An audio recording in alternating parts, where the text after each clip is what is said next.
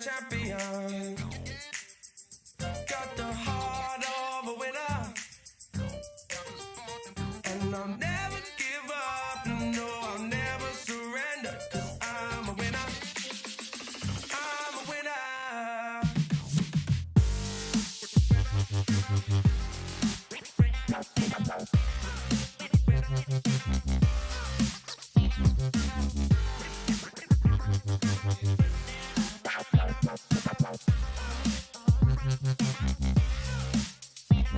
You gotta keep on, keep on, keep on.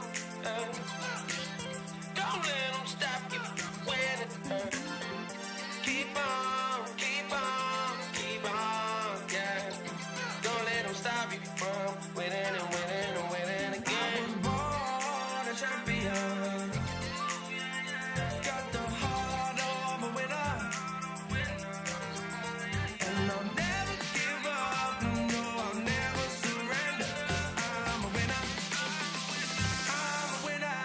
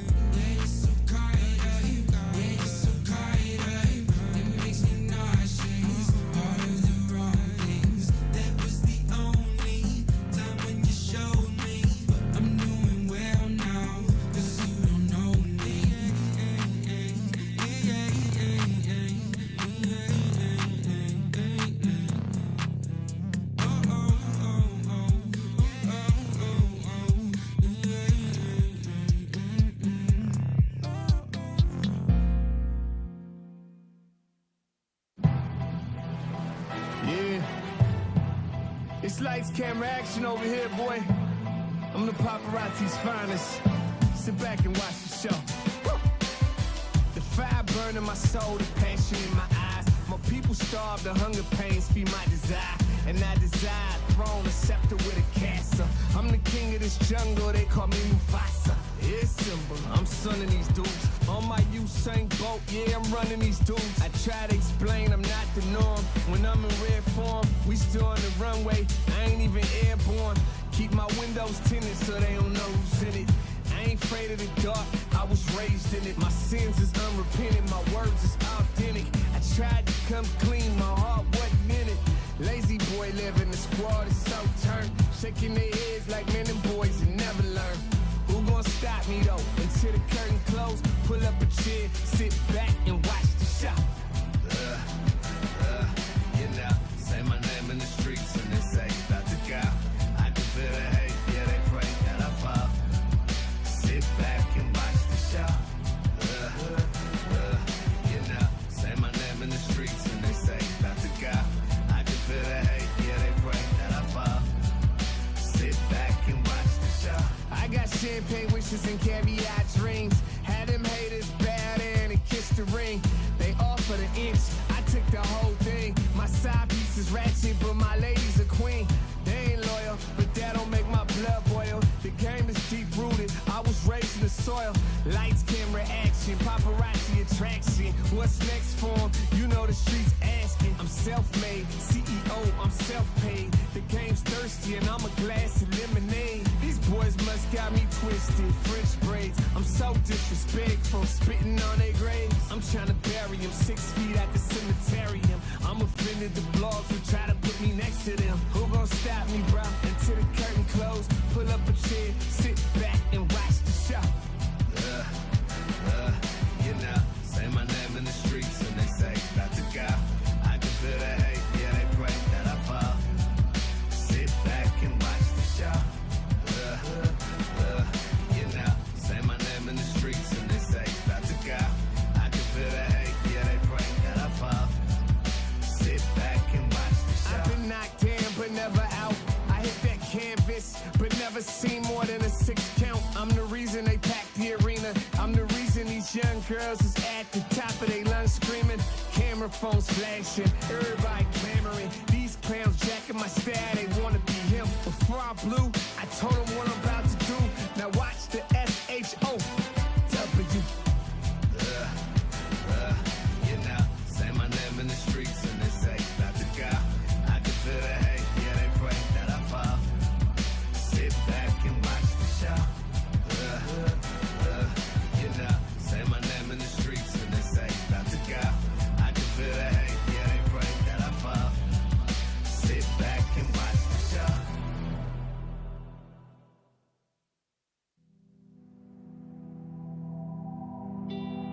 I gave my love like you asked me to. You stole my trust. Now this time is through. My heart, it weeps for the love you shed.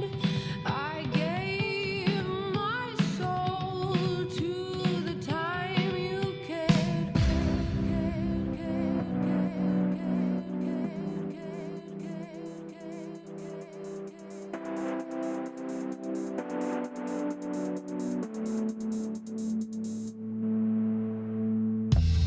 These days grow tired. I walk alone with tears. I break the sounds of the darkened fears.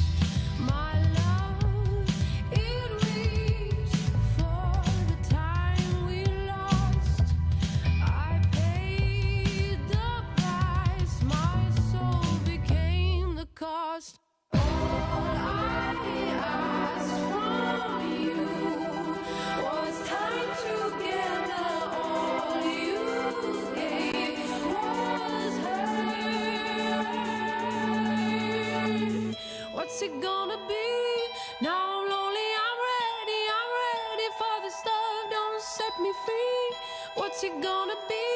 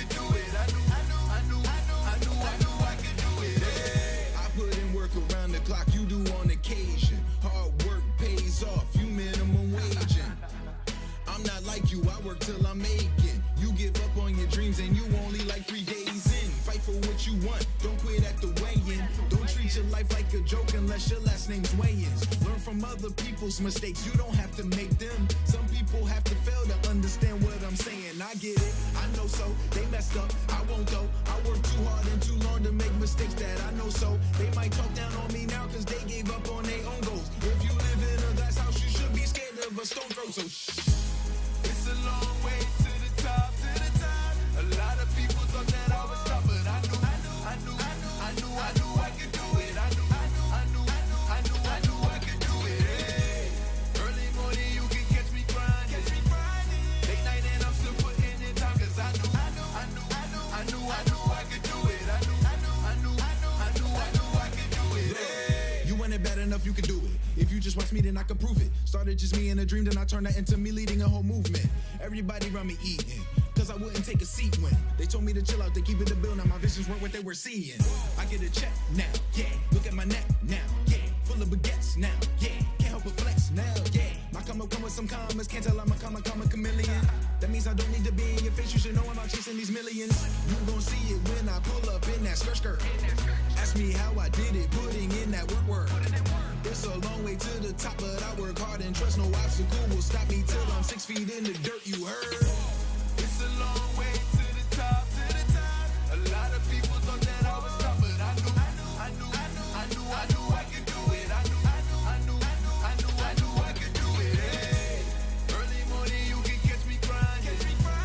Late night and I'm still putting in time, cause I knew I could do it. I knew I could do it. Hey.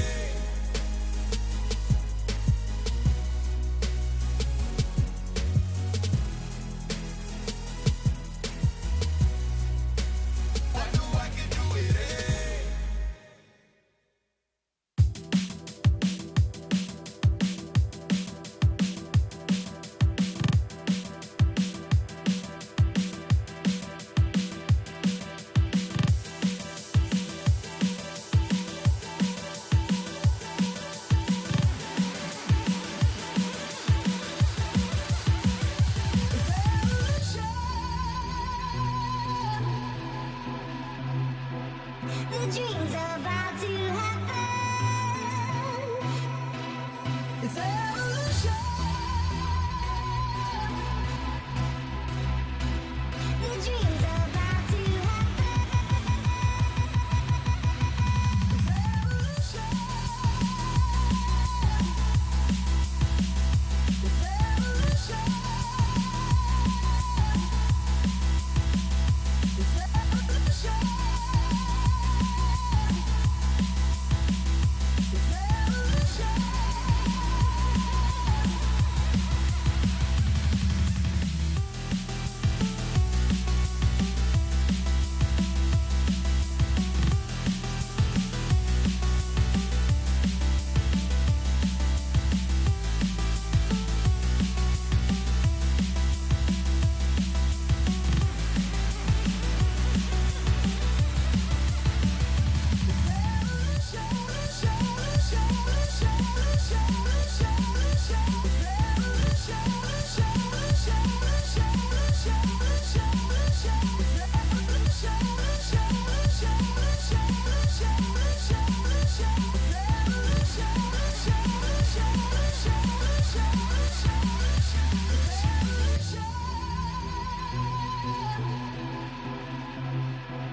The dream's about to happen.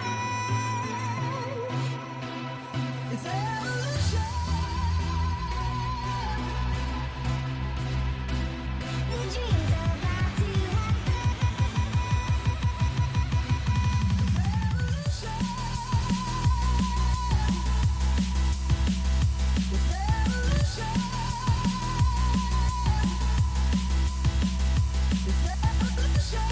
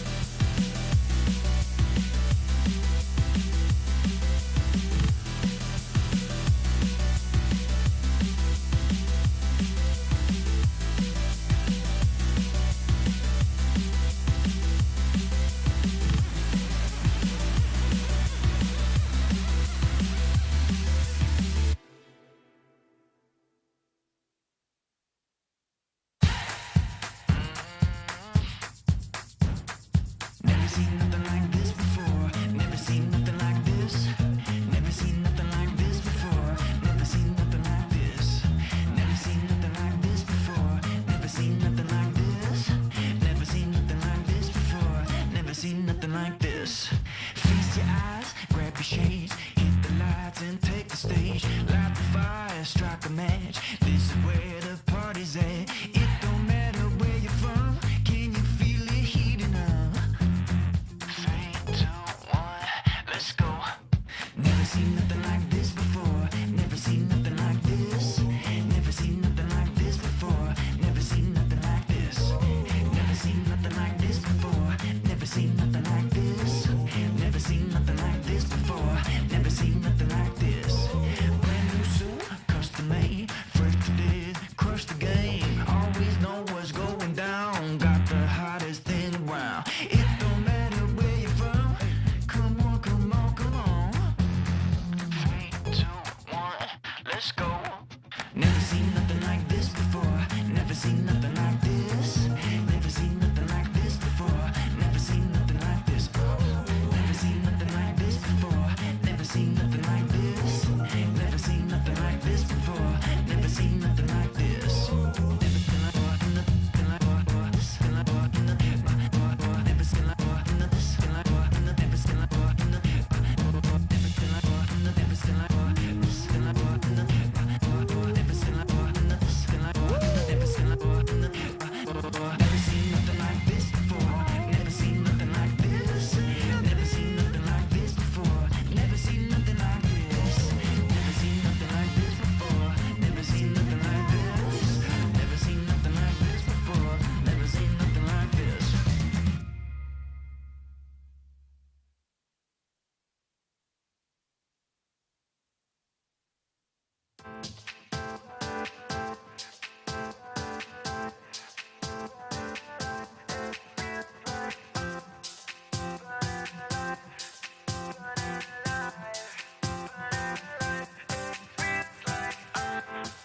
You got me waiting all night long.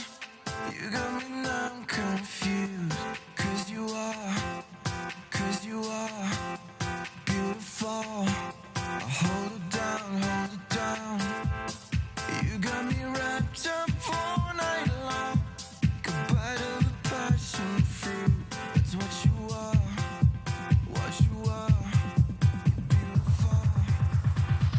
It feels like I'm running life, running life, running life. It feels like I'm running life, running life, running life. It feels like I'm running life, running life, running life. It feels like I'm running life, running life, running life. It feels like I'm. You got me moving all night long. You got me mesmerized. 'Cause you are beautiful, beautiful, beautiful. You drag me down the rabbit hole, and now I'm in paradise. It's what you are, what you are. You're beautiful. It feels like I'm running life, running life, running life. It feels like I'm running life, running life, running life. It feels like I'm running life, running life, running life. It feels like I'm running life, running life, running life. It feels like I'm.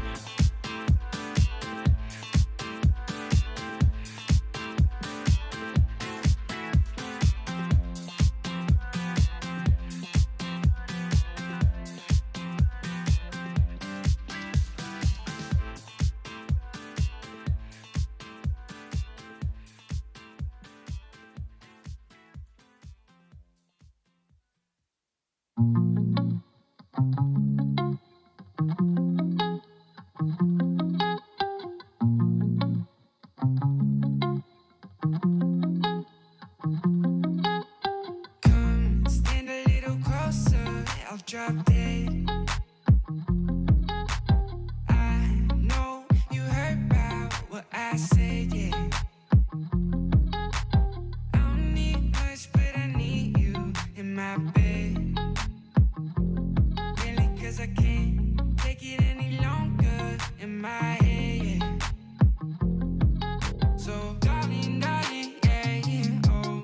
I've been falling, falling, yeah. I've been falling for you. Summertime blue in your eyes, know you. Looking for a vibe in your life, so darling, darling, yeah. Oh. You've been running, running, you've been running for way too long. Can we find love or is that too much? That too much. Baby, are you down, down, down, down, down? When you touch down, yeah, tag me with the pound. You on in the town, town, town, town, town. So tell me when you, when you touching down, down, down, down, down. So I could come around, round, round, round, round. I know that you don't mess with no clowns. I know that you down, down, down. Yeah, oh, we're only starting, but I'm falling for you right now, girl. I know it's crazy with you. No, things get hazy when I'm in your world. So, baby, where you been all my life when I was always down on the pavement? I was out waiting in my spaceship for you to lift me up and take me places. So, darling, darling, yeah, yeah, oh, I've been falling, falling, yeah, yeah. I've been falling for you. Summertime blue in your eyes, know you.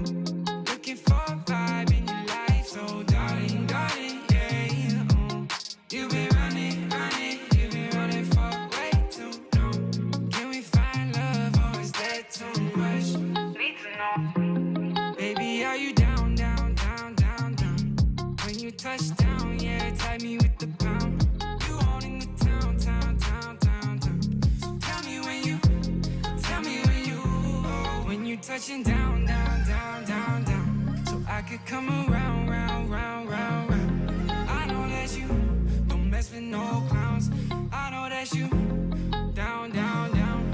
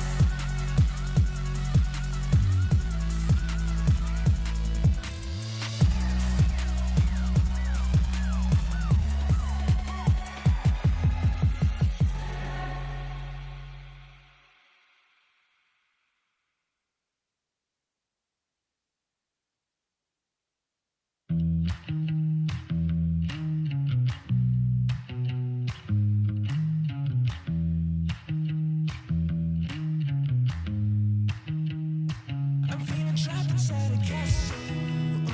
I caught you riding on the wrong side. So I'm moving like a salsa. When we close our eyes, we're only dreaming for a second. We're always leaving 'cause we can't say no. You got us screaming at the dance hall. We close our eyes, we're only dreaming. I get the fire. I get the fire. So cut me out, just watch me So cut me out, just watch me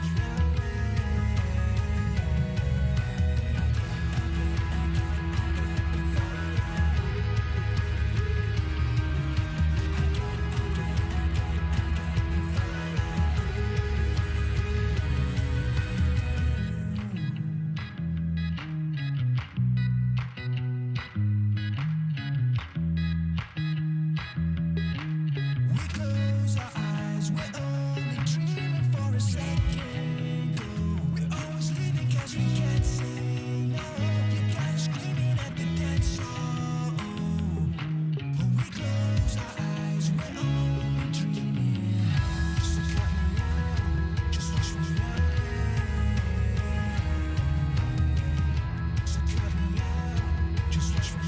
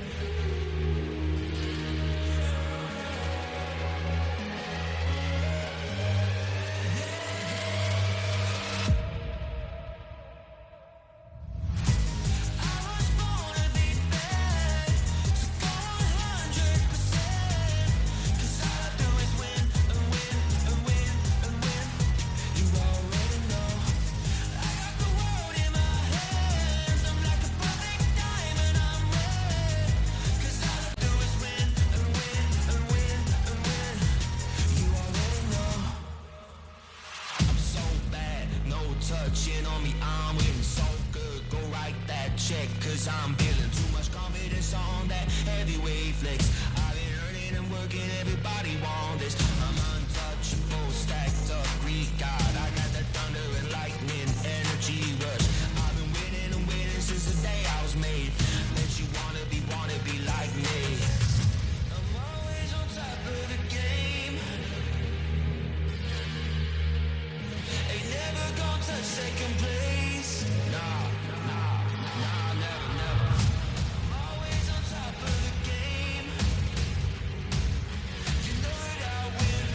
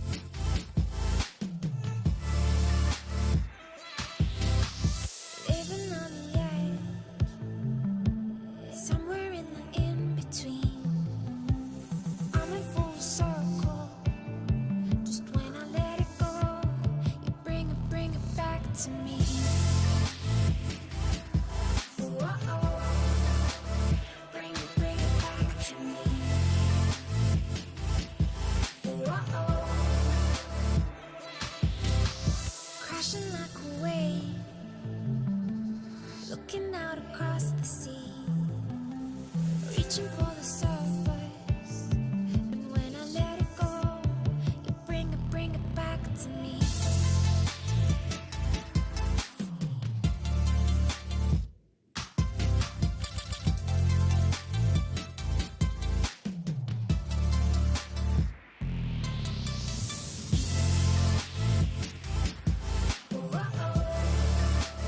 Bring it back to me.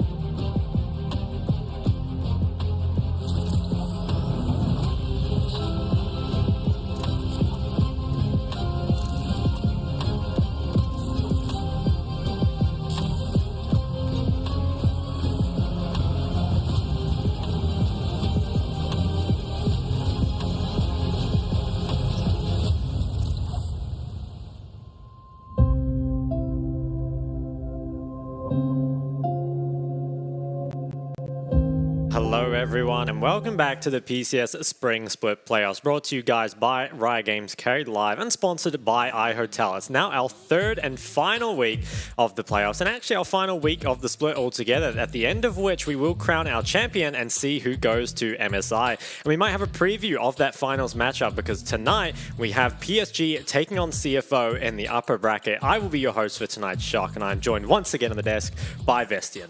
Hello, yeah, well, I'm back again and excited for tonight. And as you said, could be sort of a glimpse into what we're looking forward to maybe crown our MSI champion, or heading to MSI.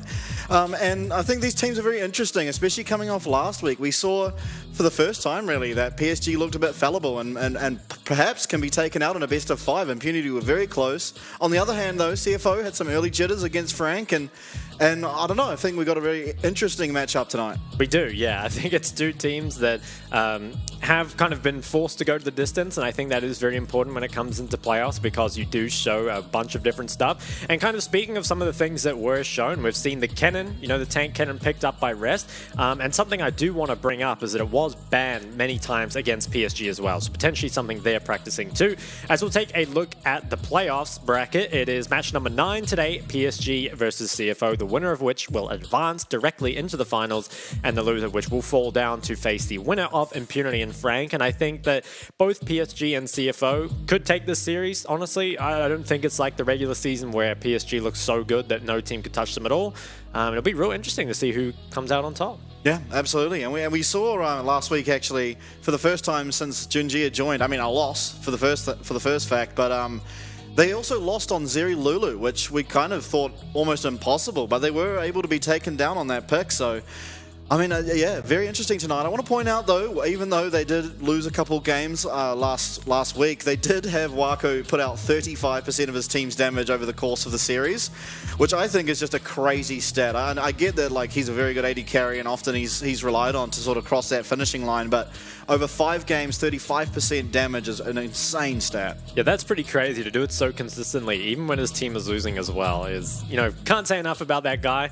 For the rest of them, though, I think the way they kind of brought it back in the series was more like off the back of everyone else. We kind of saw Yubal's Tristana start to perform very well, and I think that Wako, he kind of did his job all series long, but maybe didn't have the pieces around him in game 1 and 2. And I think there could be some real interesting picks. I hit on the Kennen before, but stuff like Yubal's Tristana. One thing as well is, from what we've seen, CFO don't play Gragas at all. I don't think they've played it mid, top, or jungle all season long, and that could be something where, either they give it over and they play the Kennen into it. Aja's played mainly tanks, and I think the Heartsteel Kennen will do well into that. Or maybe you do just ban it away, right? You got to respect the fact that triple flex comes in. So it'll be real interesting to see, where are we looking for the side selection? I mean, blue side has looked like the better side for the most part, and kind of see, how does that play into some of our first picks here? Because stuff like the Gragas is normally what you'd pick on blue, but if you don't want it, maybe red side's better. Yeah, absolutely. And sort of on that Gragas point as well, we don't know. I mean, I'm pretty sure PSG will ban Vi,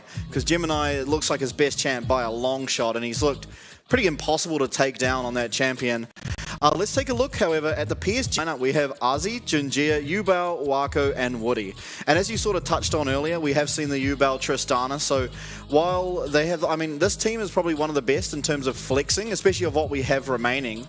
They're just flexing out random champs. Like, you don't expect the blind Tristana to take over 2 games in a row. I know he went 0-4-0 in one of those games, but he took down something. He got MVP. He got like something like 7 towers and a couple of inhibs.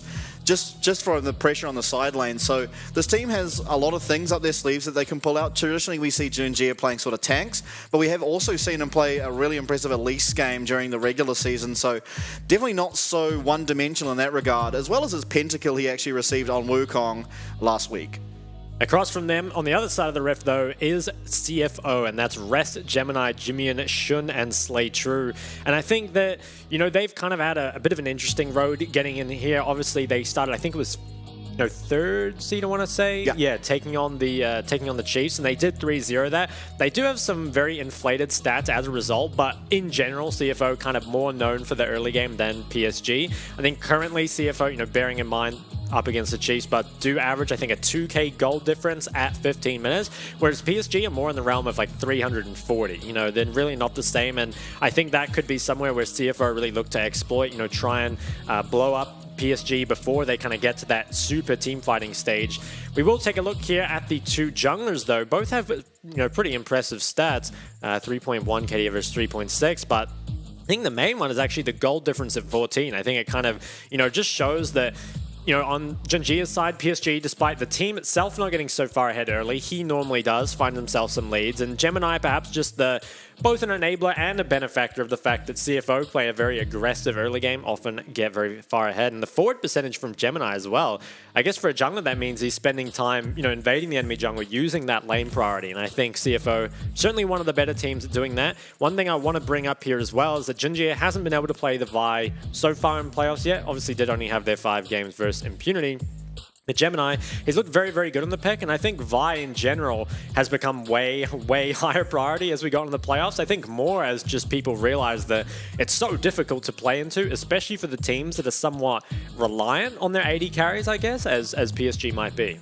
Yeah, absolutely. And I think also, going back to those stats, the forward percentage kind of leans in favor, I think, of Gemini just because of the nature of the champions he picked. We will, however, head now into the champion select. We see Jace, the first ban from PSG, which I find somewhat interesting, and the return is the Gragas, so not overly surprising to see CFO ban that one out.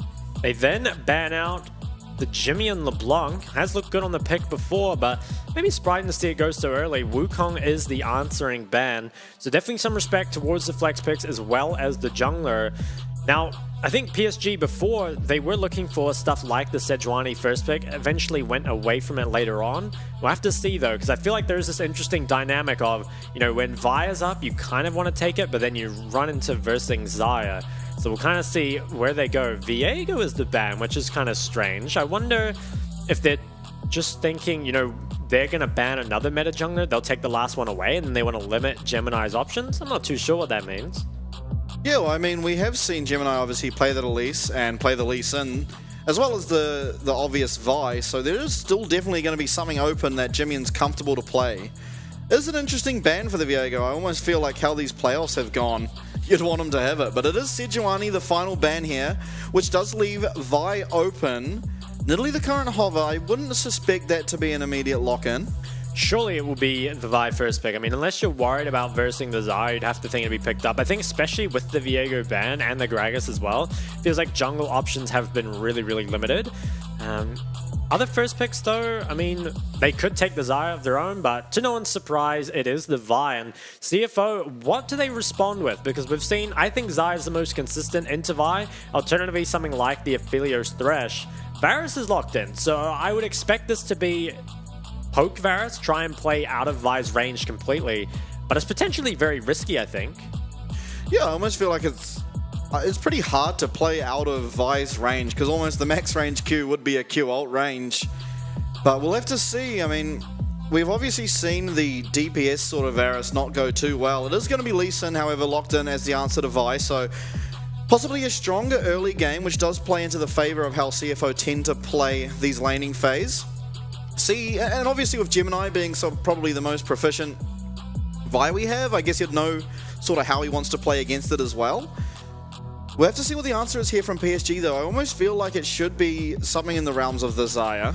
Oh, they just take the Syndra away super early, which I like. I think Syndra paired with Vi is extremely strong. Also, I think one of the better blinds, especially with LeBlanc off the table. So LeBlanc Lee Sin would be a great answer to something like the Syndra, but maybe now have to play something a bit more defensive like the Ahri. And will we just see a top laner picked up? I mean, we could see bot lane dropped completely. Obviously, with the Syndra locked in, can't take something like the Lucian Nami or the Zeri Lulu here. And it looks like Gnar will be the takeaway for Arja. Okay, so blinding both solo laners here. We actually saw CFO do this last week against Franks, and it worked out both times. So see if we can get a repeat here from the side of PSG. Now, would a rally inside? I don't suspect it'll be locked in, but would that be... I feel like that's terrible against Syndra. It is terrible, yeah. You definitely wouldn't go for that. I think Ahri, or... I mean, I guess we could see something like Annie. You need something that has setup. Oh, okay. So go for the Akali instead. Akali obviously doesn't have any gank setup, so it makes it hard to kind of punish the Syndra. But in terms of 1v1, it's very, very good in the side lane. So it's more of a stylistic choice. I'm honestly not sure how good it is here against the Vi, though. I mean, we'll have to see. Jimmy and he looked good on it at the very start of the split. And then kind of had a few off games, but he is known for the pick, I'd say. We'll have to see whether or not he can perform on it. And now CFO should, I think, target ADCs, ban away the Lucian. I'd maybe just ban Lucian and Zeri, try to get rid of the two best combos. And on the side of PSG, I mean, maybe you could ban Gnar counters. I'm not sure what rest would play into Gnar. Alternatively, I mean, you can always target the support pool. Yeah, perhaps like Jax. Jax is pretty good against Gnar, you have to feel. I think interestingly, well, Kennen is going to go, but I don't know that the tank Kennen does as well against sort of Gnar as it would against those melee champions. It is just going to be removed though, and honestly, from how Rest looked on it, probably not a bad idea. Yeah, it could just be a target ban more than anything. Obviously looked very good on it. And it is the Lucian Zeri that is taken away. I think potentially PSG look for something like the Aphelios in that 4-5. I think it should just be Xayah Rakan, right? Yeah, it could be that as well. We'll have to see what they go for. Now, last ban, probably should just put it at another top laner. I'm not sure what support you ban. I mean, could take the Thresh away to kind of make it unsafe for the Varus. Have to see. Last ban. It is the Jax. Okay, so CFO should, I would expect, pick up their top laner here and then kind of save that support counter pick. Unless you have a support that you really need to take, something like the Thresh, but I kind of just prefer to see top picked up here. And I'm not sure what they'll take, because I think Rest is played... Oh, okay, so it could go the way of the Malphite, and I'm not sure how good it is here. I mean, it is good against the Syndra, but without having seen that Eddie carry, it potentially can be scary. So it's going to be locked in, and I think Xayah Rakan would be really good here. I mean, it makes it very tough for Akali and Malphite to punish. Alternatively, I mean, the Aphelios Thresh is still reasonably safe, especially once you get, you know, kind of more towards those lifesteal items. Would be very surprised to see a Cog Lulu picked up. No, that would be awesome. And you saw his damage stats. True. Okay. Being hovered, I mean, we did see AP Cog picked into Varus before, but no, most likely will just be picked that Xayah Rakan. And now, you've got a tough time here. I think the Leona or the Thresh are really your options, but it doesn't really feel like you've hard won draft with your last pick. Karma, I mean, obviously gives you pressure in the lane, but can you teamfight as a Karma against this comp? I kind of feel like you can't. This is kind of feeling like if CFO don't get ahead early, PSG are just going to run them over in the mid game. Okay, I like the Renata. No, go back. They're just toying with us this whole draft. Okay, so they lock in the Karma. Obviously, it is the best for lane, and I think pretty much guarantees it's going to be the poke Varus. But honestly, I think PSG hard won draft. I think they have the better team fight and just honestly way easier win conditions. I think the place I'm looking though is just kind of the early game in general. Obviously CFO have a strong early game. They've got a pushing bot, but it kind of feels like your mid and top can't really set up anything early.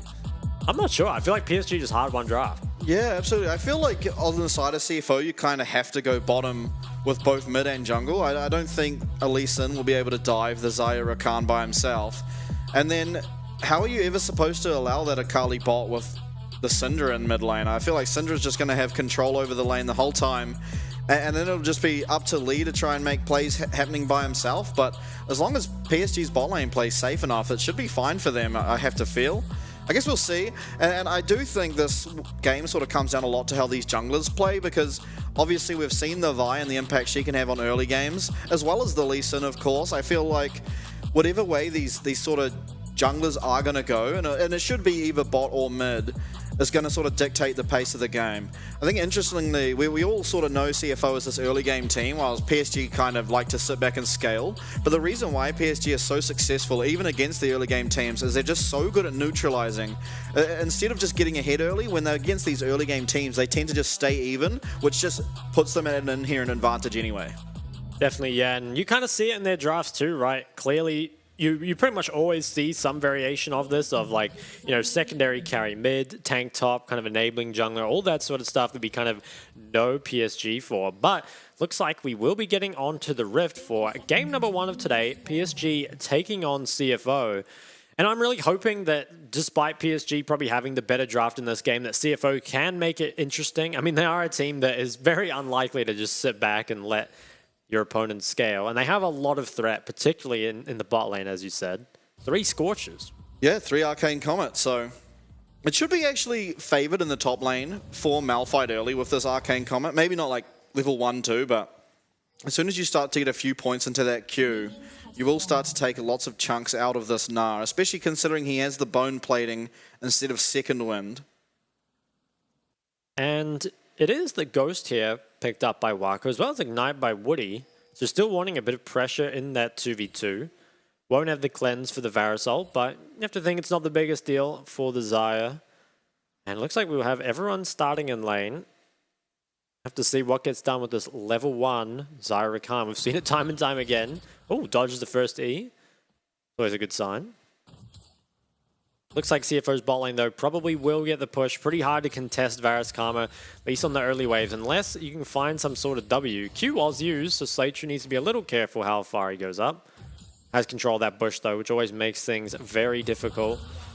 And potentially, if enough damage can be traded down here, Gemini is pathing down the map, so there could be a potential for some sort of early dive.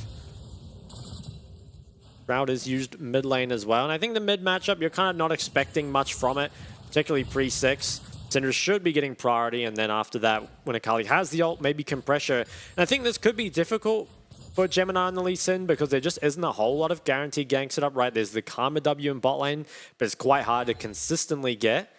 Actually, low health bars, though. They're getting a lot of damage onto Wako very early.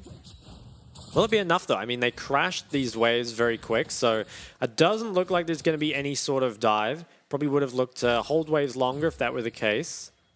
But we'll still see. I mean, it is junglers on the opposite side of the map.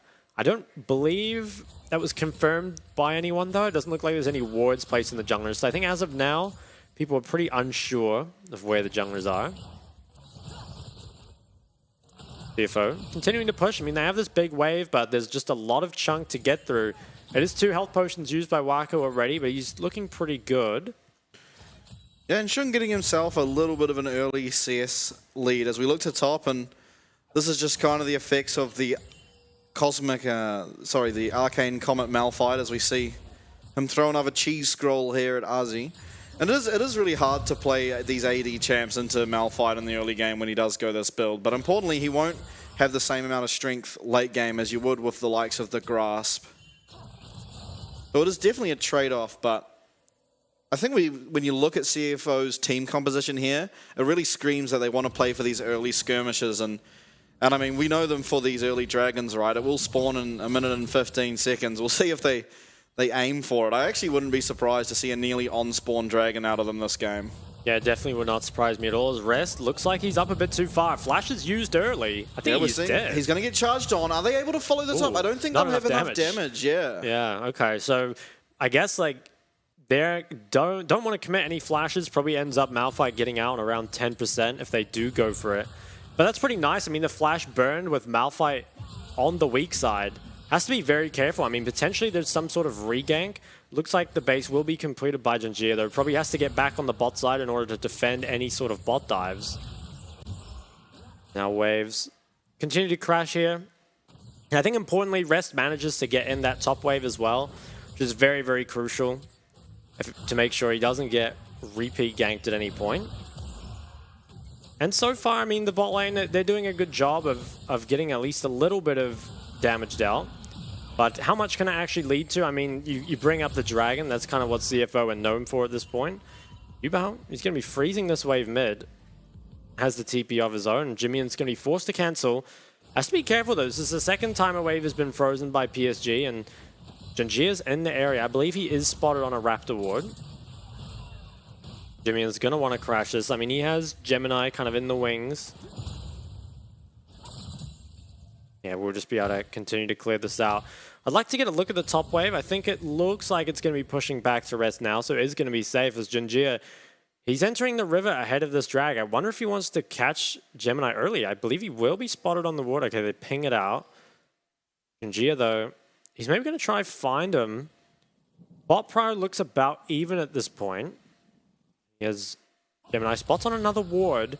Yubao hasn't recalled yet, and I think Jimmyan probably stronger here at level 6. Yeah, I think you might want to avoid this fight, Janjia. You have to be careful of the Akali coming down. Ooh, misses the Vault Breaker there. Gemini finding a lot of damage back onto him. Is going to force the flash. Ward jump to follow. Looks like that'll be all for now, but that should be priority over Dragon, and we know CFO, so Dragon should be theirs now. Yeah, really interesting by Janjia, I think. Probably wasn't respecting the mid matchup enough. Just playing a bit too aggro without having your mid able to move. Obviously, without any bases coming through, the Cinder was out of mana, and Akali still had all of hers, but bases will come through now. And bot health bar is looking a little low. PSG, they're potentially cheesing. Okay, gonna come out and clear this bush, or clear this wave instead.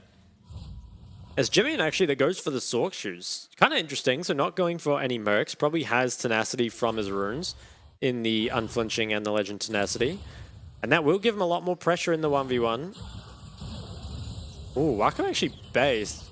Wonder how much of this wave is he going to miss. I don't think Woody can afford to hold it. So, going to miss a pretty sizable amount of this wave, and at least we are kind of seeing the Varus used to good effect, at least for now. Has themselves the CS lead. I wonder now if Gemini will look towards that dragon. Currently has pressure over mid, but bot lane is recalling. So he's on a bit of a timer. See if he ends up starting it up. It's CFO. So they started up, but we'll have to see. Ooh, yeah, big nice chunk onto Woody. Yeah, it looks like it will be theirs. They got the bot lane pathing to them out of base. So this should be cleaned up rather nicely. And having that mid-pro from that level 6 Akali is always nice. Yubao falling a little bit behind in CS. Obviously only is down a little bit, but kind of expecting to be ahead in this matchup. As this will be the first dragon, now picked up from CFO. I wonder, do they forsake the Rift Herald and try and invade this red buff? Because currently they have some threat from mid. They definitely want to skirmish around the bot side, but shouldn't have stuck catching a wave under tower, so they need to be kind of careful. It looks like Gemini will just complete the reset. There's Rest actually that goes for the alternators, so is actually just going AP Malphite this game, it looks. Yeah, interesting. I mean, I guess that's going to give them a lot more damage in these team fights, particularly AP damage. Makes their damage spread quite hard to deal with, especially for Ozzy. He doesn't really want to be having to itemize into that much MR, considering he is against also the Lee Sin as well as Varus. I wonder which one he ends up building, because obviously you can go for the, the Night Harvester, the Rocket Belt. Have to see what it ends up being. Could also be the case of him going, just a 1 AP item into tank. Or sometimes you see the, the Mythic Zonyas and then tank. So lots of options here for the Malphite build. And I think it kind of makes sense to just give Akali a little bit more follow-up. Does have to be very careful though, as Wilby's very squishy, and RJ, he's altered. Has gone in here, Ozzy really, really low. Will be Dragons kicked away. It is going to be first blood. It is also going to be going to Gemini, so an early lead now given to CFO, and that's exactly what they're looking for. Is really nice, as bot lanes will trade sums. Wako used the Ghost. Heal his burn from Shun, and with that top kill, you think it should be Herald going the way of CFO. Importantly, I think RJ used his flash there. Probably not regankable until Malphite has the ult, and there's going to be some contest from PSG, but I don't think they should be able to. Yeah, probably a huge chunk out of the cheese scroll. I'm surprised they're so hard contesting this. Kind of feels like they should just be forced away. RJ TP's back. Oh, Jinjia looking now onto Jimmy, and we'll find him with that cease and desist. It does go over now to Yubel, so early kill on the board for the Syndra. That's really important, and I feel like Jimmy stuck around too long there trying to contest the river. Yeah, probably just could have continued away with the E, as it's pretty difficult gank to avoid here from RJ. Obviously didn't have the best vision. I think probably should have just held on to the flash. Really didn't make much of a difference. And I kind of wish we got a replay on what just happened, because I felt like Jimmy just almost walked into them, eat away, and then maybe felt like he wasn't going to get out anyway and tried to recommit. Also maybe didn't see the TP come through from the Gnar. But I think a kill traded back onto Syndra might even be worth more than the Herald overall. Oh, engage. Oh, engage will land. Chain of Corruption dodged out. We see Featherstorm go out as well. Shun on 1 HP. Should be okay to live for now, but massive attempt there from PSG, and that's not good showing, losing all your summoners. Yeah, I feel like maybe just weren't on the same page. I think that actually could have worked, but it felt like the follow-up from Wako wasn't quite quick enough. And looks like this Herald will connect. It's a little bit of gold that goes over, but if you actually look now, it's PSG that have a pretty sizable lead, and importantly, Yubao has the Liandry so early into the game. It's going to be very impactful at these early dragon fights. Having your Syndra so accelerated so early is definitely a good look. Plates currently favor the side of CFO, but it really is just those CS leads, especially in top lane. And the jungle as well, favor the side of PSG. They'll try and regain some of this bot side vision now. Isn't really anything to play for topside, and with the Herald already neutralized, you kind of expect it will just be playing for this river control ahead of the next dragon. The Ghost Blade is now completed by Shun, but he doesn't have Flash, and Jinjia does, so next team fight, we'll have to be a little careful. Yeah, and it looks like it will be the Rocket Belt for Malphite in the top lane here, unless that Blasting Wand turns into something else, of course, but I would suspect it's going to be the Rocket Belt. Always interesting. Rest, he has some different ideas with his top lane builds. And river control, looks like it will be to the side of PSG. I'd be curious to see who actually ends up winning this next fight, and it comes down to a contest, because, PSG's bot lacking a lot of sums and also no mythic on Wako. At the same time, though, if you take a look at the mid items, level 10 versus level 9 for Yubao, as well as a, full mythic completed. And with the point and click from Jinjia, not having Flash and Shun can be very dangerous. Wonder now if they're kind of looking for some sort of pick. Ooh, Jinjia's looking. Is just going to be content with the Scuttle Crab for now. And CFO, I think they kind of need to keep pressuring. They have a comp that for sure gets outscaled. Obviously, there is always the element of teamfight execution, but it looks a lot better in those later fights for PSG, as RJ will walk down the map completely. Rest almost has his TP, so if he wants to 5v5, probably could. With such sizable control here for PSG, I think it will just end up going over. RJ's going to make his way back topside, and only 13 minutes in, and PSG already tie up the Dragon, so I'm liking their position more and more. Rest will trade back gold onto the top side, and he is an AP Malphite, so the gold certainly is useful, but could be troublesome, I think, up against the Xayah ult and maybe a Zonya's or even a Banshee's if Yubao goes for it. Gemini top side here, so Ozzy should be a little bit careful, but we'll have access to Mega Gnar shortly. And this game is kind of just a prime example of how good PSG are at just neutralizing. They should be, like, almost losing a lot of their objectives here, just by nature of team composition and champions. But they've managed to hold on. They've traded 1-for-1 in kills and 1-for-1 as dragons. Obviously, Rift Herald did go over to CFO, which is their main advantage, but ultimately, with the composition PSG's put forward and the state of the game, it's looking really good for them. As nice connection on that Syndra stun mid. And one thing I want to mention is the fact that CFO had double counterpick for the solo laners. It was both the Gnar and the Syndra that were blind. The counterpicks that come through, obviously they are more of kind of team compositional counters as opposed to lane phase counters. But currently it's both the PSG solo laners that have a lead and not really what you want to expect or what you want to see out of your red side, right? Kind of expecting to have better solo lane matchups. But instead are, behind mid and top and only marginally ahead bot. Now the Mythic here completed. RJ needs to be a little careful under his tower. There are members around, actually 4 members on his side of the map. TP comes in from Jimmy as well. Yeah, will be him going down here. Overcommit there for the TP, but nice kill there found onto RZ, and pretty hard to play around as we see sums again used from Shun there. The heal in exchange for the quickness out of Rakan. Now he has to be careful as well. Junjia down here. Don't think they'll be able to get mid tower just yet, but certainly a nice chunk is done onto it. Maybe that could be taken down with the Herald in 35 seconds. And while Gemini has picked up 2 kills, it's obviously nice, but it's not really what's going to help you scale into this game. They managed to pick up first tower off that, but it will be traded back in the bot side. And once again, more gold going over to the Syndra.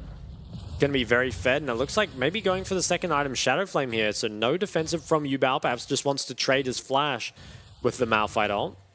It is that Proto Belt as well as the Dark Seal here for rest, so definitely haven't seen a full AP Malphite in a while, but this could be the day to see where he ends up going after this. And Herald up now, TP comes in from Yubao, so most likely are going to try heavily contest this, and CFO, they're not in the area yet. Jimian is in base without TP. I'd be very surprised if they can amount any sort of contest. Yeah, Ozzy's Mega Gnar is about to run out, but they will be able to get Rift Heal just before it goes down. So nice pickup there from PSG, and they are with a gold lead at the moment, so looking really, really good already in this game. A lot will come down, I think, to that next dragon. Like you said, have that gold lead already on a comp that can scale very well. Stun comes through. Slaytrue takes so much damage from Yubao. It's so difficult, I think, to be the Karma up against a team that just has so much threat on you. Can obviously just sit back and shield your Varus, but kind of feels like it's a waste of the pick almost. Need to be getting kind of aggressive, pushing out the vision, making use of your lane dominance as this champ. And feels like for the most part, the bot lane has been pretty much neutralized. I mean, it was only, 1 or maybe 2 plates taken, and Drags ended up even. And we'll have to see, because one thing we've seen, many times with the poke Varus is that once the lifesteal comes in, it feels so hard to actually get anything done. As 80 carries, I think Wako's actually about to be ahead. And yeah, really not the position you want your Varus to be in. So before that Herald went down, Yubao obviously recalled and teleported in, and he didn't pick up any components. So could he perhaps be going for second item Death Cap? Could be. It definitely could be. Depends how many stacks he has, I suppose. 35 seconds on this.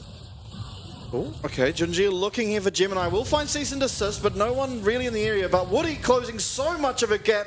That is a second kill now picked up for Yubao. They turn their attentions now towards this blue as well as the bottom inner. Dragon spawning now in 15 seconds. CFO do have an inside track now on this middle lane. It looks like they will get this tower, which is nice for the game to progress, but for the immediate time, it is definitely advantage PSG. Yeah, I think no way you can contest this with dead jungler as well as no Malphite ult. And while you might pick up that mid tower, it looks like it will be traded back as Herald has dropped here, and I think it's low enough that it dies to the charge. We'll have to see. And yes, it does actually end up going down as well as the dragon picked up. So CFO feeling very good about this. And I think this kind of shows, why the Vi is so highly prioritized. Not only can it be used to take out carries, but it's honestly pretty effective for engaging onto some of the tankier members too. Even Lee Sin that has the Gore Drinker is fairly healthy. There's just so much follow-up that can come through here. Gemini, unfortunately, goes a bit too far up, tries to get out. But you see the layered CC coming through. Means another kill picked up for Yubao, and I think you're right. Could go towards that second item, Rabadons, and it looks like he will. It is 2 rods picked up. And I feel like on CFO, your window to kind of win this game is running out in a way. I feel like it's so difficult to teamfight into 2 carries that have flashes, and you haven't really found any sort of acceleration on the members that need it, right? No early skirmish kills picked up on the Akali. Shun still remaining 0-0-0. And where do you go here from CFO? I mean, it feels like you kind of got to make some sort of pick, but you don't even have the DPS to do the Baron, you know, with both the Varus and the Akali. I just like PSG's position way better. Yeah, absolutely. I will say for CFO, though, the Malphite this game has already used R button, so that is a good sign in sort of contrast to what we saw last time Malphite was picked here in the playoffs. But ultimately, is this Malphite, obviously he is probably one of the best sort of team fighting champions in the game, but is he going to offer enough to combat the lead that is being formed, as well as sort of the items coming online for the side of PSG? We should soon see Deathcap, as well as, I'm not sure, I guess Wako will be going Bloodthirster. He might just sit on Vamp though. I'd be down for sitting on Vamp. Feels like the B team might be the better choice, so especially up against the Akali. Try and make sure you have that overheal shield, or the BT shield, excuse me. As looks like the top tower will go down here. Yubao once again picks it up and probably will have his Rabadons on next base. Again, another tower traded, but you know, maybe not on the member you want. It kind of feels like it's going to be real tough, I think, for Malphite. It kind of needs the Xayah ult or flash to be burned by someone else. Deathcap now completed by Yubao very early into the game. Synergizes obviously very well with the Syndra passive. Not sure if he'll have the AP from it just yet. Should be a little while away. But already very strong, and I think while PSG have flashes up, it's very difficult for CFO. You're kind of expecting them to win by getting some sort of engage on the carries from the Akali and the Malphite. But I don't think they can find it. Now, a lot of pings around here. Jinjia is just going to back away, and I think PSG will probably just see what they normally do of try and keep farming in between dragons and mainly play for those big 5v5 team fights with all sums up. You know what I find is kind of like hard for CFO here, right? It's like sometimes you see a game like this where you do get outscaled, you are behind, but you find like one lucky team fight having that Malphite and Akali, and you're then able to get down the Baron. But with Varus, Akali as your main source of damage in this game, you actually have literally no Baron damage. So it takes like a good 30-40 seconds to be able to take that down.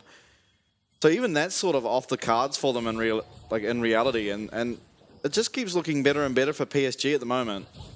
It really does. I think CFO, they have to try win a fight by a landslide, honestly, to get anything done. Like you said, takes a long time to do the Baron. Jinjia finds his ult here onto Shun. Flash used before it lands. Follow up from Woody, and it looks like Wako will be taking him down. We do see Jimmy in the middle, as well as Rest. Ult will be dodged out by the Blade Caller. Are they going to be able to find more? It is 2 so far. Slaytrue now flashing away. What do they look for now? Yubao 2v1ing in the mid lane. Looks like he might just survive. Picked up there by Wako, and they're turning their attention now to the Baron.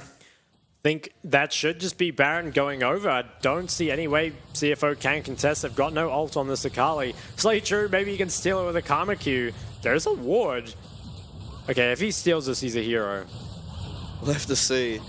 Man, in those team fights, how unplayable is it for Shun? He just gets Vi-ulted, followed up by Rakan's cross-map dashes. Oh, did go for it. It was a valiant effort, but ultimately smited away there by Jinjia. It is now a 4k gold lead, almost 5k gold lead, as well as Baron picked up. Dragon spawns in 30 seconds. I don't feel like they have to do it. Probably should optimize the amount they get from this Baron. Something you brought up in Champs League was it feels hard for Varus to play on Vi's range. Even there with the flash, can't get to safety. There's just too much engage and pretty much goes down straight away. Also nice by RG to keep Rest out of the fight. And you see that, right? It's just the Xayah ult traded with Malphite. I think credit to Yubao as well. On the side here, Wolves just 1v2ing both Gemini and Jimian. Back to game here, Jimian extremely low. Massive stun landed by Yubao, but Jimian is okay to survive. It will be disengages for now, but mid lane tower is getting minions at it. Rest is actually just split pushing top as this AP Malphite. Look at the damage to Champs. Oh, look at the mid lane damage to Champs. This is your mid lane counter pick. I'm not sure what went wrong, but He just missed everything. Had to have. yeah, must have done, maybe one ability, but that's rough there. And I think it kind of shows, right, in the draft, we're saying at the start was, pretty tough for CFO. They didn't find the lead they needed, and now it kind of feels like you don't have a way in. And I think looking at Jimmy's items as well, it's kind of forced to go the Zhonya's up against the Vi as well as the Syndra, but without having more damage, how can you ever kill either of the PSG carries? Feels like the writing is already on the wall. Only 24 minutes in. They are sieging the bot tower and are just going to be pushing up mid. Even the stopwatch now for Yubao doesn't have the flash, but I think having the stopwatch to trade with the next Malphite ult is pretty nice. TP comes in. Yeah, TV behind here. Rest now all alone. They turn their attentions to him. It will be an ult there onto Yubao, but no damage to get it done as he loses almost all of his health. We see on the top side, however, Gemini does go down. And then we see also Rest going down. Jimmy now all alone in between three. Looks for Yubao, but really nice shove there to secure that kill for Wako. And it's now 2 against 5 as minions siege up against this bot lane inner. What more can they get done? They've still got 45 seconds on this Baron. Yubao's going for the recall and doesn't have the TP, so maybe they can't actually take a whole lot more. I think this wave could end up being cleared. No, it will not. Varus a bit too low. Shun does have to back away, and this will be the bot inhib importantly picked up, which can make contesting that next dragon and the next Baron as well even more difficult. Looks like bot inhib now finally grabbed, and I think PSG probably will just commit to recalls. Must have a lot of gold here. We'll get a look at the replay. So TP comes in from Rest initially, but it kind of feels like it's doomed to fail. Yubao, he has the Zhonya's if he needs it, but didn't even need to because there's just no follow-up damage, as we'll see here. Really nice by Woody to come just peel this off. And even the full AP Malphite, right, without the follow-up, can only get Syndra down to 50%. And then on the other end of the team fight, the Vi engage is Chain CC. Gemini found himself 2-0 in this game, but is point and clicked down all the same. Nice stun as well at the very end. Will you cancel the damage? Yeah, got taken out. And it feels like now, I don't think there's a way back in for CFO. Kind of sucks to write a team off in a game so early, but you're down 8,000 gold as the team that gets outscaled. Feel like you don't have that many options. Yeah, there's many games where it's not so certain even if you get outscaled, but they've pretty much gone entirely early game here and lost the early game in reality. And so now we see Wako does have his Navori now building towards that Bloodthirster. And there's just, as you said, not really much they can do. Junjia has that Radiant Virtue now and 3 stopwatches on the side of PSG. So what can Malphite even find? Does feel very difficult, right? Has himself the Shadow Flame, but so much magic resist has already come in, especially on the top side of the side of PSG. And feels like, you're trying to kill Wako, but he has flash and ult. And even then, even if you hit the ult, I'm not sure the follow-up exists to take him out. Mid tower will be getting low here, and I think it should be picked up. Don't even need the Baron to keep sieging right now, CFO. Are trying to hold a little bit more. And I think this might be the top tower falling as well. Are they going to look towards it? Looks like they will. Very nice and methodical here from PSG. Yeah, it's really nice how they're using this Vi to sort of zone from going to these towers. And as you said, without Baron, they're able to take 2 towers here, both inners out of top and middle. Now, I guess they're going to recall. There is Baron and Dragon spawning both at the same time. It is Soul for PSG. I don't think they'll want to give either over, but ultimately they can trade Soul for Baron. And I think with 1 Baron, they probably should end the game. So have to see how they play this out. They are headed bot side for the time being. Yeah, I think they have a lot of options. Could just start it and honestly DPS the Baron down in time, probably still get to the drag. Looks like they are going to play a little bit safer though, drop a lot of vision and try and make sure there is no trade. And I think importantly, Yubao, stopwatch, banshees, and flash must be virtually unkillable here. I don't think anyone can really get him.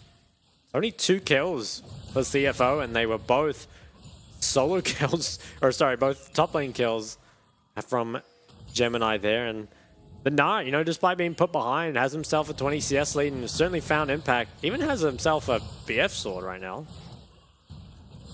Yeah, wonder what that... Oh, that must be Guardian Angel. But probably, yeah. For the time, they are pushing in the mid lane, and They can definitely just go do this Dragon because there is no real opportunity for CFO to take the Baron. They just literally have no damage onto that objective. And so, watch out here. Wako going to have to use his ult. Actually holds it really smart and massive damage onto Rest there at the back. So, nothing really committed there. It was Shiralia's from Karma, but now they'll just back off and be able to take this Soul. And you'd have to think Baron shortly after. There's so many waves crashing in the CFO base, and how can you ever do that Baron, especially with your team composition? And the Dragon Soul being Mountain as well makes it even more difficult for a team that's designed around, you know, the lethality Varus poke as well as kind of one-shotting someone. Feels like CFO are just completely out of options. Probably already thinking about the next game here, honestly, as Baron. It should be picked up in relatively short order, and you'd have to think the game after that. Maybe Gemini can go for some sort of miracle steal. Is sort of in position, but base checking is going to be so hard. Nice by Arjun Woody just to guard the pit. Therefore, they're trying something. I think they kind of have to. Yeah, Woody won't quite land on quickness. Will now, and it looks like Jimmy and will be going down. Is surviving for now, flash away. But we see cease and desist committed. It is Junjie really far in front of everyone as Rest is going to look for a massive ult. Holds it for now as he doesn't really have the vision necessary to commit it. I guess nice there from CFO to delay this Baron, at least for now, but it is turned back on. I think CFO, they potentially have a chance. I mean, they have cooldown advantage. Yeah, Junjie out of the pit trying to deal with Gemini as Wako is taken down. Actually, on the bottom of our screens, we see Rest going down here to Yubao. Junjie not really taking any damage from these three members of CFO as Yubao is here now to help him out. Has to go golden for now. He is going to flash back into the pit to safety as we now see another engagement from Junjie, getting really low. Chain of Corruption lands. It will be him going down. A third kill now picked up from Gemini. But Ozzy finds a three-man now on the top. It is going to look likely like an ace here. If not, it will be the game anyway. It is likely to be PSG here picking up game number 1. And in only 30 minutes, an extremely dominant performance from PSG are going to find them game 1 in this series. I think that last team fight, CFO honestly played pretty much as well as they could, but ultimately just too far behind on a composition that can't really afford to. I think we're kind of seeing the PSG that we saw more in the regular season, the one that looked like even the other top teams couldn't touch, as they do eventually pick up game number 1 here. Come on, hit the Nexus, fellas. They do get it. I do want to say, though, I think that might have been the most one-sided draft of the playoffs so far. It really felt like, even with, you know, a pretty significant lead, CFO were going to have trouble in the team fights. It's just so difficult for the likes of Akali and Malphite to kill a Xayah, right? Especially with all that peel, all that point and click that can come through. Not to mention that Yubao got fed as well. It wasn't just kind of the one threat you're used to. And I think you can kind of chalk that up to a lot of unexpected things coming through, right? How often do you see the Syndra in the first 3? Not much. To be honest, we probably should see it more because I think it is a champ that's hard to counter, especially with that LeBlanc banned away. And that might be something that, you know, the Syndra ban might end up being matched for the LeBlanc ban later on. Also, you know, the fact that they didn't just blind the Syndra, they blinded both their solo laners. Not something that PSG's done before, I don't think. You mentioned CFO had previously. They did with the Tristana draft. Oh, okay, yeah, true. So it is now something that they, you know, should be aware of. It's not just something that's going to happen with the Sedge being picked up early, because we kind of did see, you know, a lot of priority on top laners with the Sedge before. And you'd have to expect CFO look more towards that blue side now that they will have side selection in game number 2. But I think that, you know, while game 1 did look very, very worrying, it was just a monumental draft difference. Yeah, absolutely. And I kind of want to ask you have a bit of experience in sort of playoffs and whatnot. Do you think like there's ever a world where it's like CFO have gone into scrims maybe earlier in the week and they've used this comp and just absolutely smashed them and then thought, we'll try it out against PSG game number 1. It's kind of not really a throwaway game, but you can afford to lose one game. And then they've just, PSG's just known how to play against it really well. Yeah, I'm not sure. It might be one of those things where they've kind of decided ahead of time that, okay, the way we're going to beat PSG is just by picking a lot of threat, trying to punish their ADC, because we kind of saw that was more along the lines of what Impunity wanted to do as well, right? So they're probably thinking, okay, we're just going to run, you know, our Malphite comp and stuff like that, but it kind of felt like they didn't really adapt to what had been seen. You know, I think not banning away the Xayah in second phase is a bit problematic. Maybe should have dropped the Lucian ban for it. And then again, it kind of feels like the Akali, which is honestly one of the only decent matchups into Syndra in the 1v1, it still feels not that impactful, right? And I'm honestly not sure about the Varus either. So I think it might have been that they came in with a plan and the plan just didn't really work against what PSG drafted. They tried to go for it anyway and were punished pretty hard. Yeah, no, in some ways, to me, it felt like they didn't really even play around the plan, right? I mean, we saw them get 2 kills. Both kills were onto that Naren top lane. Yeah, and ultimately, it's not really the Malphite who's going to... Obviously, it was AP Malphite, so a little bit more of a carry, but you don't really look to him and think, oh, this guy's going to get us across the lane, especially when you do see the Xayah on the other side, as well as just Vi and Na who can get to your back line. Yeah, I think that's a pretty good point. Honestly, it does feel like with this sort of comp, you'd want to skirmish around either the Akali in mid or try and get your bot lane ahead. And maybe that means the AP Malphite kind of isn't the answer there, because I think you do want to be able to, fight around that bot river. If you're kind of forced to play around topside, I think with the AP Malphite, a lot of its threat does come from the gank setup. Maybe you are forced to play more to the top side, so hopefully we'll see something a bit more cohesive from CFO in game number 2, but obviously we've seen that they're pretty strong team overall. I don't think we need to worry about them just falling down a game and suddenly being out of it. Yeah, absolutely not. I mean, we saw their most recent game, it was a reverse sweep in their favour, so I mean actually both teams. Yeah. So no, I mean maybe PSG are weaker if they win first game. We'll have to find out. Could be. Yeah. They lost first 2 games and then they looked unstoppable after that, but yeah, I think also this game, I want to say that Wako only found a little bit behind, really, and I think a lot of that was Woody. He was like, when we were panning to that bottom lane, it was like we saw so many of those Qs landing. We'll take a look at the replay here, though. And this really shows, I think, how unplayable the team fights are. You see, just all that engage onto Shun and can't find a way to get out, and it kind of feels like the side of PSG just have it's so much easier, right? Jimmy and he's forced to kind of like play on a shroud, find some angles, but can't really find it. And actually take a look at the Akali damage. Even the 2-0 Lee Sin didn't really find any impact, which is, kind of worrying, I think, the fact that you do get ahead and can't really do anything with it. But it feels so difficult to play up against the Vi. I almost feel like, if you are on that red side, kind of forced to ban away the Vi, or at least, have something better to trade for. I'm not sure what. They banned away the Wukong, willingly gave away the Vi, and I think that's a big mistake. I just feel like Vi is so easy and counters so much stuff.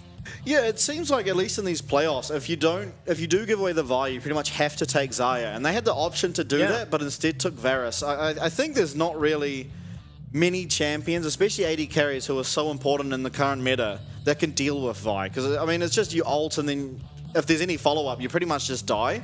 You have to play so well to be able to avoid that. And Xayah sort of gives you a get out of jail free card there with her ultimate. But, I mean, we saw in that game, obviously, Varus put up a lot of damage, but did any of it really mean anything? I don't really think so. No, it didn't feel like it. As Yubao, he picks up MVP, almost 35% of his team's damage, so rivaling Wako for his stats for the previous series. But was very nice from him, I think, played team fights very well, had himself a nice lead in the early game, and managed to avoid dying against a comp that is honestly maybe built to kill him, given that Wako has the ulti for defense. And I think that can be the issue. Obviously, if you draft one very one-dimensional comp, it can be really difficult, right, if they don't get ahead, because now suddenly your carriers just can't go towards the defensive items. You saw the stopwatch and the banshees coming through. What can really be done? Not too sure. And I think, kind of bringing it back to the Vi Xayah trade, it is really weird that Vi was, they give away the Vi, and you have to be expecting it's going to be first pick, right? They're not going to give it to Gemini again. And not matching it with the Xayah is really curious, right? Because I feel like the best option following Xayah is maybe the Aphelios Thresh, and even then, feels like a bit of a stretch, right? Yeah, and even perhaps the Lucian, give yourself a little bit of self-peel even, you got Nanami ult to follow up after you've used Cease and Desist, but I think Varus would be one of the worst ones to go against it, because all you really have is Chain of Corruption, which you can't use until she's already on you, at which point it's just kind of too late, right? Because at that point, it's not really about her killing you, it's about the follow-up, especially when you see the Rakan. Yeah, I think the Syndra as well, right? The Syndra being taken with the Vi did feel very strong. We'll have to see if that gets prioritized again. But that is it for game number 1. PSG take it out cleanly. Let's see if CFO can fight back in game number 2.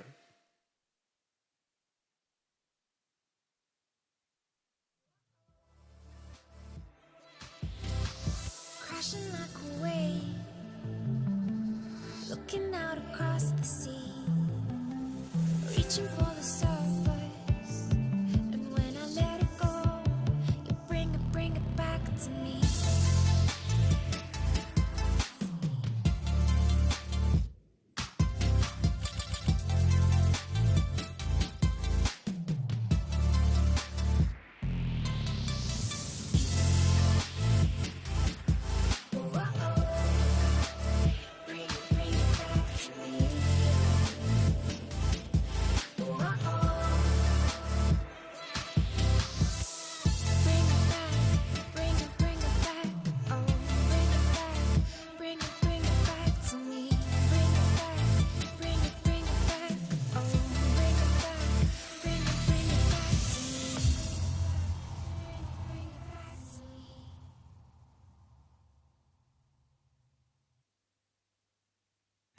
was born a champion.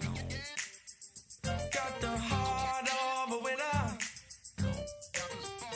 And I'll never give up, no, I'll never surrender. 'Cause I'm a winner. I'm a winner.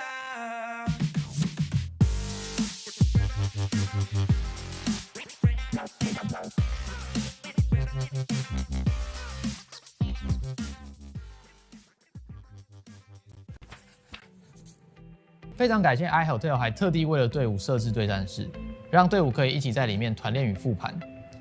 训练室都是采用最高规格的电竞电脑主机，3060 RTX 显示卡，AMD 5600X CPU，DDR4 32G， 还有 ASUS TUF Gaming 165赫兹32寸曲面萤幕。网络的部分，全馆使用免费高速光纤专线网路，对手机的用户来说也提供 WiFi 6的无线网路。选手座椅也全面是配置 DX Racer 的电竞椅。现在我们看到的是选手休息与睡觉的地方，我们安排2个人1间房间，有2种房型。床的部分是使用斯林百兰国际5星饭店的御用名床，房间内都还配置了免治马桶、雅马哈的环绕音响以及4K 55寸的电视。玩家们最在意的网咖食物的部分，平常除了自助吧以外，还有提供主餐，包含欧姆蛋、培根卷或者是炸虾饼，可以供大家选用。我们在拍摄的过程中，还有看到民众点的经典网咖泡面哦。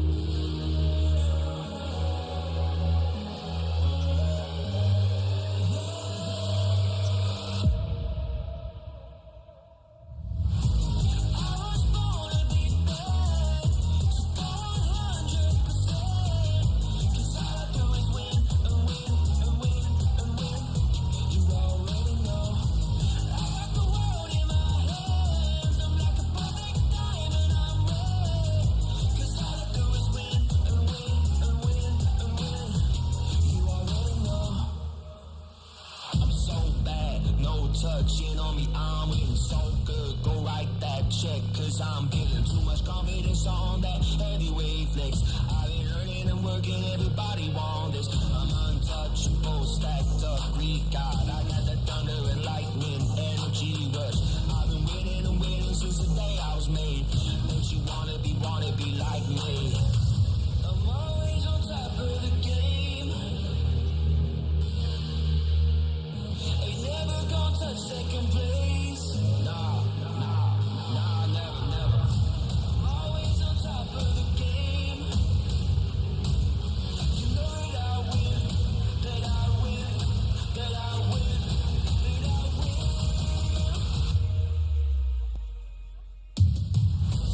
I was born to be bad, so go 100%. 'Cause all I do is win and win and win and win. You already know. I got the world in my hands. I'm like a perfect diamond, I'm red. 'Cause all I do is win and win and win and win. You already know.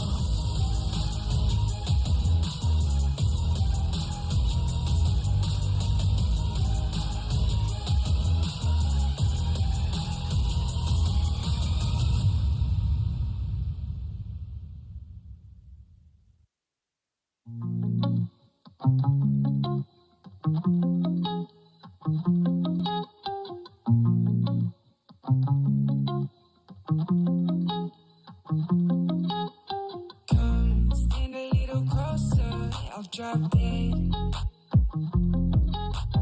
I know you heard about what I said, yeah. I don't need much, but I need you in my bed. Mainly 'cause I can't take it any longer in my head. So darling, yeah, oh, I've been falling, yeah, I've been falling for you. Summertime blue in your eyes, know you. Looking for a vibe in your life, so darling, yeah, oh, You've been running, you've been running for way too long. Can we find love or is that too much? Baby, are you down, down, down, down, down? When you touch down, yeah, tag me with the pound. You owning the town, town, town, town, town. Tell me when you touching down, down, down, down, down. So I could come around, round, round, round, round. I know that you don't mess with no clowns. I know that you down, down, down. Yeah, oh, we're only starting, but I'm falling for you right now, girl. I know it's crazy, but you know things get hazy when I'm in your world. So, baby, where you been on my life? I was always down on the pavement. I was out waiting in my spaceship. You to lift me up and take me places. So, darling, darling, yeah, oh, I've been falling, falling, yeah, I've been falling for you. Summertime blue in your eyes, know you. Looking for a vibe in your life. So, darling, darling, yeah, oh, you've been running, running, you've been running for way too long. Can we find love or is that too much? Baby, are you down?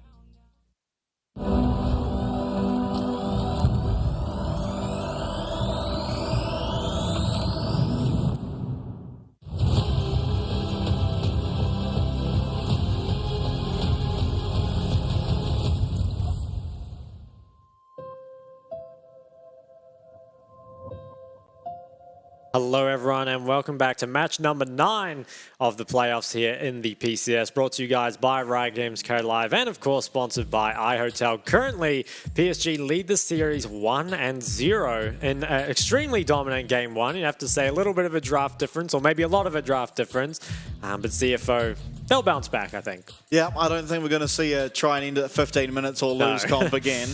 And also, I don't know if we'll see Vi again this series. I feel like even though obviously every member of PSG played well, I think Junjie set up Yubel to succeed real early with his Vi, and just in general, over the entirety of this playoffs, regardless of which jungler in the entire region has got Vi, they've pretty much won. I don't even know, it's probably lost a game, but it's probably one of the highest win rate champions we have in the playoffs so far. Yeah, definitely. I think it does such a good job of just making your win condition very simple, while also potentially shutting down a lot of their win conditions, right? You can take away so many fed carries, and I think also if it is just one person who ends up getting fed, you can take them out. And very interestingly, CFO, they decide to run it back on the red side, and I wonder what that will mean for those kind of first 3 picks, and maybe the bans as well, because I think if they let through the Vi again, surely they will go for something like the Xayah.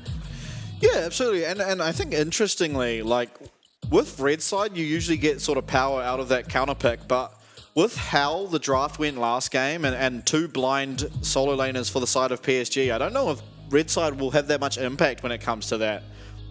Interesting decision by them, but I guess we're just going to see a different flavor of draft. So maybe aiming for, I mean, who knows what. I think maybe if they, if maybe we leave the Vi up, trade away the Xayah, and ban away the Syndra, like you could see something, right? Because I feel like the mid matchup, Syndra, one of the more difficult champs to counter at the moment, kind of is countered by gank setup, right? Having something like the Ari or the LeBlanc, it kind of feels like in the 1v1, the champs that you expect to be good in the Syndra, like Aurelia, Zed, Fizz, those sorts, can't really be picked very easily and competitive. Akali, probably the most viable assassin, and even then, feels like she's not particularly strong at the moment. Kind of struggles to get through all of the overheal BT shields, especially from the ADCs, unless she does get very accelerated, of course. Yeah, and also with that Doran shield nerf a couple patches ago, isn't quite as survivable in those lanes against the ranged matchups, so lost a bit of power there as well. And I mean, we are going to see something different, you have to hope, out of CFO, but I'm interested to see what, because the last series they did look really good on these sort of hyper carry, AD carry, so I expect to see that out of Shun. But then I don't know what we'll see out of Slaytrue, because last series we did see them play Zeri 3 times, and each time it was with a different support. It was either Rakan, Nautilus, or Leona out of the 3 games, and we are now in Champion Select, of course. We do see Jace LeBlanc again banned by PSG, and it is Gragas Wukong again from CFO. Same bans from PSG. Yeah. Vi gone. Okay, so the Vi is banned away this time, but that does leave the Sejuani open. Will it be taken by PSG? You kind of think like it should. It's kind of that last remaining strong meta jungler, and I think Junji has looked very good, obviously, on it. And it opens them up to kind of picking some strong early solo laners again. Yep, Sejuani is hovered and locked in. Now, what is the match from CFO? Could take the Zeri Lulu. Obviously, the Xayah can be taken as well. Yeah, and I wouldn't be surprised to see Maokai as the jungler here. It is a first pick Nah here out of rest, so we'll give Ozzy the counter pick, but Ozzy hasn't looked the strongest in his isolated 1v1. Last series against Driver, kind of got dominated in every single game. Is Syndra now hovered from Jimmy? Definitely a Jimmy-esque champion, and kind of hope to see that locked in, honestly. Yeah, I kind of like it if they just go for these. It feels like they are the more blindable solo laners at the moment. We'll get locked in. So what would be the answer from you, Bao? Because something like the Akali could come through again with the Sedge. We'll kind of face some of the issues from last game. I do think it's a lot easier without the Vi, though, to play out some of those team fights as the Akali. Tristana would be an interesting pickup. I feel like the 1v1 is pretty bad up against Syndra, honestly, but he doesn't play for the 1v1. No, he doesn't. He goes for the side lane. Ooh, I'd be curious to see how that works. I do feel like it's a pretty bad matchup. Now, what is your answer into Gnar? RJ has pretty much exclusively played tanks. I mean, like, okay, the cannon comes through. So this is something that's been banned in the playoffs a lot, not just against RJ, but just in general. I'll be real curious to see what build they go for up against the Gnar. Probably going to be AP, I would think, especially because you have an AD mid. Could see Heartsteel Demonic, I guess. It did do a lot of damage when it was picked before. Yeah, it does tend to do a lot of damage. The grasp won't be as effective against Gnar, however, so maybe that will be sort of a deciding factor. But I think, interestingly, there isn't really any good setup for the Sejuani here. I mean, obviously you do have the stun on the Kennen, but there is no applying of Sejuani's passive, which often we see as sort of the priority, and how Sejuani came to be one of the strongest picks here in the PCS. So we do see Lucian banned here. I wonder if it'll just be 2 more 80 carry bans out of CFO. If they do ban Lucian like they have, that does mean either Xayah or Zeri's getting through, and maybe you look to take one of them away. Could be the play here. PSG probably do, honestly, just match ADC bans, I think. Okay, so they ban supports instead. Because I think you don't want to end up having to verse one of those strong ADs. I mean, I guess, what's up? Like Xayah, Zeri, Aphelios, so you can trade at least something, depending on what's taken away. I would hope to see a Rakan ban here, I have to feel, and that sort of limits the ability to pick the Xayah Rakan, which I feel, at least, is sort of the better. There's actually Rakan ban from CFO, so yeah, interesting. Okay, so they don't want to take it away at all, I suppose. Which is sort of telling, I guess, the fact that they don't want to play it, because they didn't pick it last game, and maybe don't want to pick it up here either. Now, last ban for PSG. Do you just target another support? Maybe target the Nort Leona, kind of obvious places. Oh, they go for the Jhin Draven. They're respecting, I guess, the last pick that can come through. I wonder what that means that they're picking. Probably something a bit more scaling like the Zeri or the Aphelios. I mean, Xayah's still open, but without the Rakan, isn't as valuable. Zeri is locked in now. Could take away, you know, Sivalulu is something we've seen before. Not sure how good it would be in this game. Could even pivot the Tristana to bot lane. Yeah, and honestly, we saw Zeri from Shun last series, and it wasn't paired with Lulu, despite Lulu being open in any of the games, so I almost feel like you don't really need to take away the Lulu, but if you're picking Cog, you will. It looks like it will be Aphelios Thresh, most likely. Yeah, with the... Ooh, okay. Aphelios Renata is hovered here. I think the Thresh is like what you see 90% of the time. Maybe can play more aggressive, though. There isn't as much threat. You know, I think without the Vi being there, the Lantern's not as required. Looks like hovering between Nautilus and Leon. I think the Nautilus kind of seems to be the preference of people going into Zeri, but it is just that tried and true Thresh that ultimately is locked in. And last pick, like you said, they didn't show a lot of Lulu priority. Could they just go for the Nautilus instead? Or maybe a last pick Alistar. Really would be interesting. I wouldn't really expect to see it, but you never really know in this playoffs. It will be the Leona locked in here, so this is something they played in their last series. We do, for some reason, see both AD carries with cleanse, and that's the only summoners at the moment. It's kind of interesting to have that info. Okay, I mean, looking at drafts, I think it's a lot closer this time. In fact, I might even slightly favor CFO. I think a lot depends on how much can get done from their mid jungle. They've got the Syndra Lee Sin, which is a great 2v2 and gank setup, as well as I think the top matchup. Rest has shown that he's very, very good when he has the winning matchup. How good is it against the Kennen? Honestly, I'm not too sure. I have to see maybe which build Kennen ends up going for, but I think it should be a much better game than game number 1, I'd expect. A lot closer overall. Yeah, definitely have to hope so, that's for sure. And where do you think these junglers are going to look this game? I feel like bot lane isn't going to be the most explosive this game. I mean, you do just have that sort of traditional Aphelios vs Zeri. Obviously, the Leona instead of Lulu makes it a little bit different, gives Aphelios a little bit more power in the lane, and especially if you do get sort of that Graviton gun, you can really look for some kill potential there in the bot lane. But ultimately, I wouldn't be surprised to see a bit of hover around the Kennen, make sure he can get to an item, because that champion, I think regardless of build, whether you are going tank or AP, is just such a menace and can change these fights almost in an instant with that slicing Maelstrom. I wouldn't be surprised to see Sejuani spend at least a little bit of time up there. Yeah, it feels like top and mid are a bit more vulnerable perhaps than bot this game, and I think playing around the top side 3v3 does make a lot of sense. Even the supports can roam up, as we'll get into the Rift for game number 2, hoping that CFO can tie things up in this game number 2. And I think they've certainly got the comp to do it. And it feels very CFO-esque of having a lot of tools, having the ability to snowball the early game, while still having, you know, some form of scaling, right? Like, you've still got the Syndra's area, which is very solid. Feels like they've got what they wanted without being as all-in as they were in the first game. Yeah, absolutely.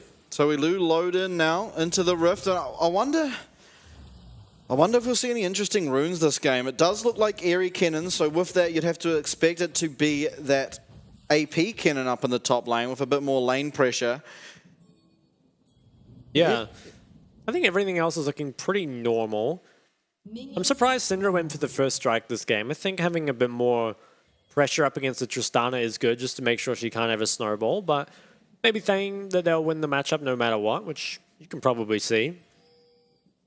Yeah, and it isn't Bloodline on Shun this game. It is going to be that attack speed rune, so we'll have to see if that plays any impact. Obviously, you won't have as big of a shield, or you will have the same amount of shield, but it won't build up quite so big. And honestly, you'll be a little bit more vulnerable in the earlier stage of the game, but shouldn't be too bad. And I think my eyes ultimately in this game are going to be at Yubao, because we saw what he did on the Tristana in his last series. We'll have to see if CFO can play around it better than Impunity did, and you have to feel with how good these players are. You'd like to see that be the case, but I mean, they do also really love to contest dragons, and that's where Yubao struck. That is where Yubao gets all his gold, trading away turrets on the other side of the map. I think at least CFO have had time to kind of think about it, you know, how they're going to match. And I think that they do probably have a winning side versus Tristana. If you just put Syndra in the side lane, you know, make sure to hold the stun, should be able to at least hold the tower, if not push out. So I think it is a little bit more difficult, because we kind of saw when Yubao would pick the Trist before, ended up with 2 side lane winning matchups, and would just be able to push pretty much for free. Mid Prio is going the way of Jimmy, though. And this is, I think, quite a difficult matchup for Trist, because it's so hard to jump on the Syndra. You just get pushed away. Even without the stun, you just get pushed away and can't really do a whole lot. And obviously, that gank threat kind of looms over your head the whole time as well, especially from Gemini and the Lee Sin. I think this game has, you know, much easier lanes to play around. Ooh, nice play there to disengage from that initiation. So Woody playing well so he doesn't lose all of his health bar here at level 2, and Wako should be okay to sort of clean up these minions under his tower. Yeah, we'll be able to just grab these all. Doesn't look like too much will come of it. And Yubao, he's going to try shove this wave in. I think Jimmy could look to freeze it if he would like. Ooh, stun is used. Whenever you use the stun aggressively, do have to respect the Tristana jump that can come out after. But with the wave so close on his side, should be safe. And pings are going on to Gemini there. Most likely have figured out where exactly he is on the Lee Sin. I wonder if Rest just missed some minions, or if Arzi pressured him off them. But with this wave pushing into him and already got a 7 CS lead, he's definitely going to be at around 14 minions ahead if he's able to pick up every single minion coming towards him. So, I mean, interesting to see in the top lane. There's a lot of CS to be up so early. Gemini was spotted out on that ward and is just going to cross mid. Yubao wisely respecting this. Is now out of health potions, and it's still 2 for Jimian. They're going to be able to force out a reset at least somewhat soon. Looks like onto the bot scuttle now. Yeah, is on the bot scuttle. Yubao doesn't have mid priority, so this is allowing, oh, maybe a gank. They could be looking for a dive instead. Maybe, yeah, I think they kind of want to.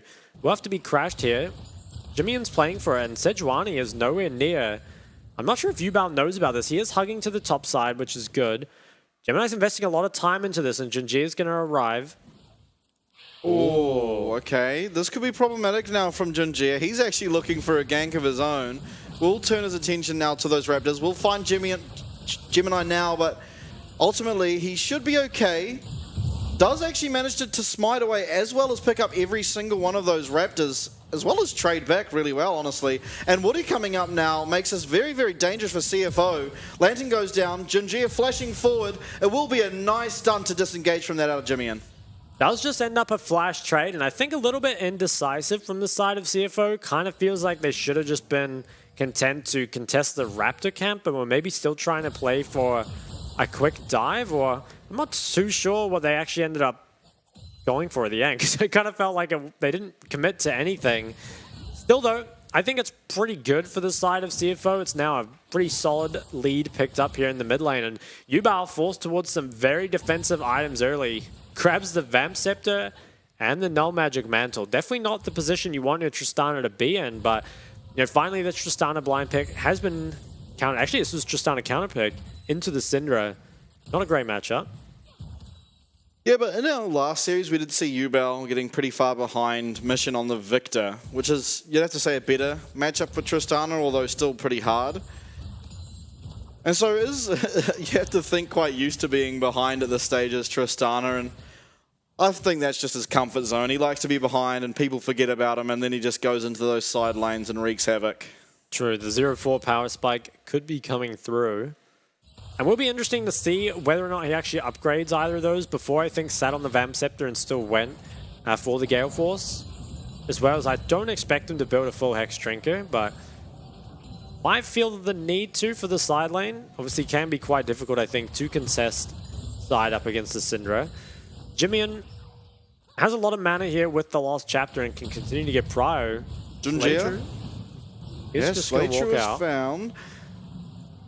Early contest over this Dragon Vision. And I like that out of PSG, knowing that CFO do tend to like to go towards this objective. They're heading down here now, and wonder if they'll start it after clearing. We do see actually Rest on the bot side, does not have teleport, so this is a really, really hard commit to be able to ensure this first Dragon, and we'll have to see if Ozzy can actually get anything on the other side. Wow. I don't know that he knows. I can't believe Rest is here. I mean, maybe just doesn't feel confident pushing in his top wave, but yeah, I don't think they do know Rest is here. Oh, fight starts now. Rest is going to have to stay. It is looking like Junjia might go down. Resonating Strike lands, but nice play to stop that. Is it first blood? It is over to Wako, so somehow all of this, Aphelios picks up first blood. Nice flash over the wall to get out. It is a 1-for-1. Ozzy got himself a lot of gold in the top lane, as well as first blood for PSG. Feels really questionable from the side of CFO to commit Rest down for so long. Now can probably take a couple plates in the top lane. They grab a plate mid too. No ult here for Syndra. Jimian can just trade a little bit back, but look at the top lane CS. Feels like this was definitely not worth it. So Rest, he comes down very early to make sure this is picked up, and PSG, they probably don't expect Nara to be here, so they look for some sort of fight. Credit to them though, I think the fact that they managed to trade a 1-for-1 and the first blood onto Wako in a 3v5 is very, very impressive. Even got out Rest Flash, Shuns as well. I think, yeah, oh my god, so nice from PSG to manage to trade up in this situation. It should be a pretty significant gold lead. And on the members you want it, right? On the Kennen picked up the golden top, plate for Tristana on mid, and first blood on Wako. A 2,000 gold lead at 8 minutes, despite only being 1-to-1 in kills. I want to say, that is insane out of Wako, that fight, to have not cleansed at all after getting Zenith bladed by Leona. I don't know if Q was not quite up for Slaytrue, but did activate it just as Wako flashed the wall, but ultimately, he managed to hold on to cleanse, pick up the first blood, and as you said, massive gold lead now to the side of PSG. With that gold lead, especially with their pressure in top, they're now looking at this Herald. I think picking up Herald is very, very important when you have the Tristana. Can look to snowball the game very heavily with it. And mid tower and top tower both took plate damage, so lots of opportunities for this. And look at top lane. I mean, down a significant amount of CS, down a level. It's so hard for Rest to contest. We do see a fight start out mid. It is Ubel going down. Gemini, unfortunately, the one to pick it up. It is maybe better on the Cinder, but I still think getting this kill is very, very important. Just more gold to the pockets of CFO and making use out of that Cinder Lee Sin combo early game. As it looks like we'll get a replay. So Ubal probably just walked up a bit too far. And there's so much gank set up here that you can't kind of forgive him for dying for this. Doesn't really have the opportunity to outplay whatsoever. Maybe felt safe as well with Jajir on that top side, but unfortunately didn't quite hug enough to his vision there. Gold lead is sort of brought back with that. But remember that the Herald can always be dropped in either mid or top, and that'll be so much extra gold going over. Yeah, absolutely. Almost a 40 CS lead in that top lane, and you're really seeing in this game at least sort of how you can be punished for prioritizing that early dragon so much. It feels so weird, right? Because I don't even think he made that much of a difference to the dragon. And sure, the first dragon is great for scaling, but it's not particularly good for the early game. He's zoned away from more and more CS, and I think Arj is certainly making it work. Ooh, Gemini does arrive. Hit nice flash from Arzi to escape, but a lot of return damage now landed onto Rest as Junji is looking. Ubel too. They will spot out Gemini. No flash. Ubel now jumps over, is going to land this stun. Are they able to pick it up? They do. Slaytrue now has gone in with Zenith Blade, but will be okay to leave, and teleport committed out of Rest. Will we see the Herald? It doesn't look like it for now, as we do see Jimmy on the side of our screen start to path up to this top lane. And top so far behind. Feels like Nara's almost out of the game, despite not having died. Just behind so far, and feels like they're going to be behind in the side lane for the rest of the game. Gold lead here continues to build for the side of PSG, and really it feels like while Jimmy and Shun are having a solid early game, the top side is so far behind. Woody is forced away from that river though. That was good of him to respect it. I swear you see supports die all the time over trying to last hit that ward. Can be difficult for sure, and I think while Arja is very, very far ahead, there are the tools available to deal with him. There's a lot of CC on the side of CFO, and also they've got great disengage with that Syndra stun, as well as the lead kick. And taking a look at player gold, Wako's the one in the lead, even further ahead than Jimmy in here. Ubal also not incredibly far behind given what's happened. If you take a look at top lane, it's an 1,000 gold difference in what has been almost completely 1v1, or 1v0 maybe. Yeah, I think that's just unreal, I feel, that Rest committed to going down there. I don't know that it was his decision or the team decision, but I mean, we'll have to see. It will pay off if they are able to continue stacking these dragons, and with how Ubel tends to play the Tristana, it might be a chance for them to just do so. But this time we see Arzi come down here, but importantly, he shouldn't lose too much and will have teleport available to be able to get back to that lane. Has himself the TP, so like you said, kind of gets to have his cake and eat it too. Is still around mid, trying to make sure that this is picked up here by PSG, and I think it should go over. You'll probably see Arja TP straight back top afterwards. Ooh, Gemini. He managed to avoid it, and now Arja probably doesn't even need a TP at this point, might just walk back top. So there's a little bit of gold traded back onto Rest, but now the Dragon's evened up. And it feels like that early damage that Rest took kind of made it far worse. Can he trade back 2 plates? It would be a nice gold swing back to him. He's getting himself quite a lot here. Yeah, almost evening up in the top lane. It will be 2 plates picked up from him, so is slightly evening out that gold, but still should be slightly in favor of Arzi. And importantly, we're able to pick up that second dragon. But I think overall, the map play so far is definitely in favor of PSG. And I think that's sort of a theme that we see when Ubal is on this Tristana. They may fall behind at times or give up dragons or some objectives, but ultimately their map play is what keeps them in it or gets them ahead. I think you're right. The whole season long really felt like it was PSG's, macro and team fighting they were known for much more than the laning. And something you brought up, I believe, at the start of the cast was the fact that PSG, even against the early game teams, do a great job of just staying even, right? And CFO, we kind of said before, found themselves massive leads in the past, particularly with, either blowing up around the bot lane or just stacking lots of dragons, right? And it feels like up against PSG, both of those things feel an impossibility, right? Their bot lane too strong. And that as well makes it difficult to stack up the drags. Yeah, and I think as well as Junjie, I feel like as a jungler, he's probably one of the best, at least, at maintaining control over the section of the map that he needs to at the right time. He may not be the most flashy of junglers at time. Obviously, he can be. We saw that last week on his Wukong, but just the fundamentals sort of jungling is what this guy is really, really good at. And we do see him here top, zoning out rest. It will... Oh, the snare there will not land. And Wako is able to escape and maintain both of his sums. So, again, we just see the power of this Thresh when you pair it with Aphelios.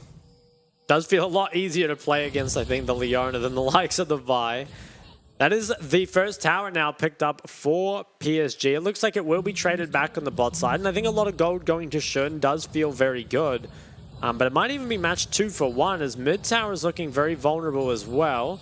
Jimmy, and I think he can defend it. Lantern is used, so we'll have to back away, and maybe a dive on a Yubao. Oh, nice buster shot there to try and deny this dive. He is able to sort of stop it for now. Clears out the minions as well as Ozzy comes up. Manages to stun 2 of them. That's a double kill for him. Slay True, not where you want to go. This is the wrong neighborhood. He's going to get flayed up. Who's going to pick up this kill? Do they give it to Wako or Yubao?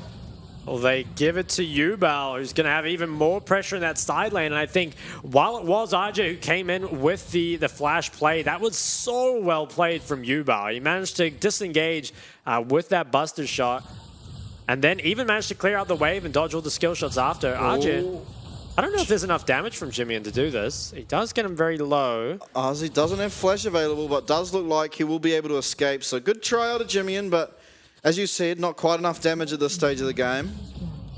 Mid tower falls as well, and I think while CFO scale a bit better in this game than they do in the previous one, things are not in the best position right now. It kind of feels like you're falling behind more than you need to. As we'll see, he engaged on a U-Bell. It looked like a guaranteed kill, I think, honestly, with how much they had to throw at him. But the buster shot comes out just in time. I think really smart as well to jump towards the creep wave, clear it out, and then even dodging the lead queue. I don't think you could have played it any better here as Yubao. And it was such a big lead that they got off it. They got 3 kills while Yubao still managed to survive. He's very happy. His face, yeah. Yeah, and he picks himself up the Kraken with that. It's going to be cracking some skulls.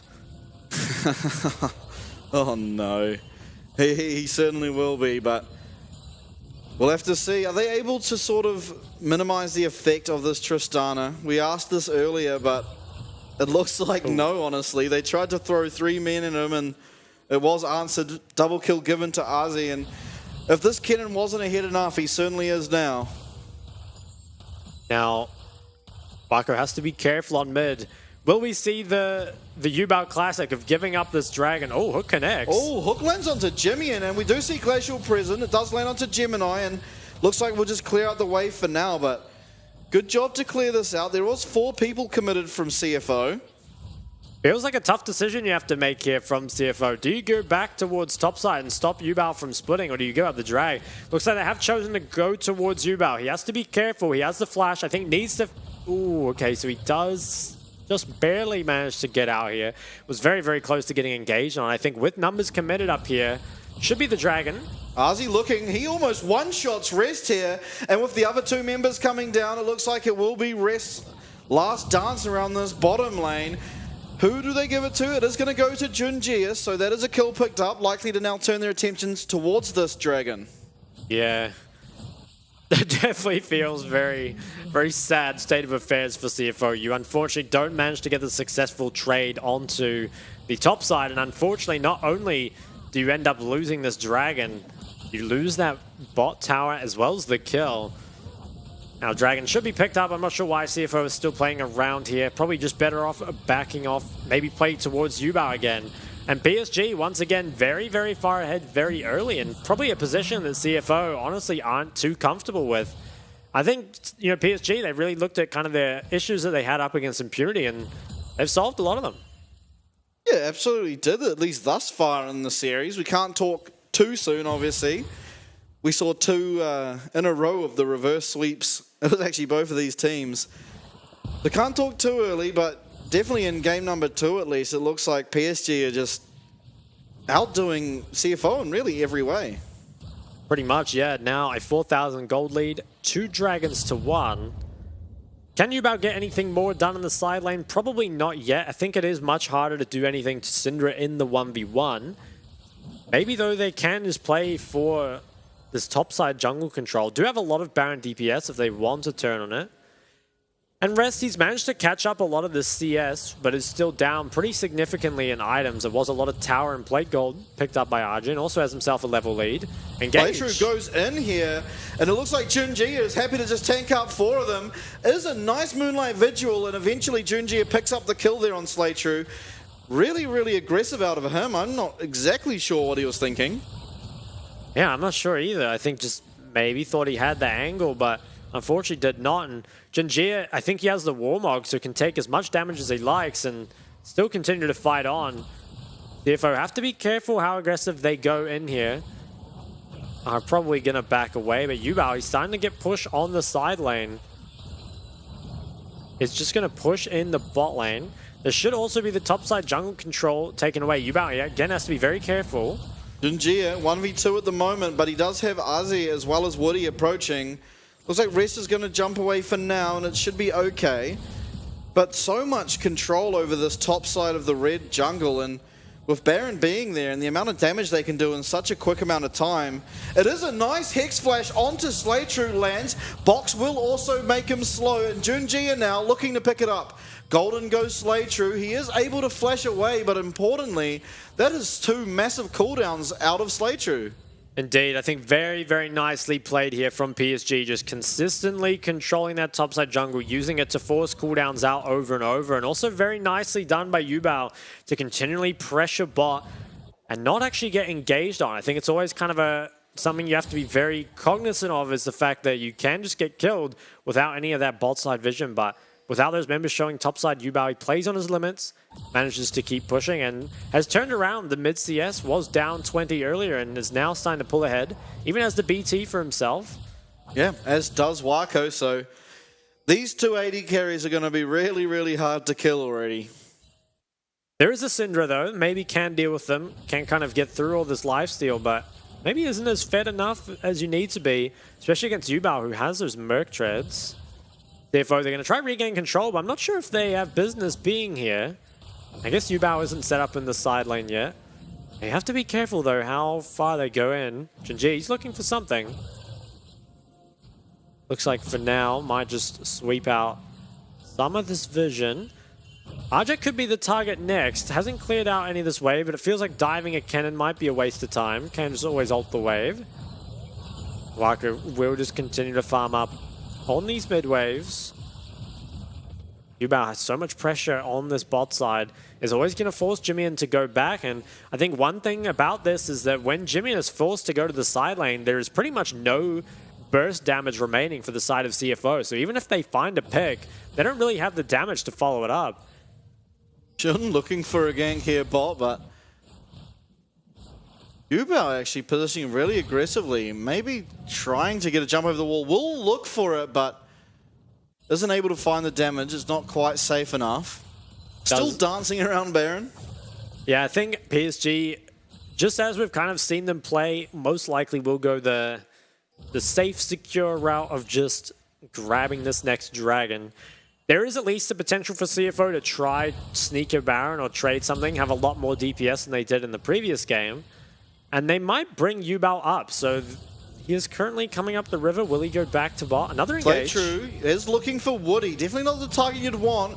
As Rest comes over, Meganar almost gone. Gemini really, really jumping in there with that resonating strike, but It will be disengaged for now. Junjie loses a bit of health, but with Warmog, she'll be fine to heal that up as Dragon now spawning.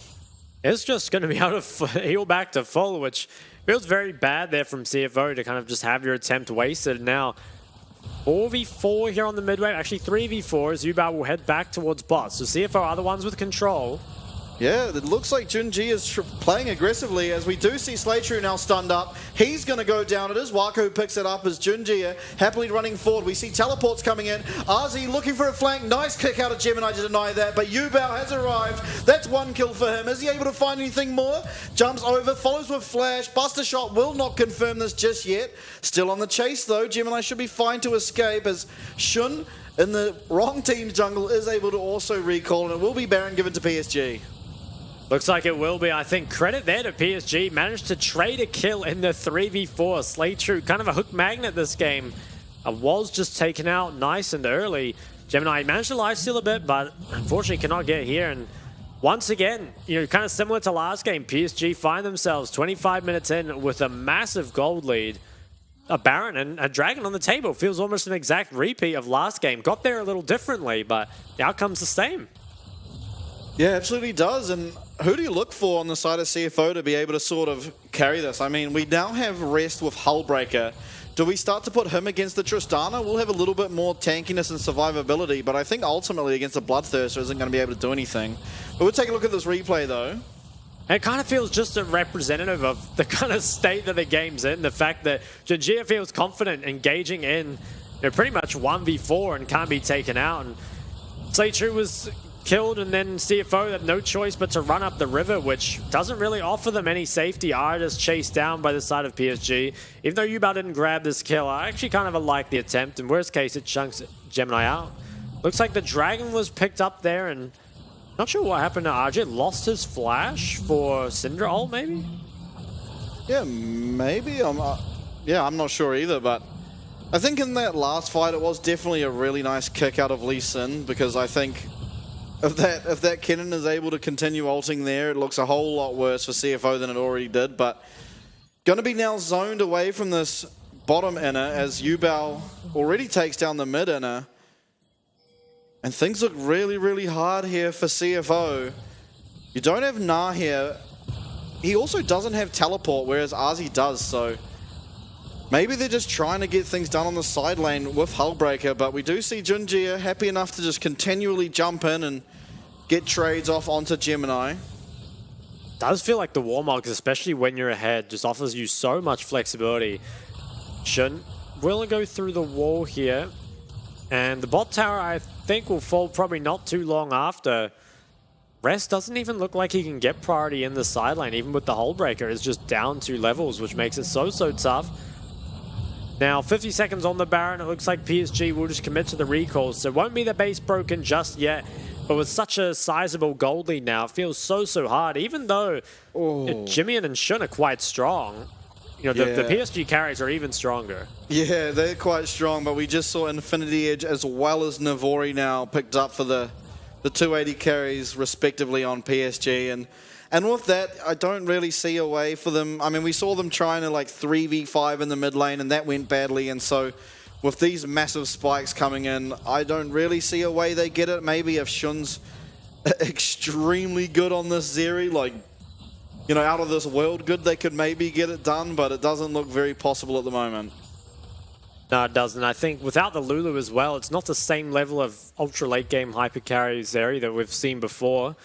3 minutes though will be on this 4th Dragon. PSG once again looking to regain that topside control. Certainly have the chance to do it. I think Junjie, even if he's caught by 3 or 4 members, I'm kind of liking his odds at this point of just running out.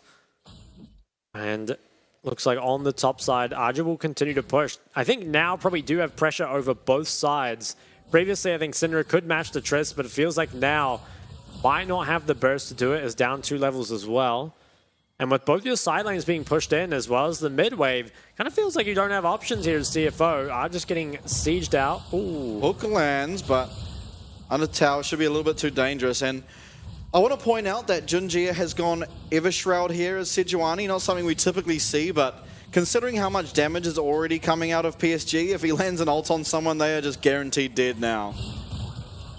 Jia is caught by the stun, but all it really does is pad the stats there for Jimmy and will be healed up not long after. And both these towers are being sieged even without the Baron. Feels like not a lot can be done, but maybe on the bot side or even mid, as those waves will crash as well. PSG doing a great job of keeping the pressure on, and something we maybe criticize them of in the regular season is that while they did always pretty much pick up the win, they maybe did it safer and slower than they needed to. But here, still making sure to keep the pressure up, you know, limit CFO's options, take away all their jungle camps, while not giving them any other chance back into the game. Only a minute and 20 now on both these major objectives. Yeah, and it is a little bit more dangerous. You said it not long ago, but it is a little bit more dangerous here for PSG to safely pick up both of these objectives, because obviously with this Zeri and hitting 3.5 items, we'll be able to actually do significant damage to Baron as well as Syndra. So if you do hard commit to one of these objectives, it is possible for CFO in this game to be able to pick up the other one. And with that, I feel like you maybe want to... Well, I mean, Ocean Soul's just so good. I think you don't have to lose either of them, but you just definitely can't brainlessly take one of them. Yeah, I think given how much side control PSG get, they can just make sure to push out both side waves, push in the mid lane, and then there should be no way for CFO to do some sort of trade. Like right now, they still have lingering topside vision as well as Arja, pushing in very aggressively. I think if CFO start it, as long as PSG are aware, should have no trouble collapsing on them. Yeah, we just saw player gold, and honestly, I'm not sure how, but Shun is really up there with both Wako and Yubao. It was only a couple hundred gold difference, which at this state of the game isn't really that much, but I mean, it is still 180 carry versus 2, so in that sense is quite huge. But we do see bottom inhib tower now going down to Yubao as Arzi starts to path up the top. Ooh. We do see Solar Flare. Jimmy are now engaged on. Will they find the kill? They do. So that's a shutdown now given to Jimmy. And we do see the Dragon starter. Gemini looking in here. Is going to have to try go for a steal. Isn't going to be able to. Now, do they try and disengage? We do see Thresh landing coming out. Arzi's here as well. I even think the 4v5 is not so clear, being that they do have the soul. Shun jumping forward, hooked, will land here onto Gemini. Wako with a massive shield, he's looking now for Gemini. Woody's going to go down. Kill picked up now by Shun. With 2 people dead, do they try to go for this Baron? I don't know how safe it is exactly, but definitely something they should look towards. I think they have to try, but like you said, how safe is it? You still have the kick on Gemini to get rid of this cannon, but kind of needs to stay in the pit and isn't very healthy. I think this is 3v5able for PSG. Yeah, we do see Junjia here going in early, getting them off that. Flash engage here, slicing Maelstrom. He will find Jimmy in. That's one found. Junjia trying to get out. Doesn't look like he'll be able to, but triple stun found from Arzi as we see Rest now trying to deal with Wako. Importantly, Baron is stopped, but Junjia down now for the next minute. They won't be able to get it themselves with PSG. I think it is probably the outcome you want here, though, for the side of PSG. Managed to stop the Baron, as well as pick up that Dragon. Importantly, though, was some pretty important shutdowns picked up for the side of CFO. I believe it was Jimmy who got Yubao's, and then Shun got the other 2, which is a lot of gold traded back. Obviously, still are very far behind, and now down the soul, perhaps even further. But, nice by CFO, I guess, to get the punish. You can see there, Yubao unfortunately was taken out before that fight even started. But with Junjia back on the map fairly soon, I think Baron should be the next play. Maybe CFO want to look for, though. They're TPing very early. Yeah, double TP coming in. Junjia's only just now spawned. Can they just look to force it? Yeah, they started up. I like it. Well, there's 3 coming out of base here. Do they have the damage to get it down before anyone is able to answer? It looks like they might, so... Really nice find here from CFO to use their momentum to be able to pick this up, although what do they lose afterwards? Nice hook from Woody, will find Gemini. As Yubel comes over, they find 1 kill onto Jimmian. It is now going to be Slaytrue going down. Rest, as well as the rest of the crew, jump out of the pit, so it is 2 found, but importantly, Baron will not be on the cards now for PSG, which will limit their ability to end this game. Can they manage to hold this, though?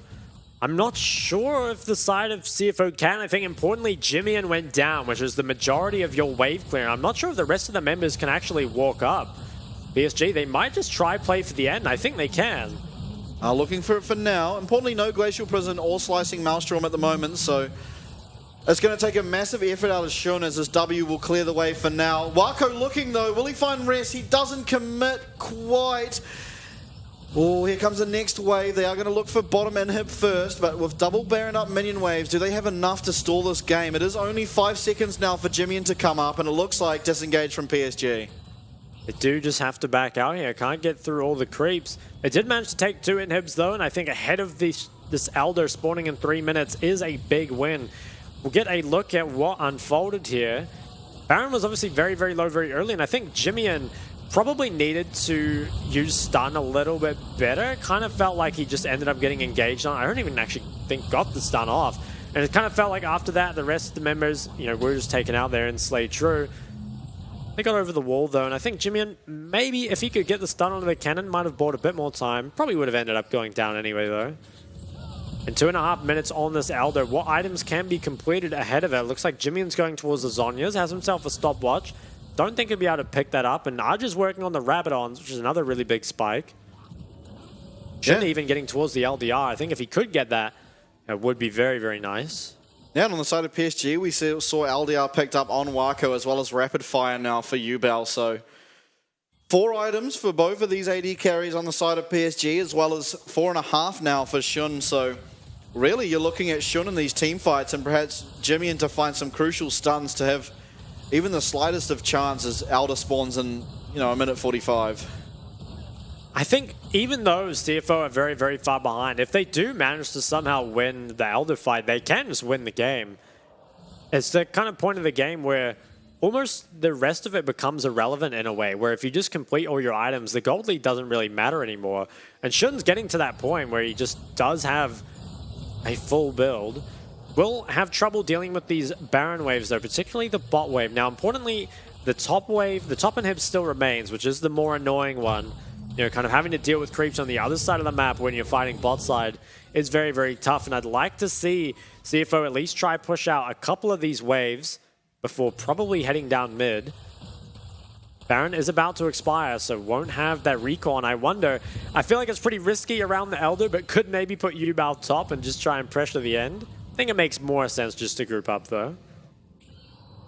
Yeah, perhaps. And we did see, I think, really smartly what he did back there to make sure he has those wards ready for this Elder Dragon. And at the moment, it is Arzi up in the top lane. And honestly, with how much AP he has at the moment, definitely is nice. He is able to do a lot of damage to these towers. And I like the sort of decision to do that. It keeps Jimmy in back here. He's not able to sort of hunt for those picks with his stun as well as poke onto the AD carries. Although that doesn't really matter with the 2 Bloodthirsters now committed.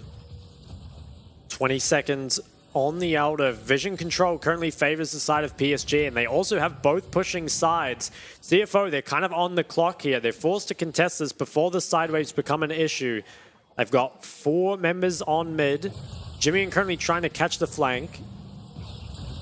Ooh, Rest is going. He gets chunked really, really low, actually. He might have to just recall, but Elder Dragon is spawned now. Importantly, PSG are zoned away from River for the time being, but with Junjia there, should be okay to just walk in behind this mega tank. Honestly, Wako almost has as much health as he does. Ubal TP's in. Yeah, TP's back. It's a nice teleport stop there from Junjia. Jimmy now is trying to teleport there, but ultimately it is going to be both towers are going to go down. Arzi uses the altars. Jimmy going down. Game number 2 goes from PSG in Ubal fashion. It's always Ubal, man. The one who's backdooring. Arja TP's away to see if he can farm some more kills. Yeah, they're going to try pad the stats a little bit, but it will be creeps in the game. A triple kill there picked up by Wako. So PSG, they now lead the series 2-0, and I think very happy with the way they won that game. And maybe it is now a little bit of worrying signs for the side of CFO. I think their draft was honestly a lot better, perhaps even slightly favored in that draft. But I think, big question mark for me around what Rest was doing at that first Dragon. It kind of felt like they had a pretty solid lead around mid, right? Jimmy was up 20 CS. They'd got the kill, I think.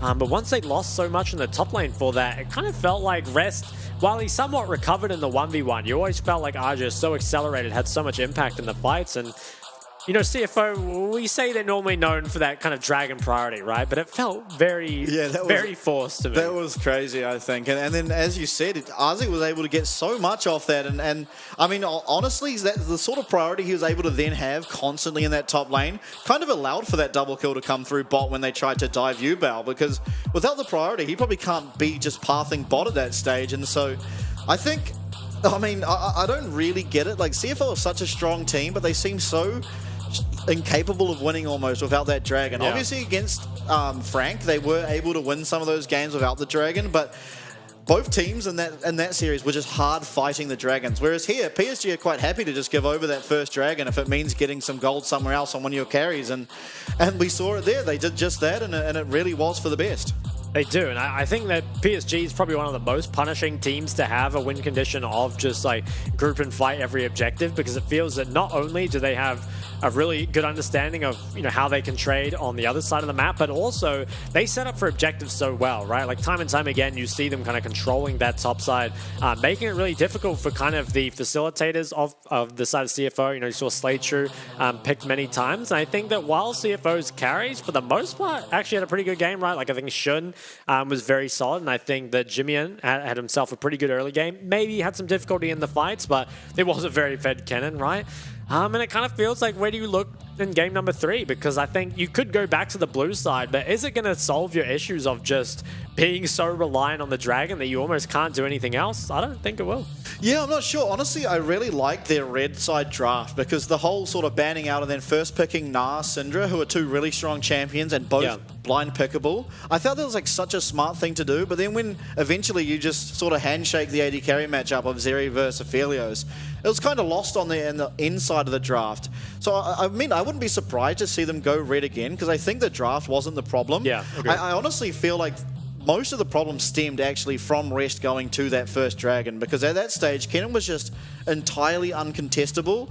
And then for the AD carries, I mean, Yubao and Tristana, as well as Wako and Aphelios, they're happy to just sort of farm up and do what they want while the first dragon, even perhaps second dragon, goes down. But because of what happened there, Ozzy was able to then come to the second dragon, and you had no ability to be able to contest. Yeah, and I think as well, the fact that Nar in the first game looked just like the unbeatable blind pick, right? We picked Nar and we don't have an answer, and now the Kennen comes through and just looks so good. You know, partially because Rest just gives up his lane. I would be quite curious to see how the pure 1v1 plays out without that having happened, because you it's so big that you can't ignore it, right? The fact that you're now down 40 CS in 2 plays feels like, you know, no matchup is really going to work after that. But I don't know, looking towards game 3, I think you're right. They probably will stay on the red side. I don't think draft was the issue. Maybe just make sure you get a better top matchup. Like, it wasn't the matchup thing, though. That's the problem. Yeah, I think, well, we did see him losing a lot of health early, actually. Like, a lot of those trades were going in favor of Ozzy. So maybe, I mean, and we've seen the whole playoffs, Kennen has just been banned. Like, even before Rest played that tank Kennen, it was banned the rest of that series anyway. And obviously he had an interesting sort of build, but I don't think that was really the point. I think Kennen's just a strong champion. But here we see the most amazing buster shot I've ever seen. It was very, very well played. I think just really smart and mechanical, honestly. Dodges everything, clears out the wave, and RJ comes through with that flash to clear everything up. Taking a look at the damage here, Yubao didn't do damage to champs, but was dealing damage to towers. And you kind of see, yeah, it really was the top and AD of PSG who were going crazy. And I think credit to likes of Jinjia as well, who, you know, with the Warmog Sedge was able to tank so many engages, you know, keep clearing the vision and really had no trouble. And you can kind of see there, it was from the very beginning of the game, PSG just in control, never let CFO back into it, which is such a hallmark of PSG, just the fact that they can stay even under pretty much any circumstances and just slowly grow their lead. And I wonder if we'll see Kennen be the blind pick for the next game. Yeah, I wonder. I mean, I think almost... I mean, how do you even do that in draft, right? You've now banned Vi because of how it looked. And you have been banning all junglers, but can you drop Kennen? And if so, what do you drop it for? Because we're pretty certain that CFO don't play the Gragas, but actually, let me hold up. Woody got MVP, and I honestly really like that. I think he played so well, had so many instrumental plays, especially in that early game. It honestly allowed them to pick up that first blood onto Wako. I think that's the most well-deserved MVP I've seen this playoffs. Yeah, I think sometimes can be hard to tell, what kind of impact the sport is putting out, but I think you definitely felt the difference between Woody and Slade True in that game, right? Slade True was kind of dead on cooldown, and so many times when he'd go for the Leonel was just lanterned away. So very, very nice game out of Woody. Honestly, I think you could make a pretty good argument for anyone on the side of PSG. Was just played pretty solidly overall. Yeah, absolutely. And I think maybe why he got that was, as I said, that first blood. Because if you remember, it was like a 1 HP Junjie gets the Lee Sin gets flayed away, and then Wako gets it with the Q. And that honestly as well is a real big turning point, because at that stage you've now sort of accelerated this Aphelios. And once he's accelerated, I mean, you saw the damage graphs. It's pretty crazy what that champ can do. So, I mean, well played, honestly, by the bot lane and the entire map there of PSG. Yeah, it was a turning point, right, where they managed to pick up their kill in the 3v5 and make it so that Rest can't get anything out of his roam. But that is it for game number 2. Worrying signs for CFO, but maybe they'll give us a reverse sweep. They did it before. They'll do it again.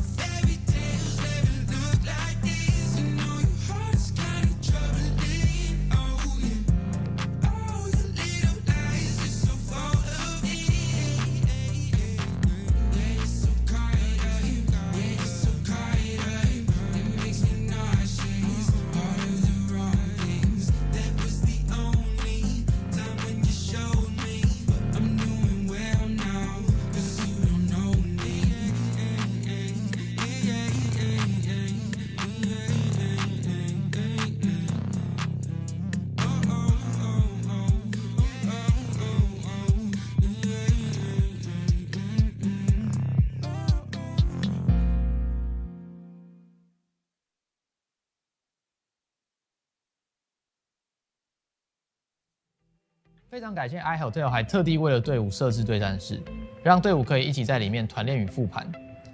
训练室都是采用最高规格的电竞电脑主机，3060 RTX 显示卡 ，AMD 5600X CPU，DDR4 32G， 还有 ASUS TUF Gaming 165赫兹32寸曲面萤幕。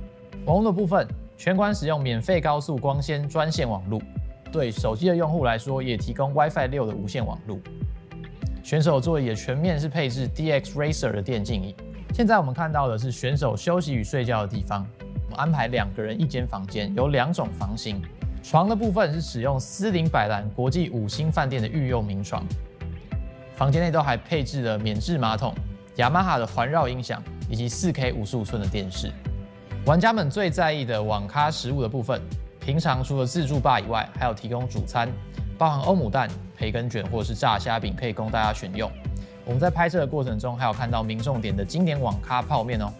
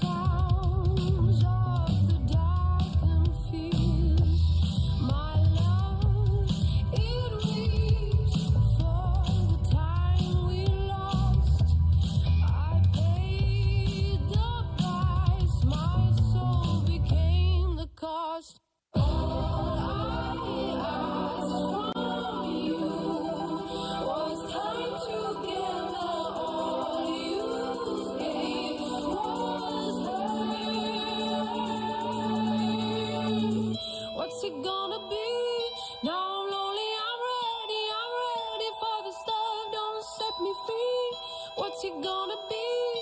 Now I'm lonely, I'm ready for this love, don't set me free. What's it gonna be? Now I'm lonely, I'm ready for this love, don't set me free. What's it gonna be? Now I'm lonely, I'm ready for this love, don't set me free. I gave.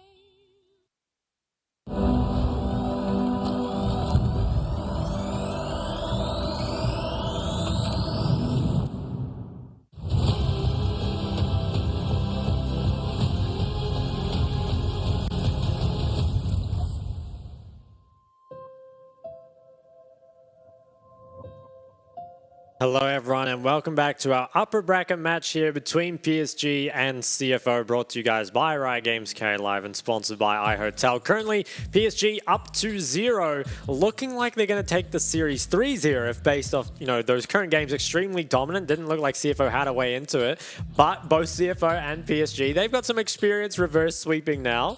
And look, I'm still hoping for the 5 games. Yeah, absolutely. I mean, it doesn't look too hopeful at the moment, honestly, but it didn't last week either. So you never really know what can happen when you come to this sort of third game. It sort of turns on its head, as we've seen. So who really knows? But I think for it to happen, you need to get a better performance out of, I'd say, Rest and Gemini. I feel like they looked really good in their last series. And at the moment, not really any moments where you think were too crucial other than for the other side. Yeah, now they do go onto the blue side, so we're going to see a much different draft coming out of them, but doesn't feel like draft has been the issue, at least in game number 2. I think this does potentially give Gemini a better jungle pick, though. Has kind of been banning the Wukong away from Jinjia.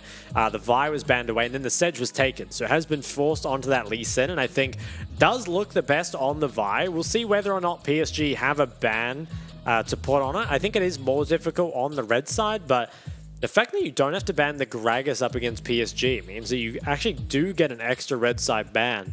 You have to feel will be used on the Vi. Yeah, definitely think so, but they have kept the same bans of the first 2 games, so if they're going to sort of keep doing that, I wonder who they're going to trade out for it. It is Tristana Syndra banned first for CFO here. So far, Jace, if we see the LeBlanc, things will be the same as we have seen already this series. I think the LeBlanc might have been for the Syndra, though. I mean, we'll see if it still gets banned, but I think it should be... Okay, so they do just value Jimmy and LeBlanc. Okay, so they ban it away, and maybe we will just get the same 3 bans from PSG. CFO, though, heavily targeting that mid pool, trying to get Jimmy in some more impact. They ban away the Cannon as well. And this does mean the jungle pool is currently very, very open. Yeah, and with no Xayah ban, you can theoretically give away the Vi. Obviously, it is Gemini's best champ, so we'll have to see if they're willing to give it to him for that trade. Yep, they won't. So I think that's good out of them. It is, even though you can take that Xayah away, it's probably just not worth giving Gemini his comfort, considering he hasn't looked the best already this series. It is Gnar first pick. Will we see an Aurelia? It is a champ that does well into Gnar. We've seen it in the PCS a couple of times now. I'm not sure that Azi's the type of player to pick it.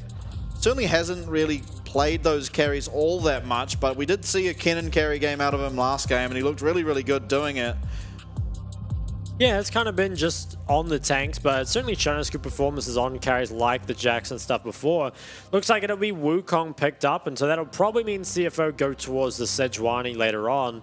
What do you pair with this, though? Obviously, you have your choice of ADC, and I guess if you wanted to hide that, could take something into Gnar. The Jax is something we've seen RG play before. I think the matchup is pretty 50-50, honestly. It does seem so, and I don't know if you caught that, but so far in the playoffs, Wukong is sitting at a 23% win rate. Wow.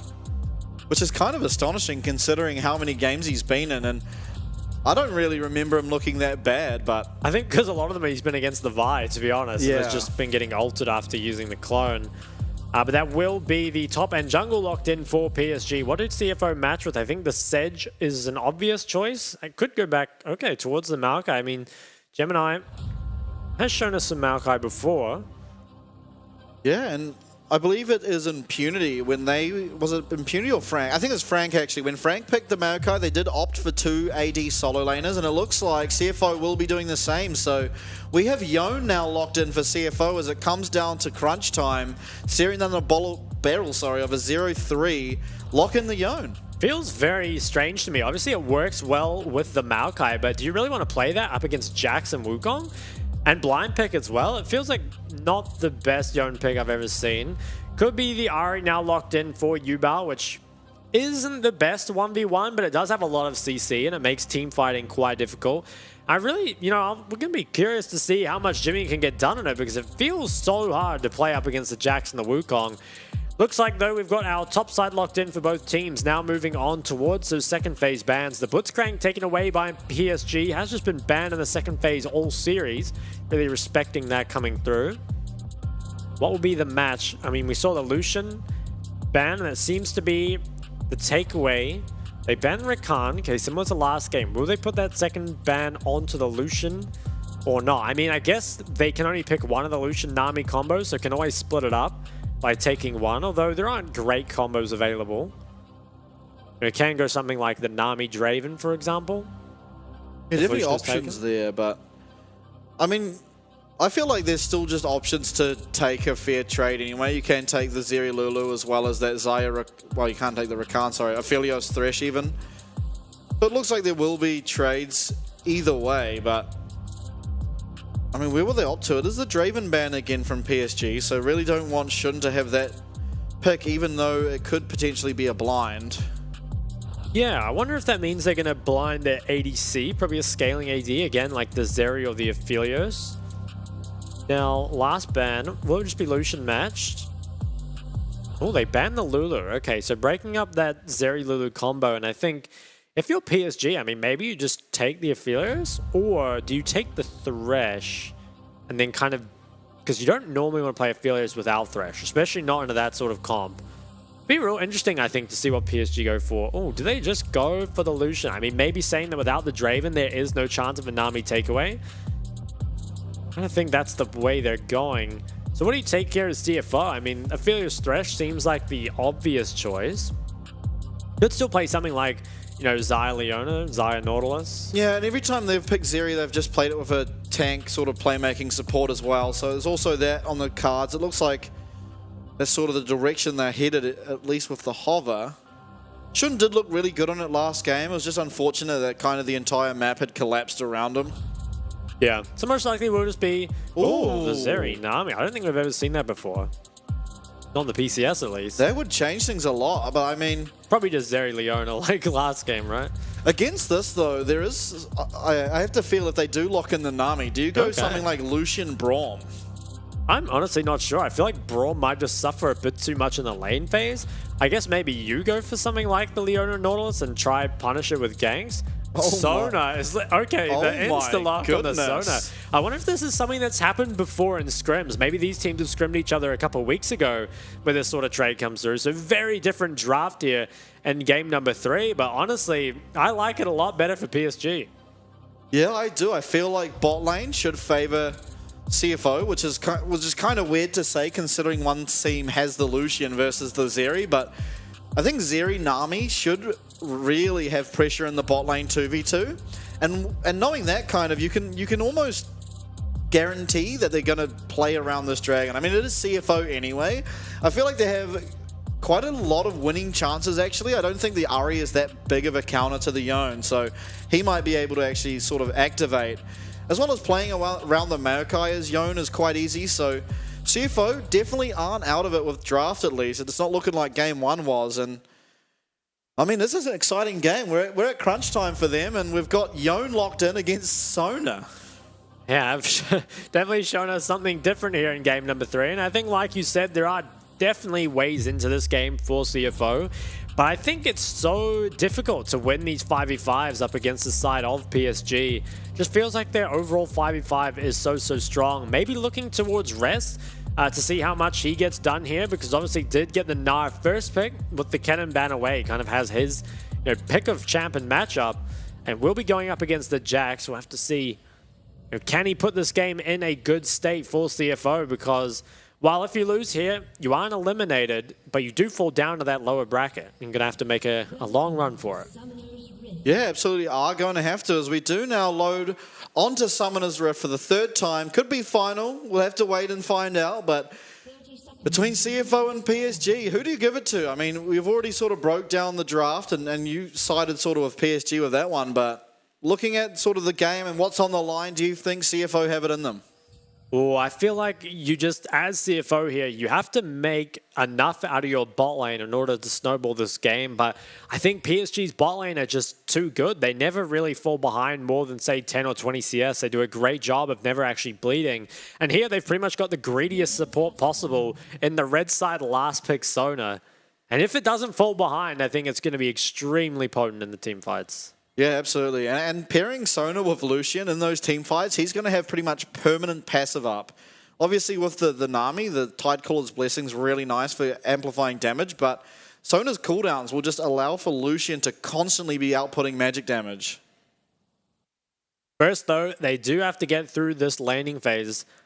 I think Zeri and the Nami, not a combo we've seen before, but should have a lot of pressure in the lane. It is the area as well as the Scorch that was picked up by Woody, so going to do his best to trade back. And honestly, if they can manage to get pressure over this lane, it would be pretty important because you're normally expecting Sona to kind of hard lose most matchups, although up against the range supports isn't nearly as bad, I think. Lots of damage being traded back in bot lane already, and it looks like PSG are the ones that are going to get priority. In the mid lane, though, Yubao as well will be getting some pride for himself. And I think while this matchup isn't a counter in the 1v1 per se, can always go something like the Everfrost with a lot of CDR and just make Yone's life kind of difficult. We have actually seen Yone picked into Ahri many times before because it is kind of a matchup that allows you to scale for free. But I'm not sure if scaling is the win condition for you here as the Yone. Up against the Wukong and the Jax, both of which will be buffed by the Sona. The 5v5 feels so tough.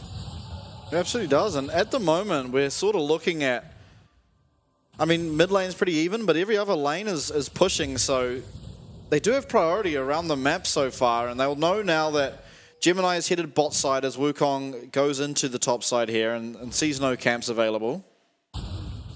He's just going to go maybe across mid and just go back to his own jungle here. Might look for a drive-by, doesn't look like he'll find it, but PSG's bot lane with the Sona being the ones that get pressure is, I think, very, very important for this game, because if that does keep CFO away from that Dragon win condition, it feels very, very tough for them. Obviously, they scale pretty decently as well, but it's more just CFO as a team look kind of lost without it. Yeah, they definitely do, and I mean, I'm kind of intrigued at how PSG have actually been able to maintain pressure in the bot lane. You do feel like traditionally Sona gets bullied pretty much in every matchup she goes into, but maybe it's just the power of the Lucian early against Zeri and is able to maintain. Obviously in Zeri Lulu lanes, we generally see Lucian losing, but yeah, it might just be the ADC like you said. Also, I mean, Sona with the Aerie and the Scorch still puts out a little bit of poke. Now, mid lane though, Yubao's got the first strike, so is kind of farming himself up a little bit of gold. Can't really ever push Jimmy out of lane though.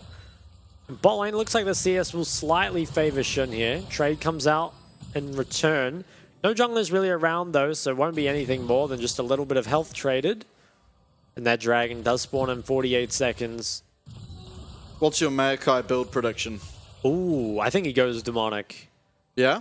Yeah, I think he needs he the has AP. to. Yeah.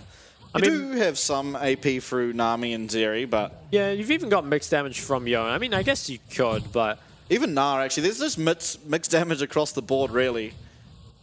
I feel like it's too good not to go, though. I mean, we'll see. Gets away some Raptors here. Woody is starting to fall low in this lane, but importantly, Waku has a sizable health advantage and 2 potions still, so shouldn't be forced out of this lane anytime soon. Both junglers are spotted here around mid, and mana bar is low for Yubao. He's going to want to push this wave in, but maybe Gemini won't let him. Just throws the sapling at him. Asserts dominance.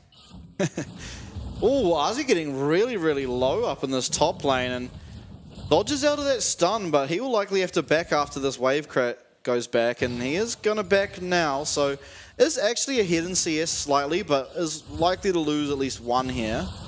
Shun. Needs to be careful. That was a big, big wave he was trading into. Ooh.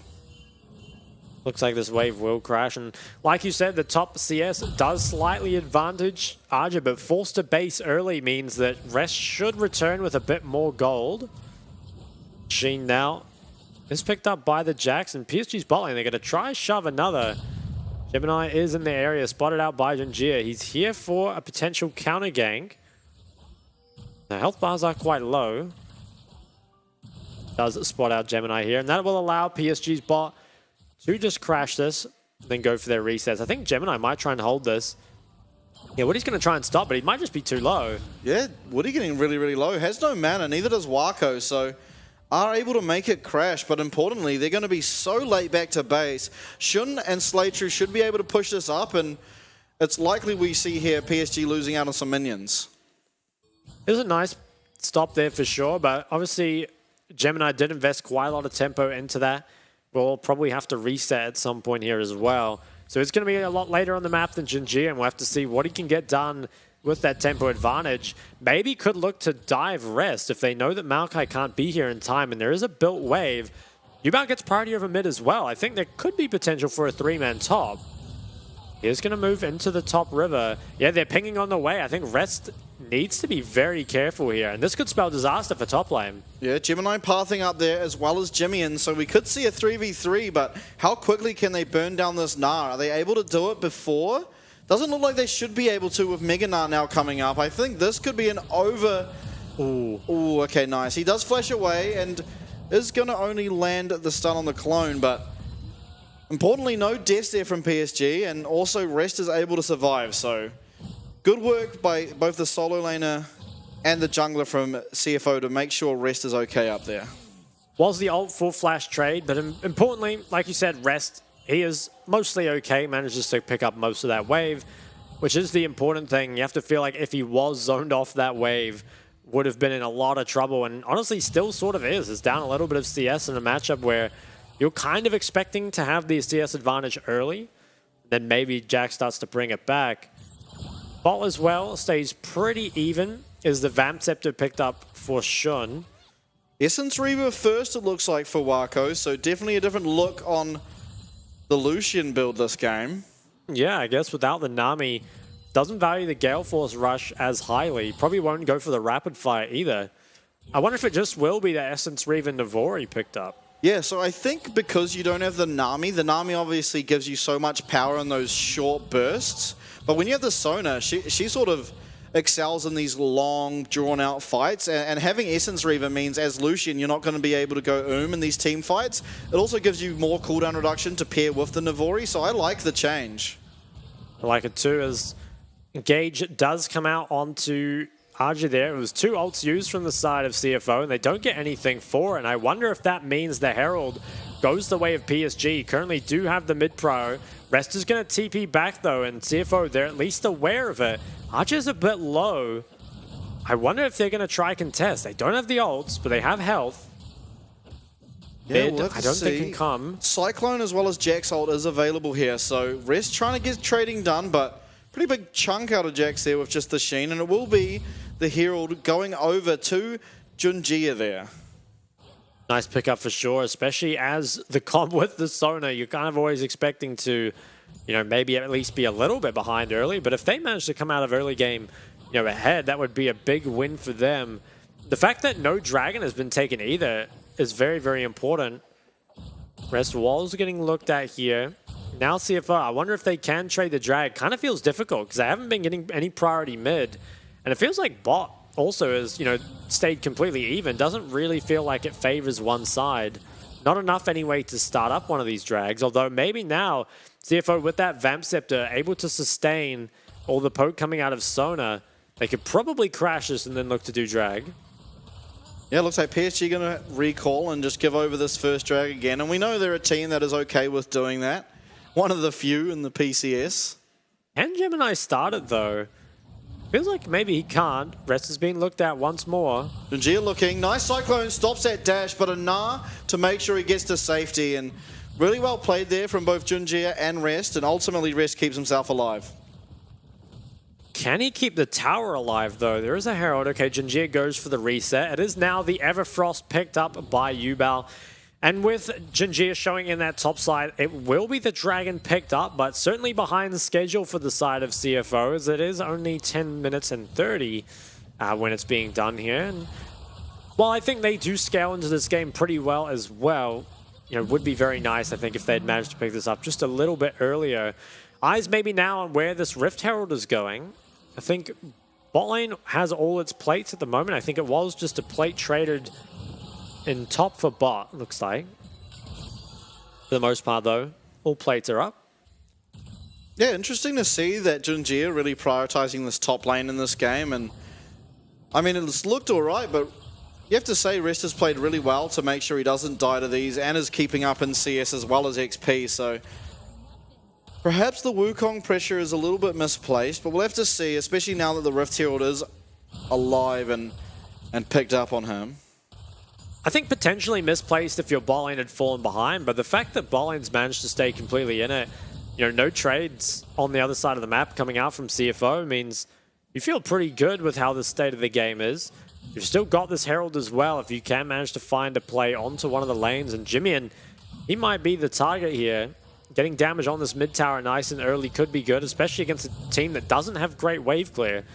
Could just end up picking it up. Ooh, Charm connects. Everfrost as well. Everfrost as well. Gemini will be going down there. The crescendo confirms the kill there for Junjie, and that's first blood. Does just get picked up there by Junjie, and felt like massive disrespect there from Gemini. Didn't have his support in the area, and it wasn't a flash charm or anything. It was just a straight charm that comes out. It's a nice pickup there. Looks like a little bit of gold has been going on to the bot lane, but definitely happy with that. Everfrost, or not Everfrost, Essence Reaver now completed here for the Lucian. Yeah, I think it's wild that in this game we're seeing Sona be the first to these sort of round-the-map plays. It's definitely not how you're typically used to, particularly in solo queue at least, how Sona's generally played, but is able to go there and ult out Gemini to inevitably give the kill there to Junjie. And already we see near 2k gold lead for PSG, despite there only being 1 kill. Yeah, and I think that there's pretty much no doubt that the Sona does scale probably the best in this game. Still a lot of threat from other places though, especially when the likes of Jimian and Shun complete their mythics. The Shun especially, I think, has been playing pretty well this series, even when his team maybe has collapsed around him somewhat. Picked up the cull here though, very, very late. Yeah, extremely late cull. Ooh, nice charm out of Yubao. Is going to find a half health onto Jimian there. Jimian doesn't have the Vamp Scepter yet, so doesn't have any way to heal that up. I wonder if he'll just go for the reset. Does he have item? You'd have to feel like at 13 minutes probably does have the mythic, although he did buy tier 2 boots. Have to see. Hasn't picked himself. Okay, so he cancels the base. Must be reasonably close. Yubao's in that bot river though, just sweeping out some of that vision. Gonna grab some for himself, and Bubble Nice connects. bubble. Unfortunately, isn't really any follow-up. Now, I'm interested to see how these teams play around this dragon that's spawning soon. Do they send both Jax and Na to it and make it a 5v5? Obviously, last game we saw first dragon Rest attended and the second dragon Arzi attended, but I'm not perhaps sure. it's just going to be a 4v4. Yeah, I feel like a 4v4 might be more likely just because both tops can deal so much damage to the towers now. I think it would be kind of hard. Arji, though, might be forced into basing and TPing early. Surely he has to cancel this base. Yeah, he stays around. Could be in danger of losing a lot of HP here. And Rest starting to make the matchup look better and better. He's getting that priority. Junjie as well, sweeping out this bot vision ahead of what will be their first drag. Like you said, is that 2,000 gold lead here for the side of PSG. Feeling pretty good about that, especially because they have some of these cheaper items picked up already, like the Everfrost and the Essence Reaver, even the Divine. And you look at the other side, currently no mythics completed at all, which is a pretty important breakpoint, I think, for this next drag, right? Despite the gold lead, not being the biggest in the world, if it is a difference between having that first core item and not, it can be a big difference maker, especially in these early game fights. Yeah, absolutely. With 30 seconds now left on the dragon, Junjie are in the top side. It looks like he's going to start up Baron, so maybe they're just happy to give away the second dragon in exchange for this Rift Herald. And the Rift Herald, especially the second one, should mean almost certainly a tower will be going down, which at this stage is likely to be the first tower. And I don't hate it. They do scale fine. I'd say that perhaps Shun scales better than at least the other carries of the game, but having that Sona and especially 1v1 Jax, it should be okay as this game progresses. I wonder if with this Herald they can still contest the drag anyway, because they can just Herald this mid tower and then look to get priority on the dragon through that. It wasn't started up here by CFO, so this could be PSG trying to take everything. Herald will drop and they'll use that as an opportunity to enter the river, maybe regain some of this control. Both tops did invest TP, so it is just a 4v4. Currently PSG's are the one with control. No Mythic on Jimian, very importantly as well. So won't quite have that shield bow. And it looks like it'll be Ardent Virtue as well on the Maokai this game. And as we kind of pointed out, there's a lot of just magic damage coming out from pretty much everyone in their team comp. So I don't hate it at all, but it is Woody who picks up that dragon there. RJ did walk down to mid lane though, so that'll be a lot of damage traded back on this top tower by Rest. It is the Divine now completed for the Jax though, and no Triforce yet for Rest. Gonna have to be a little careful, and I feel like mid tower might end up falling here too. Or shouldn't. He manages to save it for now, but feel like it could end up going down. Maybe Zeri Nami gets prior on the mid wave, and that might keep it alive. We're not used to seeing Lucian forced away as heavy trade top. Yeah, Ozzy looking is going to get gnarred, but should be okay for now. And low health bars for both of these top laners. Slaytrue, however, is looking up here. Now, mid tower, think it will finally go down. And that puts the gold lead even more in PSG's favor. That was the first tower as well, going on to Wako. Ozzy does have flash available. Can he save it? Looks like he will. Just nice. runs out of there. Now, bot lane, could there be a trade on the other side? Janjir, he's looking for something. Reset did come through from Jimian and now has himself the shield bow. Chun's looking for Ozzy here. Is going to delay that back, so are going to get a trade of towers here. That mid lane one for the top lane. And honestly, the trade certainly does favor PSG there. It's something for CFO to work with. Bot tower could be next. Trade, I think, just in terms of pure gold value was pretty even. Like you said, I think maybe favors a side with the Sona though. And currently no one moving towards this bot tower. Jimian is still just playing around the river. Okay, he hits the plant. There should be another wave here for Yubao and then we'll probably back off. But there's a lot of standing gold that will just be picked up some point later in the game. And Yubao might have overstayed his welcome. Does hit the charm though. Gonna have to back off while those are down. They may be looking for something more. No, Jimian just goes back to the wave. Very difficult to engage on the Ahri. Obviously has a lot of dashes. Even the stopwatch as well. Pings on mid wave. Gemini's in the area, but I think it is quite hard to engage. I'm just going to continue clearing out these waves. But with the mid tower already down, they are kind of forced back. And that allows PSG to do what they've been doing all series long. Just control one quadrant of the jungle and slowly bleed you on that side of the map. Rest is the target. I don't think there can be a dive. Maybe PSG look to catch in the jungle instead. Oh, TP comes through. They actually are going for the dive. I feel like this doesn't work. Displace it, and he has to flash away. Yubao lands the charm as well as the Everfrost. It is now Jimian, though, getting a lot of damage back onto Ozzy, but with that counter-strike, it should be okay for him to just back out. And 2 TPs, 1 for each team there, and not really much is gained for either side, but good look there, really, from both teams. Was just that trade. I believe it was a TP trade and Rest Flash got used, so maybe slightly better for the side of PSG. But all things considered is essentially even. I think Woody had to flash there, maybe. Now, bot tower would be my next focus here as the side of PSG. You can grab this ahead of this next dragon as well. It is Shun, actually, who's going to be matching Arja in the bot lane, and I feel like should be forced off the wave, although maybe Arja doesn't know where exactly Slaytrue is at the moment. And Yubao is going to walk up to this tower with no ulti. Needs to be a little careful. Certainly does, and I wonder what we're going to see here second out of Rest. Obviously, we saw Hullbreaker last game, but very different context in this one. So he does have a Ruby Crystal and a Cloth Armor at the moment. Not sure exactly what that could go into multiple things. Perhaps a Thornmail. The Thornmail could be the pickup. There's a lot of healing on that side as Arja, he's going to deny a couple of extra creeps here before eventually taking this bot tier 1. Does manage to deny most of this wave, or perhaps all of it, before he picks this up. Nice by him there. Always good to make sure you deny every creep that you can. is now the Radiant Virtue completed here for the Maokai as well. So not going to be that demonic. I guess does have enough mixed AP damage, but almost kind of like, you know, I guess there's an argument of like maybe the demonic isn't very useful versus Sona because it all just gets healed up anyway. But it always feels like such a strong one-item spike, right? For controlling those early dragons, which again, CFO, they're kind of one and the same, I think, when you think of early drags. You're always thinking of CFO. 2 items come through for many of the carries here. This is the second item, Kraken, for the Lucian, so didn't quite go for the Navori yet, but surely we'll be going for it third. Yeah, this is a wild Lucian build. I'm surprised it wasn't the Navori, to be honest, but anyway. Oh, Dragon or Baron was actually hit there. Are they going on it? There's pings on it.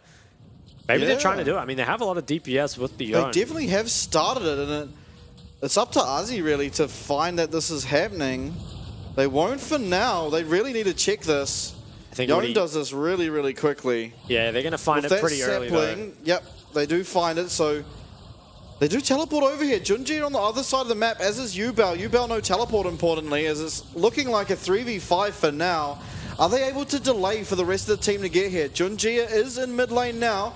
Nature's Grasp is going to deny them a bit of time. Now what do? They are going to pick up this dragon, but how many of them can survive with it? They are going to stun up Azi for now. He's getting really, really low, as well as the Gnar ult. He's going to likely go down to Shun. Does pop the ult, and a double Cyclone is found here. On the bot side, however, we do see Jimmy going massive onto Woody. Junjia needs to go down. Ultimately, so far it's 2 for 1, as well as that Baron picked up. Yubel finds one for himself as Wako's trying to dip and dive around the Yone. Yone finds him over the wall, and it's now just Yubel alive against the 2 of CFO. Can he go for one more? Still has the ulti up. Could look on a Jimmy in here. Big play. Oh, there's dodged here by Jimmy, and I think does have flash. Yeah, has to just flash away. All things considered, though, I think much better for the side of CFO, and I think credit to them. Managing to force that Baron down before the Sona has Mythic, I think is very, very important. They found that window where PSG, they have control of the game, but maybe don't just want a straight-up 5v5 just yet. And they take full advantage of that. Had the Baron DPS that they were lacking in previous games, and do just do it. As well as the Dragon didn't end up going down, Junjia was forced to walk away from it very, very early. Now they're going back towards it. Still no Moonstone, I believe, is what he's going for. Does not quite have it yet. And CFO, they're looking very good in this game. 2 items completed on both their carries. Yeah, that's crazy. They found that timing just before teleport as well. I think in terms of teamfight execution, it feels like Aja didn't play this out nearly as well as he could have. Fight ended up very split, and I think that's not exactly what Sona wants. You know, want that very group 5v5. If Woody is just able to be engaged on and taken out, I don't think it really plays towards what the side of PSG wants. So not only was it, you know, a very decisive as we get back into the game. Yeah, Gemini looks like he's going to be caught out here, and he will be going down. It is Junjia who picks up that one. So action just on all fronts, even during the replays at the moment, as PSG find themselves one. Not sure what happened to Gemini there. Maybe he was just soloing the drag and took too long. Was picked up by CFO though, but with him going down, a lot of this Baron is going to be wasted. Rest in trouble. He has flash, but I think he might be dead. Yeah, there are 4 people here now. He does flash over the Baron wall, but that's just a lost flash. Where is he going, man? He's just gone. Maybe he thought that his team... now looking as well. Woody will likely go down as QSS is expended.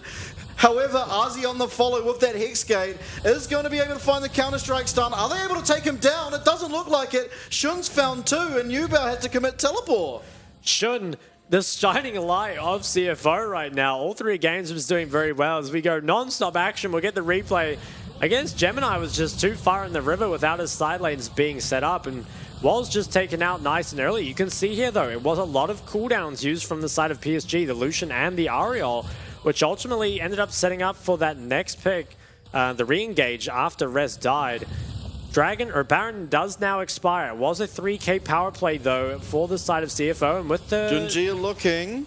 Ooh, they are forced off this tower. And for, I feel like, well, might be the first time this series, CFO have themselves a 1k gold lead. And despite the fact that they might get outscaled ultra late game, you know, right now, I feel like they're potentially going to scale better just because of how far behind Wako is. If you look at the ADC items, it's now 3 or even 4 completed for Shun is very, very strong. Has the Runans, the Navori, and the Shield Bow. Yeah, and Waka going LDR here instead of Navori still, so won't quite have that sort of AD carry positioning that Lucian does. Woody goes for the Shirelias as well, which obviously is good for speeding up and perhaps some sort of disengage, but I think Moonstone provides much more consistent value. And I think that alone could be the difference in terms of the scaling, right? I think Sona without the Moonstone doesn't scale nearly as well as with it. So currently I'm pretty massively favoring CFO's chances in this game. Obviously we can never count PSG out. They're known for very good team fighting, but you've got all the gold onto the people that have been delivering all series long on the side of CFO. Engage comes out. Grasp. Junji looking to block this, perhaps with his clone. He does, and so won't land onto anyone. Shirelia's was used though. Rest now getting looked at. Will Yubel tanking up this tower? I know he drops it there, but bottom inner will go down here. As it looks like we've swapped positions on the Rift. Yeah, that is a top tower traded as well, but a lot of damage on the mid tier too. Things are looking good for the side of CFO. Even QSS now coming in from Jimmy, and it's going to be quite hard to take out. Junji, He can back away, but Shun is such a menace on the Zeri now. And a minute 30 on the drag. I'd be curious. I feel like both teams probably will play to contest. Maybe you wait for Wako to have the LDR, but it feels like it's not a huge spike at this point in the game. It definitely doesn't feel like that, although it certainly will help him take out the likes of the Na and the Maokai, who he's probably having to shoot the majority of the time as Lucian. Is it going to be a Hullbreaker third here, do you think, or perhaps Black Cleaver? Yeah, I think it's probably just better to go for the Black Cleaver. We'll see, though, as Razty is getting priority over this side. And I would expect CFO to be the ones to pick up this dragon. I feel like it's pretty hard to actually enter the river as PSG, but from the way they're pathing out of base, they're setting up to contest as well. It is level 11 on Woody now, which adds a lot of extra power to Sona just from the auras that she puts out. Baron is up though, and CFO can always look to just repeat what they did before. They have so much sustain as well as DPS. Can do it very, very easily. Woody needs to be a little careful. I mean, he is vulnerable. Charm comes out, but it should just be healed back up. 20 seconds on the third drag. CFO can feel very comfortable just trading that away. And now they're the ones that have that topside vision control that PSG have been holding all series long. Ozzy's starting to work on the bot lane though, trying to get that pushed in before CFO start up this Baron. It looks like they're going to go to it. Now, are they able to sort of poke CFO off this for a time to allow Ozzy to make work, or is he just going to have to commit this teleport? Hey, TP's early. The Baron's already getting so low, but CFO might just look to take the TP and turn. We are for now. Will they go back to it? Doesn't look like they will. So it is just a TP burn, which is nice, but can't really be punished again until Rest gets in the side, although maybe they can engage early. Yeah, Nature's Grasp coming out here will likely be blocked again by Junjia's clone, and it is, as Jimian's gone in. Junjia has to go gold now. That's a lot of damage that is no longer be available for the Yone, but Cyclone used here is found onto 2, as we see, first of all, Shun has gone down. Woody finds a 3-man crescendo in the back, and the Yono goes wide as well. It's a team fight win for PSG beyond all odds. And now they can just go to that Baron and pick it up, and PSG, I think, probably had no right winning that fight, but managing to find the angle onto Shun. Really nice flank from Arj as well as a knock-up, I think, from Junjia. And it feels like with that, CFO's chances in this series are fading away. They are going towards the Baron, who's PSG, and they want more. They're trying to commit members back towards the Dragon, but I'm not sure they can. Actually, they do force off, so I guess Arj is just too strong. They're going to be able to pick up everything here. The Baron, the Gold Lead, and the Dragon. Things are looking so, so good for PSG. Yeah, and that team fight really just felt like better mechanics on the side of PSG. So many cooldowns used, and just, I don't know, they just straight out played them in sort of every way possible mechanically. We'll get replay of it. So the initial engage from CFO isn't the best. It is mainly blocked by Junjia's clone.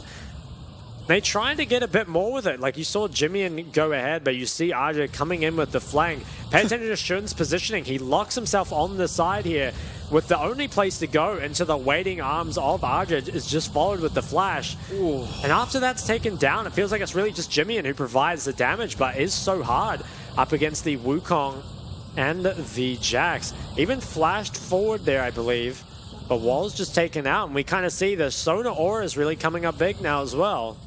Yeah, now massive push out of PSG. Only just got the Baron and already got 2,600 gold out of it as they take down the mid inhib tower along with the mid inhibitor. And while the scaling on CFO is good, they've just given up so much gold. Yeah, I think after that team fight, it feels so hard. Shun's still the overall gold leader, but the other members of PSG have managed to catch up. It is Zonya's completed on both Yubao and RJ. Even a Medjai's coming through as well. Still no Navori. It might be Infinity Edge this game by the looks of it. Yeah, I think probably will. Surely you don't complete your build here with no IE. I mean, I guess could be the GA, right, with the BF and the stopwatch, but surely not. Yeah, well, maybe. I mean, he doesn't have flash. This is, yeah, very interesting build out of Wako. I'm very curious as to the reasoning, but ultimately, Shun has been found out already, and he's going to have to dash over the wall. He won't be in this fight if it does erupt, but it looks like it'll just be disengaged for now. But you can't be like that. If there was more members of PSG there, he's just going to go down. Now, PSG are going to be shoving down this top side. It's game number 3 here. PSG only a few towers away from being able to punch their ticket straight to the finals. They have themselves pretty much all the tools they need. Great scaling, a strong gold lead. Really the last kind of thing they need to be careful of is make sure you don't give that 4th dragon over to CFO. Oh, as he finds rest, but is going to just walk away. Now, what can Rest do? It looks like he is going Hullbreaker by the looks of it. It feels too little too late. I think Hullbreaker at this point doesn't even matter. Yeah, well, I mean, it's just only ever going to be for the defensive stats. It's certainly never going to be likely hitting towers on this Nah, but we do see, obviously, the Jackson bot lane as well as a 4v4 up here for this top inner, sorry. This is the last wave of Baron, and it looks like it will just be cleaned up here. So that's going to be all of that cleaned up. It is a 5,000 gold lead currently for PSG. 2 minutes on the next dragon. I think if you're the side of CFO, you kind of just want to try flip this dragon fight. PSG, though, as long as they play it kind of calm and collected like they have the entire rest of the series, it should feel that they can just control that bot jungle. And importantly, the dragon spawning 30 seconds before the Baron means there is no chance of a trade coming out. Jimmy actually goes for the Randuins. It's getting very tanky here. Yeah, it definitely is, and that'll mean especially this Lucian is going to do a lot less damage to him, as well as that slow's quite nice on the Yone, but I think this game, a lot of damage has been coming out of Yubao, even in their lost team fights. So we'll see. My eyes are kind of on him to see what he can do in these team fights. Obviously, now there is no stopwatch on this Wukong, so if he's engaged on this time, he is likely to just fall. So CFO, while slightly behind, their AD carry is the most gold in the game, so they certainly do have the tools here to win, as well as Yone at 3 items, 3.5 even. He's also going to be outputting a lot of damage, and it is IE now completed from Wako, so with that, a lot stronger this Lucian is. Yeah, I think that PSG probably are scaled enough to deal with the side of CFO. I think Sona as well provides so much in these fights that kind of goes under the radar, but at least for now, it is CFO that have the control over this area. They've pushed in the mid waves. Looks like recalls will come through, though Jimmy does have TP.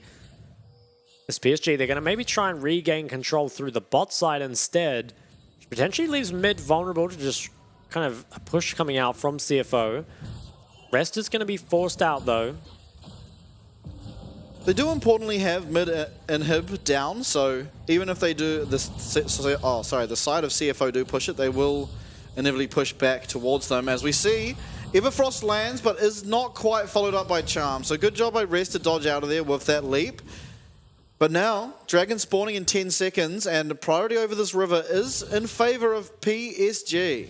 Rest has to recall as well. I think maybe the side of CFO just goes down mid. It was PSG who gave up control of that. Okay, they're going back towards the drag. Rest doesn't have any Narbar currently, and Dragon's already being pulled. Ubel searching for a charm as Azi and Rest here sort of fight each other on the side. It is Rest getting the better of that Shade as Meganar now will shortly be available. Tidal Wave comes through and it's a smite fight. It will go to Shun out of all people. Naro goes wide. What can they look for? It is Gemini now in the middle of everyone, and so is Azi. He's going to likely go down, although goes golden first, as Shun mostly untouched here in the back. They will find one kill onto Junjia, but that's it for now. Importantly, Dragon Soul to the side of CFO. Dragon Soul and probably the Baron too. The side of CFO are going towards it. Gemini lived on 1 HP. They should just be able to do this, especially with Junjia dead, and I think credit to Rest and Slaytru. Managed to find so much damage on the Arja on the side, and importantly as well, charged the Narbar. I think if Arja had probably just waited in the pink ward, would have been fine, but instead chooses to jump in and just lost so much HP, and that caused the rest of PSG to have to walk off. So very nicely played there, I think, from the top support there of CFO, and the Hextech drag did get grabbed by Runans, yeah. Oof, and then the rest of the fight kind of feels like CFO's health bars are just a bit too high. And PSG, they can never really mount an attack here. They're just kind of trading Zhonya's, buying time, but ultimately was not enough. Gold lead is almost completely closed up, and I think with the Dragon Soul, should be favored again towards the side of CFO. It's been a very back and forth game, but I think now should have the tools they need to turn this around, especially with Wako and Woody having no flashes, actually 4 flashes down on the side of PSG, while the carries of CFO both have theirs. Yeah, this game certainly looks like it is CFO's to lose at this point. And I don't really see how they do. Shun, other than that one hiccup sort of in the mid lane, he's looked fantastic this game, as well as honestly the last 2 games. But now all they got to do is finish this one off, and you have to believe in them. All PSG's really, all their players kind of jacks you have to feel, but even then, Nah likely wins out at this point as Narbar is committed as well as Tidal Wave. It is now Jimmy and under that tower. Is he going to go down? It doesn't look like it for now, but a lot is committed out of both teams as Rest gets charmed onto tower. Now, so many low health bars. Shun going in. He does have ult. Ult is used. Woody goes down. Wako uses his ult backwards. Triple kill for Shun. It is going to go to game 4. Well played by Shun. Yeah, really well played. Honestly, all series long by him, but in game number 3, he manages to step up big when his team needs it most, and Junji is going to try his best, but there really is no way to hold on here. And I, for one, am glad this is not a 3-0. These are 2 teams that we could see in the finals, as it looks like they will just engage on the Arjun now. I don't think there's any way for him to defend this. There's just too many creeps and too much damage coming in. I think it's 9-1 or 8-1. Yeah, 8-1 here what at the a crazy performance. And honestly, that game almost felt like it came a little bit down to a Runan's prop. It was crazy. I mean, it was kind of throws and counter throws. Not really what we were expecting there. It was just, you know, CFO initially kind of found themselves in the good position, managed to, like with that early Baron, managed to throw it back to PSG, who were 5,000 gold ahead, had the Baron. All they needed to do really was win the Dragon fight, but unfortunately it was Arja who, you know, maybe an uncharacteristic mistake, but there's a reason we kind of see him more on the tanks, right? And it's because he just has those very stable team fights. But on the Jax, you know, found that good team fight, unfortunately followed it up with one that wasn't quite so good. Allowed CFO back into the game, stole the drag, and Shun ran away with it. Yeah, Shun played fantastically that game. He really showed us, I mean, what is possible if his team doesn't fall around behind him. And a lot of that is honestly because of Rest. He found so much jungle attention and was able to survive every single sort of attempted gank from Junjia. And then from that, they didn't find themselves at that big of a deficit and just were able to sort of allow Shun to perform in those team fights, and he did. He did, yeah. Now, question for game 4 will be what happens when they're forced back onto the red side? Because I think here, I want to say draft was like pretty even overall, but I do feel like they maybe got the better end of the bot lane trade. I honestly think the Sona and Nami were probably about the same, but it felt like the Zeri was a lot more impactful than the Lucian. I'm not sure if that's just because, Wako didn't really find his mark in that game, or, if it is just the result of playing Lucian without the Nami, definitely doesn't feel as good. I think build as well, maybe a little questionable. Yeah, well, I don't really understand the build. I mean, I get the essence first, just simply because you want to stick in those team fights with the Sona for longer.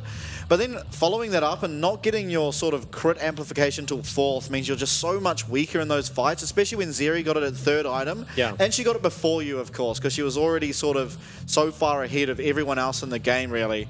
And it's just a testament to Shun really can perform in these games, and we've seen him play Zeri regardless, really, of his support.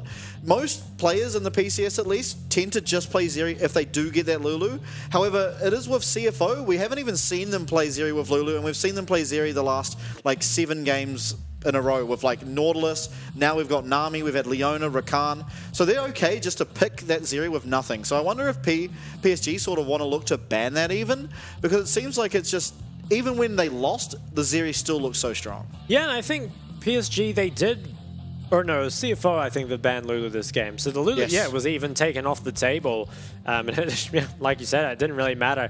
I wonder if those second phase bans could change. I mean, we see the Draven ban away against Shun. And I guess that makes sense. Perhaps the Blitzcrank could change. I'd be surprised if anything about the first 3 bans change, right? Feels like your Jace, LeBlanc, Vi are pretty locked in at this point. But you're right that it seems like Shun is kind of the playmaker, at least for today, and is doing very, very well. And maybe if you can target him, could make things more difficult. Yeah, and importantly, now that most likely CFO will be back on red, they're going to have to ban the Vi instead of PSG having to ban it. So that'll change the draft as well. That'll mean one of those picks they didn't want open, perhaps the Kennen, the Tristana, the Syndra, who have all been played already this series. One of them is not going to be able to be banned. So maybe we see PSG go for one of those again. I wonder if they will just leave up the Vi, right, and go for the Xayah. We haven't seen any of the teams go for it just yet, but I'd quite like to see, as we'll get into a replay here of Arjun just, in a couple of these team fights didn't quite find the impact he needed to. And ultimately, it was Woody who just was kind of left on his lonesome on the side, was taken out very early. And Sona kind of benefits from longer fights, and being taken out so early definitely wasn't good. It was a very scrappy affair. Lots of kills traded back and forth, but you kind of felt like it was CFO that got the better of it. And crucially, this last fight here, RG loses way too much health on the side and charges the Gnar bar way too high. I think, honestly, could have prevented Rest from having Mega Gnar for this. But yes, we'll take a look at the Dragon. I think it was just yoinked by a Runar's bolt. Feels like a weird thing to rest your whole game on, but they got it. Yeah, how much damage would that even do? It would be double digits, I'd imagine. But yeah, it does pick it up and could have even been the difference. Although we did see as that happened, Wako was gold in the middle of 4 members of CFO. So maybe they win that team fight anyway. But certainly the game not likely to just end straight away like it did there. And taking a look at damage, it really was sort of just the Shun show. Obviously, high damage there from both Rest and Jimmian as well. But ultimately, it is the Zeri who does the most damage, and I have to predict that's probably going to be Zeri for MVP.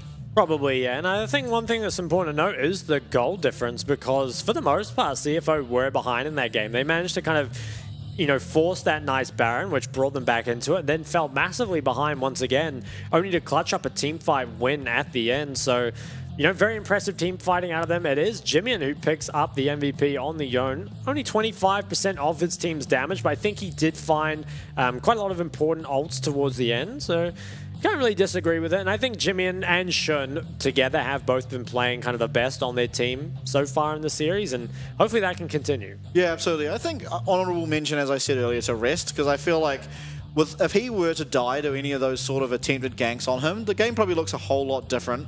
But he is able to survive, and importantly, he wasn't forced out of his lane when those ganks were happening either. He was able to stay in his lane, pick up those sort of minions to get the XP and whatnot, and then was a menace in those team fights. I mean, we saw once he got that armor, no one was really doing any damage to him, and he was just straight up winning trades against the Jax. And that can be the thing, right? I think it was Yubao on the solo AP Ari, and kind of did try and itemize for it, had stuff like the Shadow Flame, but naturally Ari is just not a very good solo AP champion, and that was kind of punished by the armor stacking coming out. I wonder if, it will be the Syndra that's left up in the next one, and then that could perhaps be prioritized. But game number 3 does go the way of CFO. Will we be going to game 5? We're going to find out, but coming up next will be game number 4.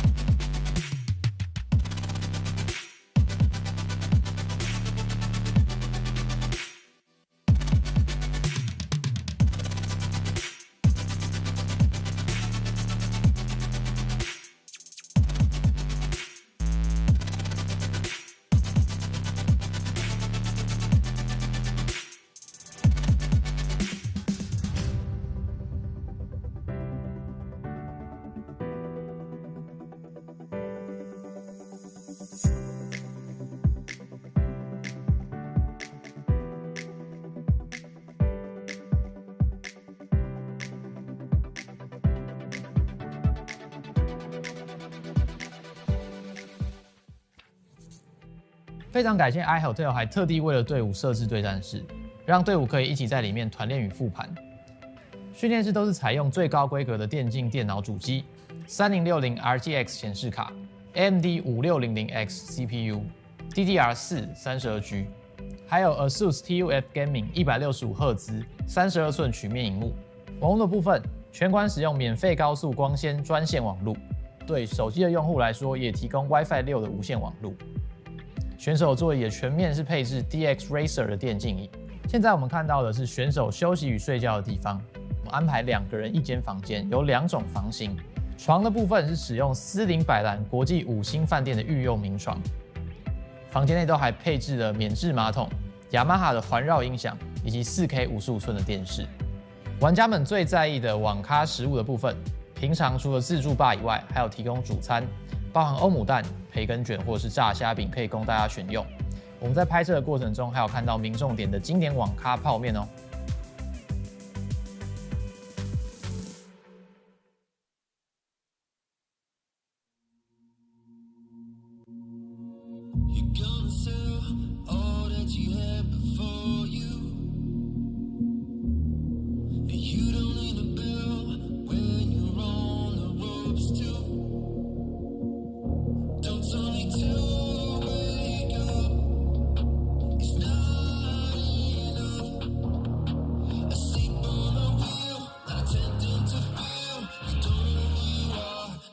like I'm in a dream.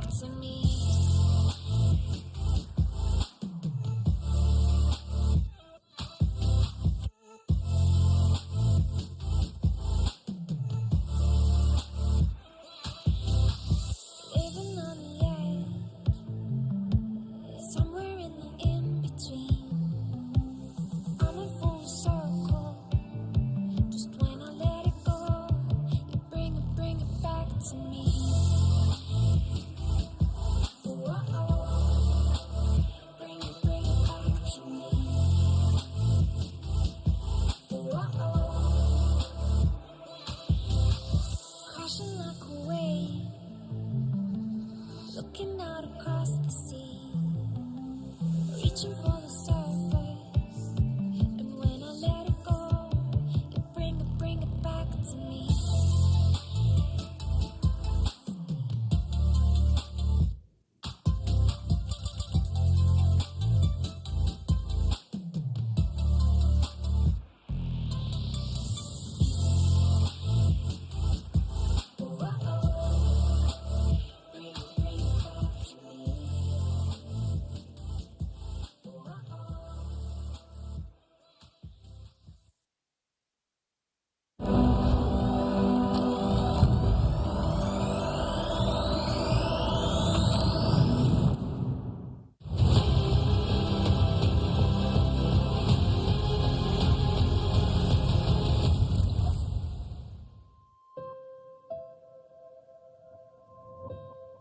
Welcome back, everybody, to the PCS Spring Split Playoffs, brought to you guys by Riot Games, Carry Live, and sponsored by iHotel. CFO, they managed to fight back. They pick up a win, and now 1-2 heading into Game 4. And I think the fashion that they did it in was a bit different from what we normally see from CFO, right? Wasn't the Dragon win condition. In fact, instead found some very decisive Baron calls, and then honestly some great team fighting coming out of them. Now, probably will be forced back onto the red side this game, and I think that could potentially be an issue. But, I mean, if they play like that again, I don't think it'll be anything about draft. Yeah, well, I mean, I think they had one of the most impressive Baron calls. I think that was kind of the only reason they won in many ways. Like, obviously, Shun playing well and whatnot, but without that, they probably are just so far behind that they can't really stay in that. But they did find that, and Shun, all series long, has played really well, so I think he is looking like the win condition on this team at the moment. But I think for PSG now, especially now that they're back on blue and are likely going to have to not ban the Vi, should look a lot stronger coming here, and I'm almost certain that we will see the likes of a tank in the top lane for Ozzy. I don't think he looked as strong on the Jax as he did the Kennen, or just sort of his normal tank picks like the Cassante, Sion, and the likes. Yeah, that's fair criticism for sure. I wonder if this time the side of PSG will do something like take away the Zeri first pick potentially. Tristana is still the ban. Ooh, we'll get to see. Will that Vi get let through? Okay, Syndra once again. Most likely first 3 bans will stay the same for the side of PSG. Yeah, almost certainly, and there hasn't been a Gragas ban yet for the side of CFO, so we'll see if they do choose to do it on this 3rd ban. It was first ban for the rest of the series, so perhaps looking for something different here. Yone, the final ban for PSG. Okay, I think that could be good. It kind of shuts down the Maokai as an option as well, because there aren't many AD mids available with these 3 off the table. So Via's ban, that does make the Zeri obviously a very valuable first pick. Sedge obviously is the one that has been gone for before, but again, no AD mids really to speak of to pair with it, unless we saw something very off meta. I'd be kind of down for just taking the Zeri, honestly. There's Kennen left open this game as well, so something to consider there. Both top laners obviously do play that champion, and it has been traditionally banned, but it is Wukong first lock in here. Junjie does look really good on the champ, and even in that game, so many of those engages were stopped just through usage of that clone, and I mean, he has just looked really, really formidable on this champion, as its win rate does unfortunately fall even further. I think it is actually a smart pickup, because now you force out the Viego, because you can't really go Sedge as a trade, because again, there aren't many AD mids up, and I think the Wukong Viego trade much favors the Wukong. I think PCS Viego, despite having a good win rate, I feel like has looked honestly pretty awful. It's done like very little damage even in the games it's won. And Gnar could be picked up again here, but you'd have to expect will be instantly matched by the Kennen. Yeah, most likely. It's interesting that Rest would opt into this a second time, as the Kennen looks so good against it in game number 2, but we'll have to see. It is hovered, and you would expect it to just be locked in here, as I don't really see any real reason for it not to be. Maybe just thinks that, the previous game when he did play that, could just not walk down the dragon at 5 minutes and might salvage his matchup as a result. Orianna could be the blind pick here for Yubao. Does work well, obviously, with the Kennen and the Wukong. It's a decent blind. Something like the Talia, perhaps a bit riskier. I like this Sylas. I was actually going to bring up, if well, obviously we don't see Sylas logged in here, but for the side of CFO, Sylas gets a lot of value out of the Kennen ult too. So it is something that you could definitely look towards. And I don't think the lane against Ari for Silas is all that bad. I do it's think fine lane. you do kind of lose out a little bit earlier just by nature of range versus melee. But as it progresses, especially if you can get towards, and it looks like we might have a champion select era here. But as I was saying, as you do get to sort of the catalyst and whatnot, you are just more survivable and can't really be bullied out of that lane anymore. And with Kennen ult, as well as Ari ult, and honestly Wukong ult, those are 3 nice ults there for a Silas pick. Yeah, the Silas did used to get played into Ari quite a bit. The main reason it stopped was because people started going for the Airy Scorch Ari and rushing the Oblivion Orb. Now, there's been an interesting dynamic with that, because obviously Oblivion Orb got buffed. It gives more healing reduction than it did before. But in this season now, Catalyst has come into the meta, right? Obviously, there was no Rod of Ages previously.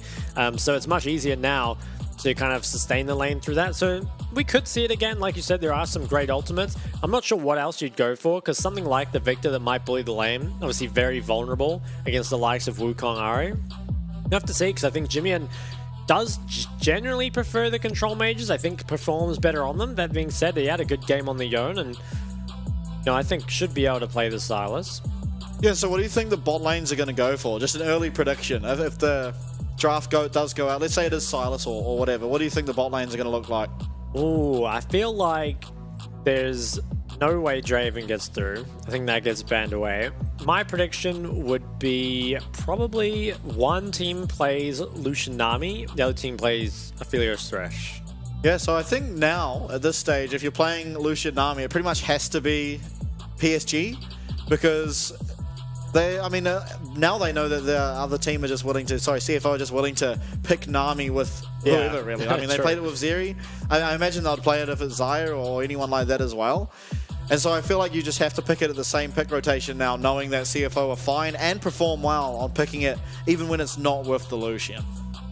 Yeah, potentially. I mean, if CFO are willing to play with basically anything, could just pick up the Nami on 4, but you're maybe very vulnerable then to something like a, Callista, Leona, or something that can come through.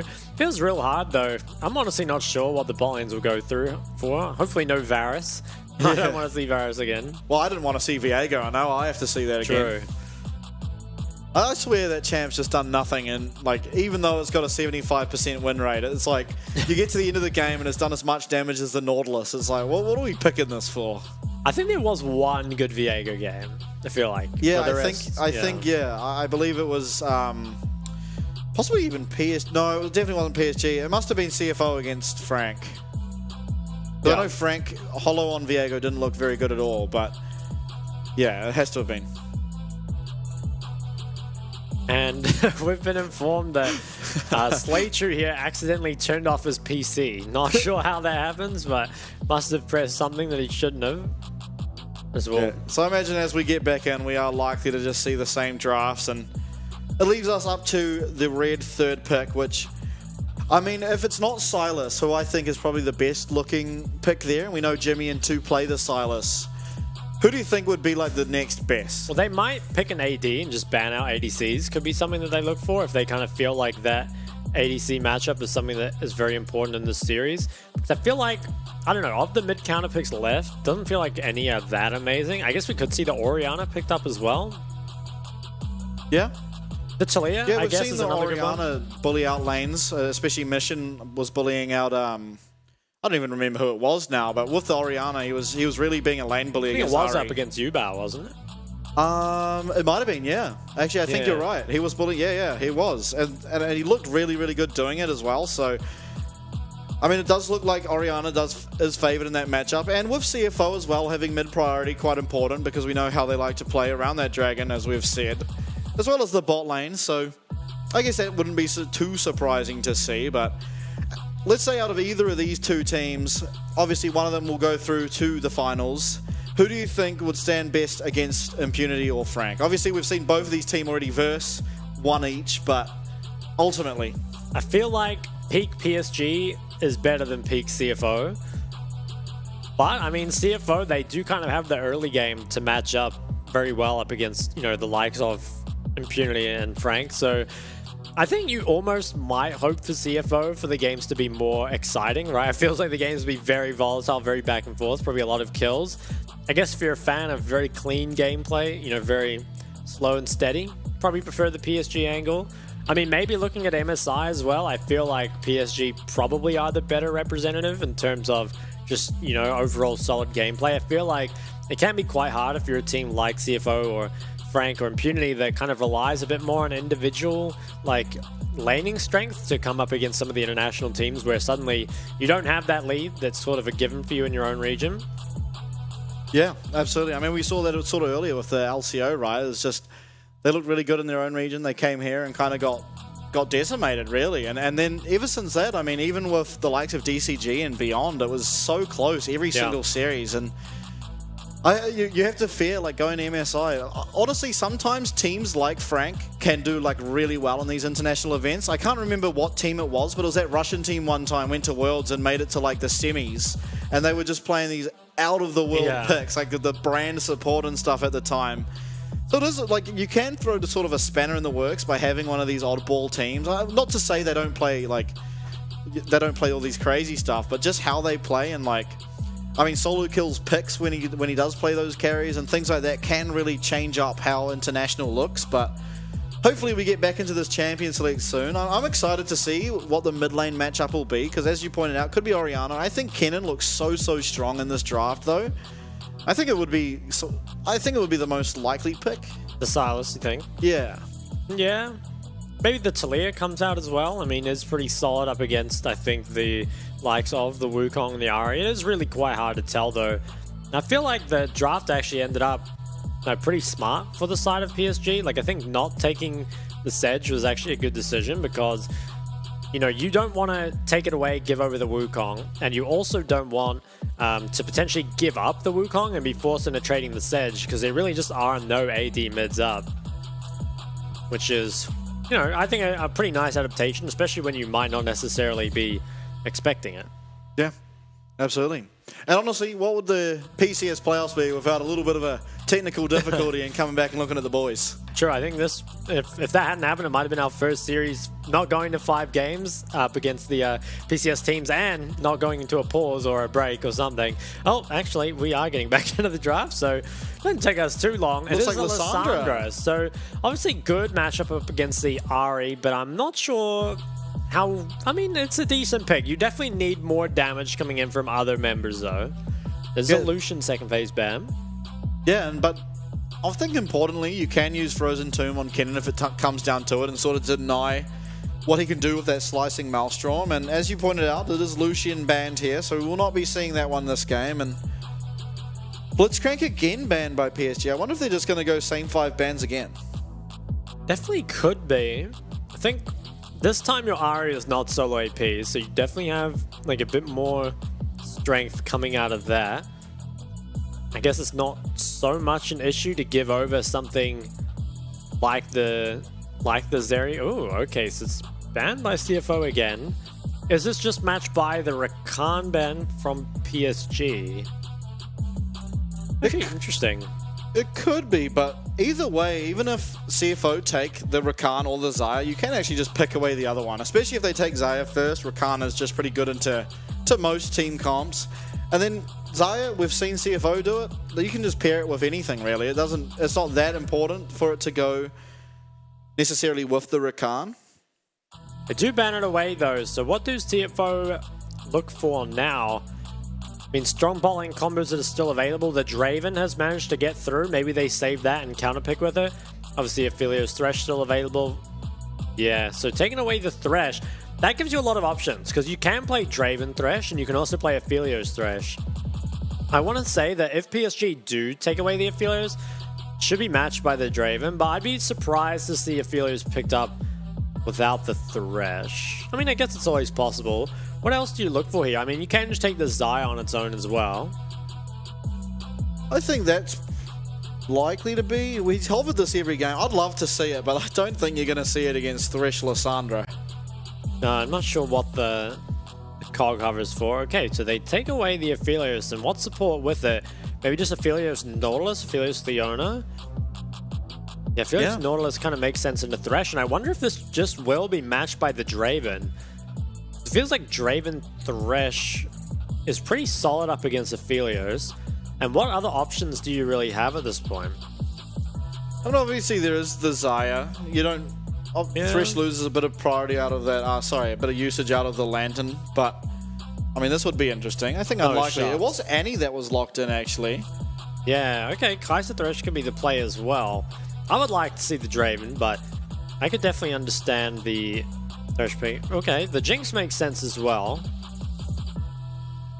Okay, it is locked in, so definitely a bit more consistent, I think, with the Jinx, and I think it's a pretty nice comp for Jinx to play into. Obviously, does have threat from the Wukong and the Kennen, but in terms of like the bot side of the map, early game is pretty all good, and you do have a fair amount of self peel, or with the Thresh Lantern, and then there's also the Lissandra that can peel for you. I think overall, I'd probably give the edge in this draft to PSG, but I think a lot of it depends on how that top matchup goes, because if Rest doesn't nuke his matchup like last time by just kind of running around the map, I think it could be a lot closer. And then I think you've got pretty solid team fight from both sides. So it could be real interesting to see how this one plays out. I think as well, Shun has to position fairly well, although credit to him, has been doing so pretty much all series long. Yeah, I want to say though, the PSG team comp has such an easy team fight. If they find sort of an Annie flank with the Tibbers, or even Junjie finding a nice Cyclone, it kind of just spells disaster for CFO. So, as you said, Shun is going to have to position so well to be protected against all this AoE. And it's all AoE CC as well, coming out of the side of PSG. Yeah, he does have himself a lot of range, which is the thing he has going for up against the comp. I think especially if you can make sure that PSG's like Wukong Cannon don't get ahead, then this game's pretty playable for Shun, but obviously, if those members do end up ahead, Shun can find himself in a world of trouble here, as we will be heading on to the Rift for game number 4. PSG still one game away from the finals. They've got themselves a good draft. They've got themselves the blue side. Are they going to be able to take it here against CFO? We'll have to see. Yeah, absolutely. All right, now envision yourself. You're a CFO stan.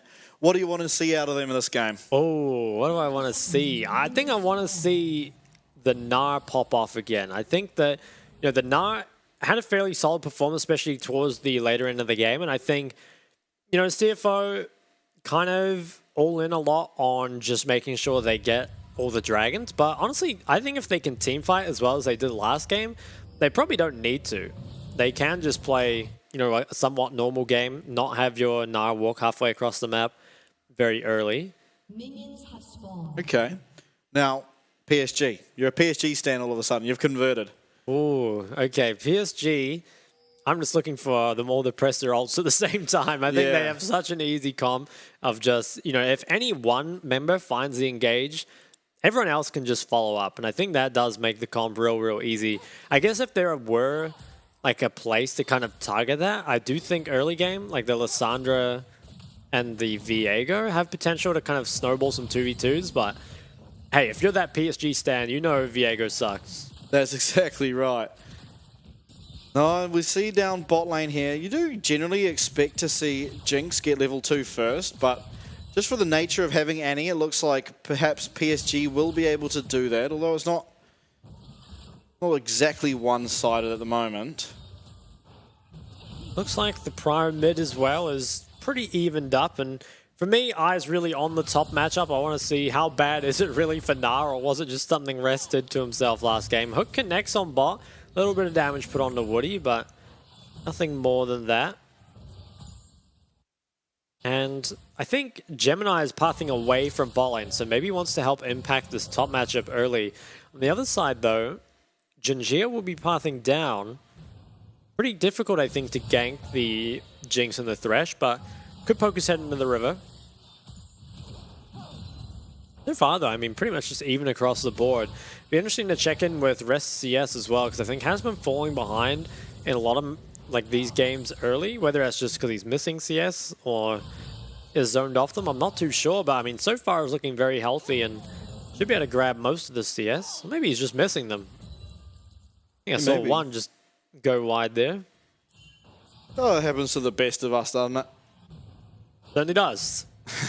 Now, I just want to see. I really do, as you pointed out, want to see how this Kennen Gnar matchup works, because even prior to his sort of roam down to that dragon, he'd already found himself at a fairly substantial deficit in terms of CS. But looks like this game at least, he is staying relatively even, only very slightly behind.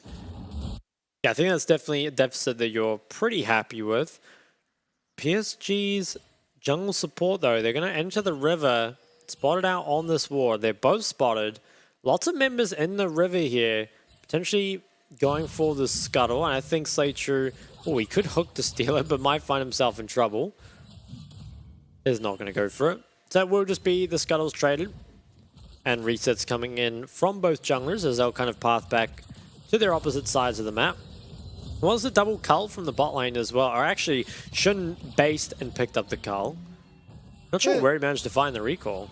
Yeah, it looks like he got a bit of a cheater recall in there as Wako slowly pushes us back in towards CFO. And maybe shown at an early CS advantage, it seems, assuming he gets the majority of these minions. It was fairly even, all things considered, but really good job here out of the entirety of CFO, really, of keeping tabs on where Junjie is. They've pretty much had constant vision over him this entire time, as Hook only slightly misses there. Was very, very close to connecting, although I'm not sure if the follow-up actually would have been there. I feel like Gemini was out of Lantern range. Could just be a little bit of chunk, though. And I wonder if they do look for some sort of regank before this wave crashes. Obviously, PSG's bot have not reset yet, so not as strong. Now it's getting zoned off the wave just a little bit. Looks like Gemini will be spotted out. Drops a pink on that drag. Maybe can just look to go back to it after a bit. Top matchup though, I mean, it is starting to, I think, build a small lead here for the Cannon. Actually, Rest is very, very low in top lane. Not sure what happened, but took a very, very bad trade and is now forced to reset. He might even, yeah, he gets cancelled on his base as well. Botlane's building their wave. No dive opportunity though. Can just probably look for a base of their own. Gemini shows mid, kind of for no reason. Not sure why he showed if he wasn't playing for the prior. Does just confirm his position. Rest bases, he's got himself the Merc Treads now. Obviously very good up against the Cannon and the Ahri. I'm just going to base with a lot more gold, and once again, CS is pretty significant. PSG, they're looking towards a drag without having based. I wonder if this is a little greedy. I have to see. It depends a lot on the mid priority. I think CFO could contest this though. Yeah, we might have our first fight of the game as Slaytrue will blast cone over into that river, and TP from Arja. Arza is teleporting to that bottom tower, so roles almost reversed from the last time we saw this top lane matchup, and he will just immediately recall knowing that his team has now got the dragon, and he actually shouldn't lose out on too much. Does look like Rest is freezing up there. Yeah, lose a couple minions. I think it's going to be pretty punishing. It might actually end up evening up the CS, which is very, very important. And I think Rest might even end up XP off of it. So while it is that first dragon picked up for PSG, it does come at a cost. Arja has to be really careful walking up to that wave as well. Gemini on this side of the map means that he always has the kind of fear of getting ganked, especially with Jimmian as well, who can enter the river. Doesn't have the most mana though, so we'll just start that base of his own. I wonder, can Arja crash that top wave, or will Rest be able to keep it frozen? Top CS, though, is pretty much evened up off that, as well as the gold in general. Yeah, but still important, I think, for the side of PSG to be able to pick up that early dragon. Certainly like being able to work on that stacking early, and it bodes well for champions like the Aphelios to be able to pick up such early objectives. Not typically one to have all that much prio as soon as some abilities start coming down from the other teams, both AD carry and support. Rest looks like he's just going to be able to keep farming this from range, so that TP has kind of fixed his top matchup for him. And on the other side of the map, Wako hasn't managed to reset yet, but I think he will probably play for one now. They are going to start that reset. This is ahead of the Herald. Can this base get cancelled? Ooh, it does. I think that's pretty important. If you can stop, especially the support recall before Herald, that does mean that it will just kind of be that 3v3 around top, at least for now. And it buys you a little bit of time as well for Gemini. Oh, they cancelled again with that ward. It's getting them so much value. Now I wonder, could there be some trade? PSG, they're looking to just start up this Herald. And Gemini, he's hard committing on the other side of the map. Maybe wants to try and invade the red. Spots out Annie as well. Ward comes down here from rest. And maybe not content to give that one over, is instead going to cross mid. Looking on Ubel, but seems like he got away all right. This is looking... So, PSG are here a lot earlier, and also Wako has much better tempo on the bot wave, so if there is some sort of plate trade coming out, it is better for them. It's a 4v4, and I think it probably favors the side of PSG given their position. Rest, he has a flank though. Yeah, Migana, oh, Charm goes wide and Hook lands onto Ubel. That's a massive mistake as Gemini now picks up that Herald. Yeah, so well played there from the side of CFO. Managed to dodge out the flash charm and then end up sneaking the Herald off the back end of it. Where will it end up being used though? Kind of feels like bot lane might be the place. And did Waka even manage to trade any plates? I don't think he did. No, the tower remains very healthy, so nice job there from CFO. Get the Herald, don't have to trade anything over for it. And it is now the Mobies on Slay True, who's going to get very active on this map. Yeah, really well played there. And Ubel tried to look for something. If that charm does connect, they probably pick up that kill, but it was not to be. And ultimately, CFO find themselves at an early gold lead. And take a look at the replay. I wonder... Because he went for the flash charm on the Thresh, I believe it was. Oh yeah, I feel like even if got the Thresh might not be the best target. Probably was better to save it for Gemini instead. And after that, you know, with the cooldowns burn, do have to walk away. Shun has himself a pretty solid bunch of items here. Plates all still up and available. No plate taken anywhere on the map yet. Currently though, Gemini's on the top side with the Herald. Maybe just wants to drop it mid while Ubal's on base. Looks like instead he's probably just hovering around. I mean, maybe just wants to free up Jimmy to come 4-man dive bot. That could be the play. Yeah, they're entering the bot side jungle together. I think PSG's bot lane has to be quite careful. There is no TP from Arja. Junjia will spot out the invis at least from this Viego, and Woody being level 6 does make it a lot harder to dive this bot lane, but with where the wave is, this is terrible for PSG. Yeah, they're going to have to give up some creeps for now. Not the end of the world. Mid Prior continues to go the way of Jimian. Is probably going to go grab himself a blue, which is going to allow him to spam on the wave even more. And Yubao, not having the flash or the cleanse, does make him pretty vulnerable to jungle ganks. Looks like they will just enter that bot river. And top matchup's looking a lot closer than it was in the previous Naris Kennen match. Definitely good news for the side of CFO. And lots of members in that bot river, maybe looking for some sort of engage. I think lots of members very vulnerable here, honestly. If a hook connects or the Lissandra, PSG could find themselves in trouble. 3 members, though, they are going to maintain the control. Can they start this up? I kind of feel like it's greedy, but they're looking to. I think they need to back off of it. Okay, they're going to go back to it. Both top laners do have TP. RJ maybe has his in about 10 seconds. And CFO, maybe he just played a Herald mid instead? Looks like Jimmy and will just go mid. And PSG, they're spending a lot of time in the river, which will cause mid to fall quite far behind in CS. Yubao is giving up wave after wave, and it's starting to cost him. Now down 20 CS. Herald is going to be dropped mid by Gemini here as well. And PSG, kind of unlike them, placing a lot of priority on this dragon, while meanwhile they're falling behind in gold in other areas. TP comes in. Junjia caught out here. Hook does land as well as the Frozen Tomb. Is he able to get Cyclone off? He does, but it's too little too late. First blood goes to Slay True. Obviously not the person you want first blood on, but very good to kill Junjia there. And that should be the dragon going the way of CFO. Honestly, really weird macro from the side of PSG there. I'm not sure why they felt so much kind of priority over that dragon. I think they're normally the ones that are willing to trade. Instead, I guess, maybe after last game, didn't want it to be coming down to the Dragon Soul, but already had one to the name. It's now evened up 1-1, and a reasonable gold lead here for the side of CFO. We'll have to see how much can they get done off these mythics as the Everfrost and the Kraken now both completed. Yeah, almost uncharacteristic of PSG in that dragon sort of fight. It was, you don't usually see them commit so many resources for just a second dragon, but ultimately they do, and it doesn't pay off. It is now CFO pretty comfortably ahead for the 13-minute mark.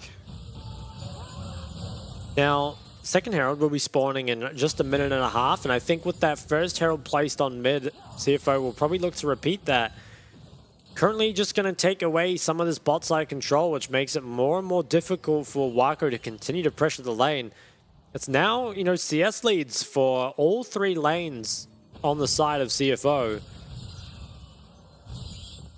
Feeling pretty good about that as Gemini is going to swap back to the bot side. It is permanent priority here out of this Lissandra counter pick, and the CC with the Viego as well looks very good. They're now pinging on their way towards that bot jungle. They have so much control, but Arja still has the TP, so do need to respect that.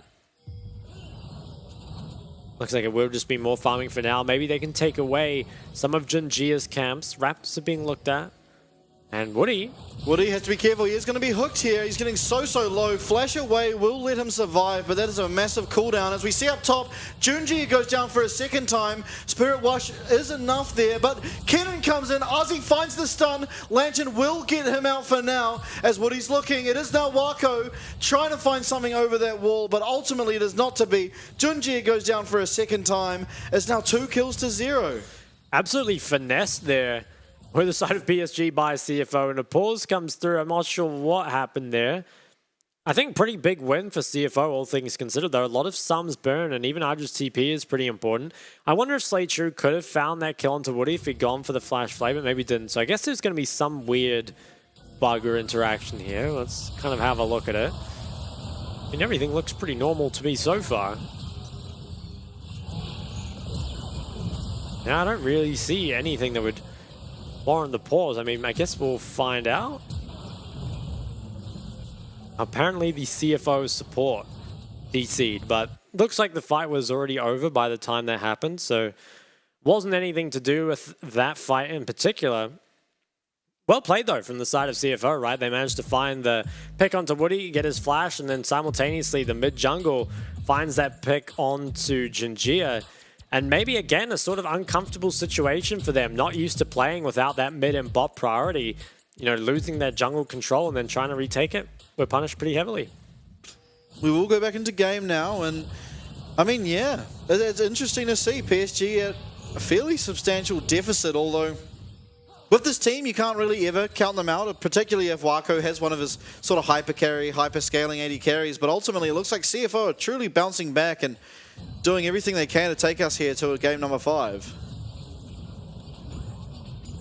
Okay, second Herald looks like it will get started up here. And probably will get dropped mid as well. It's started up by Gemini, and now Junjia is going to try trade something on the other side of the map. There's pings onto that bot tower, but I don't think they can go for it. Looks like Shun will just be able to return bot and keep farming up. Actually, he goes mid, and they wisely send Jimmy into the side lane. He will be a lot safer there.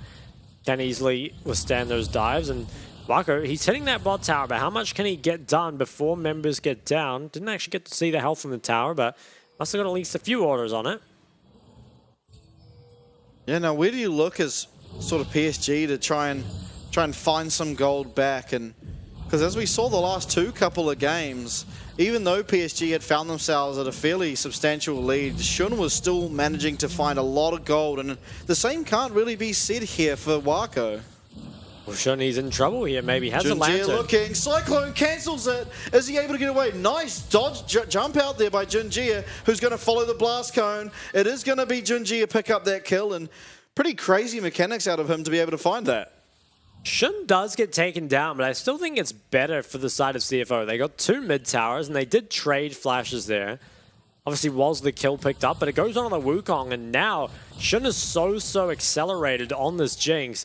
Ahead of the next Dragon fight, I think is really important. So, you know, unfortunately, probably thought he could do that and get out, but honestly, even with dying, I think it could be worth it. As Jimmy is just going to rotate towards mid with a bit of bot priority here. I wonder why. I feel like he could just stay bot here, but it looks like they're instead going to send Shun towards bot. I guess just wanted to protect this mid tower. And Jimmy, he doesn't quite have the TP up yet, But look at his CS lead. I mean, it's at 189 CS, only 17 minutes in. Yubao's not even farming badly, but Jimmy is just farming better.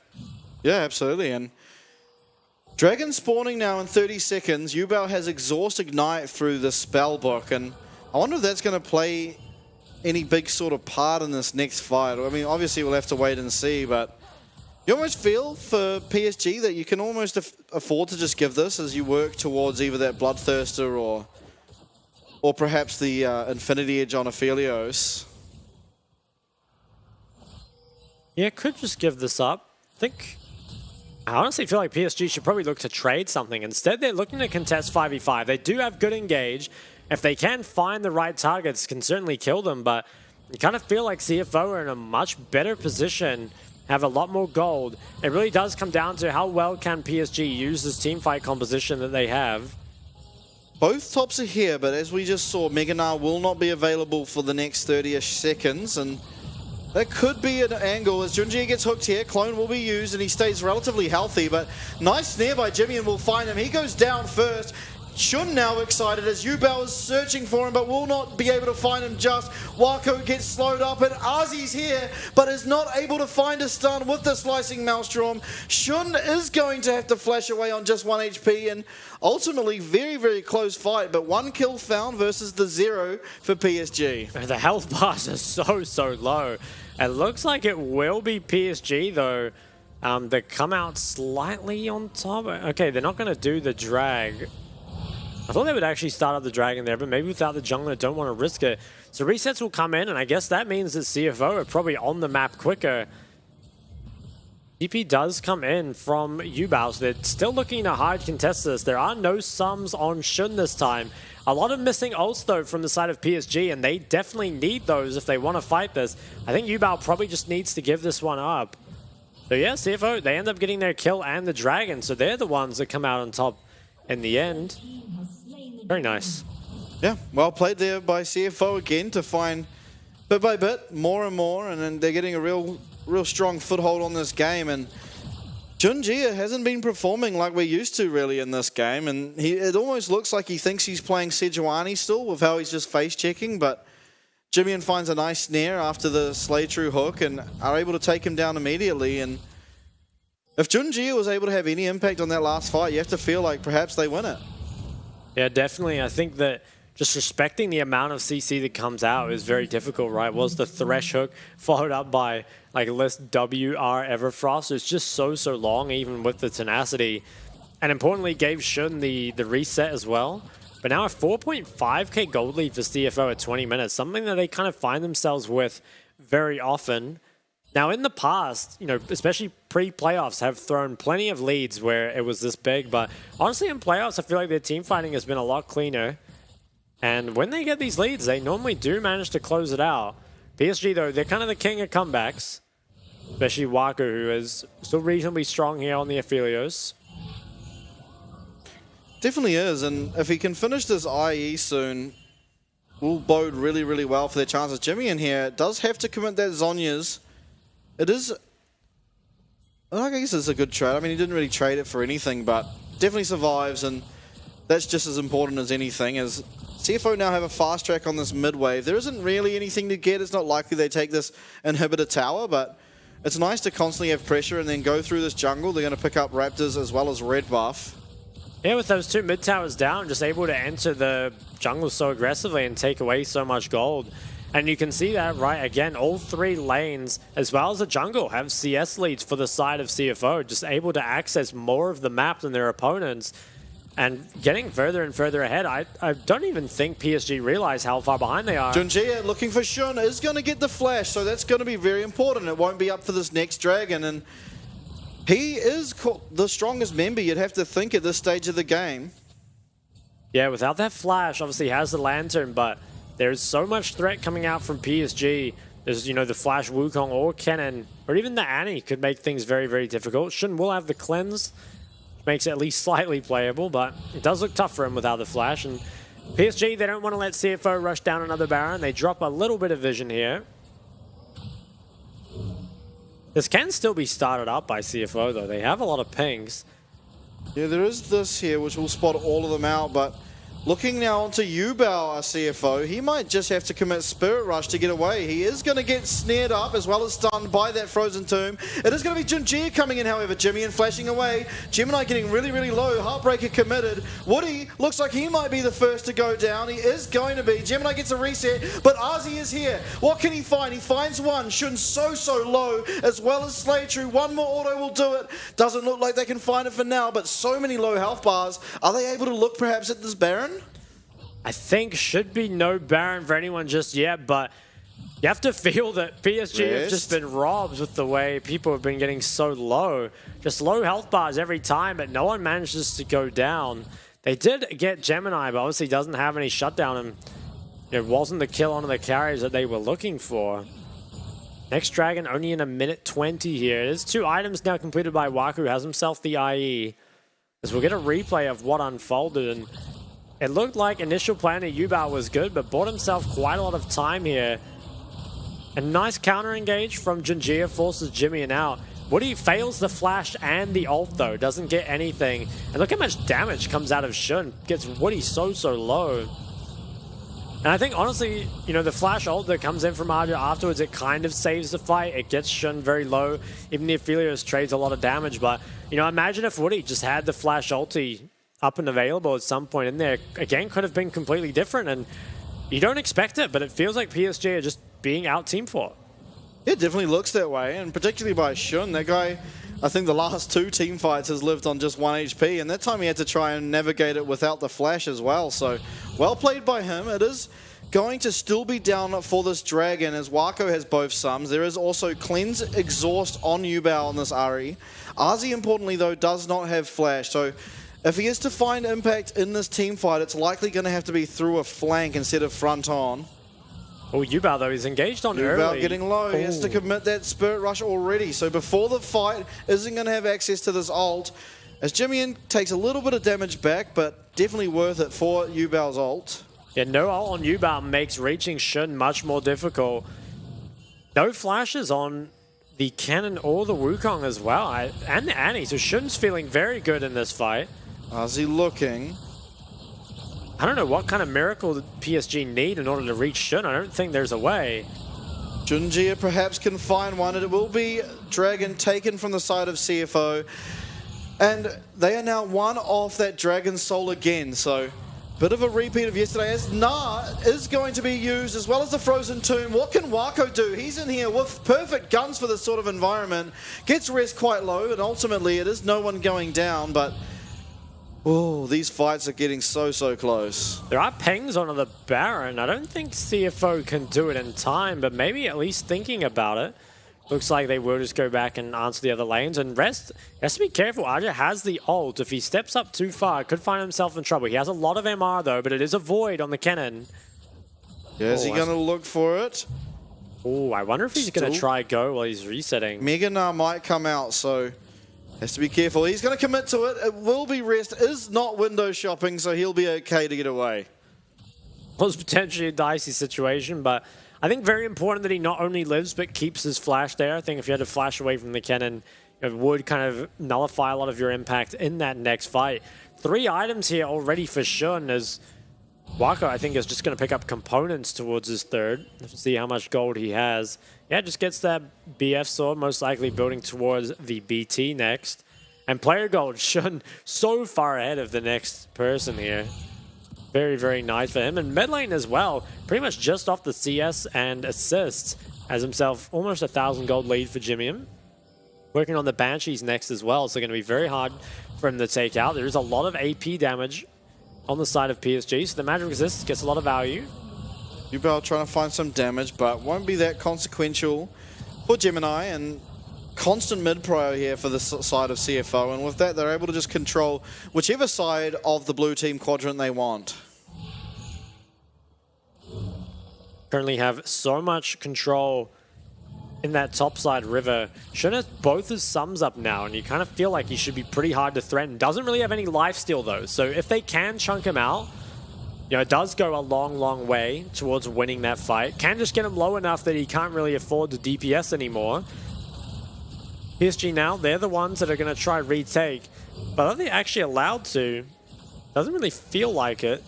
Yeah, CFO, they're going to try contest Jinjia. Gia, Is he spotted. should be okay, but importantly, very shortly, we will have all flashes available here for PSG. So Shun, again, going to have to play better than usual when that is the case. He does have access to his flash as well, so we'll have that available, but ultimately, it is Baron getting looked at, and entire control is in favor of CFO, honestly, of the entire map. Yeah, they have so much control over both side lanes as well as all the vision that they need. It is the 4th dragon in 2 more minutes, and you might just see them play for that. Can smite this away? Doesn't look like it can be. So it is PSG. They maintain the control around here, but Jinjia, Gia has to be careful. He is okay to escape for now. We'll get that Banshees actually as Jimmy is charmed up and stunned. He does use his ult. Is he able to get away?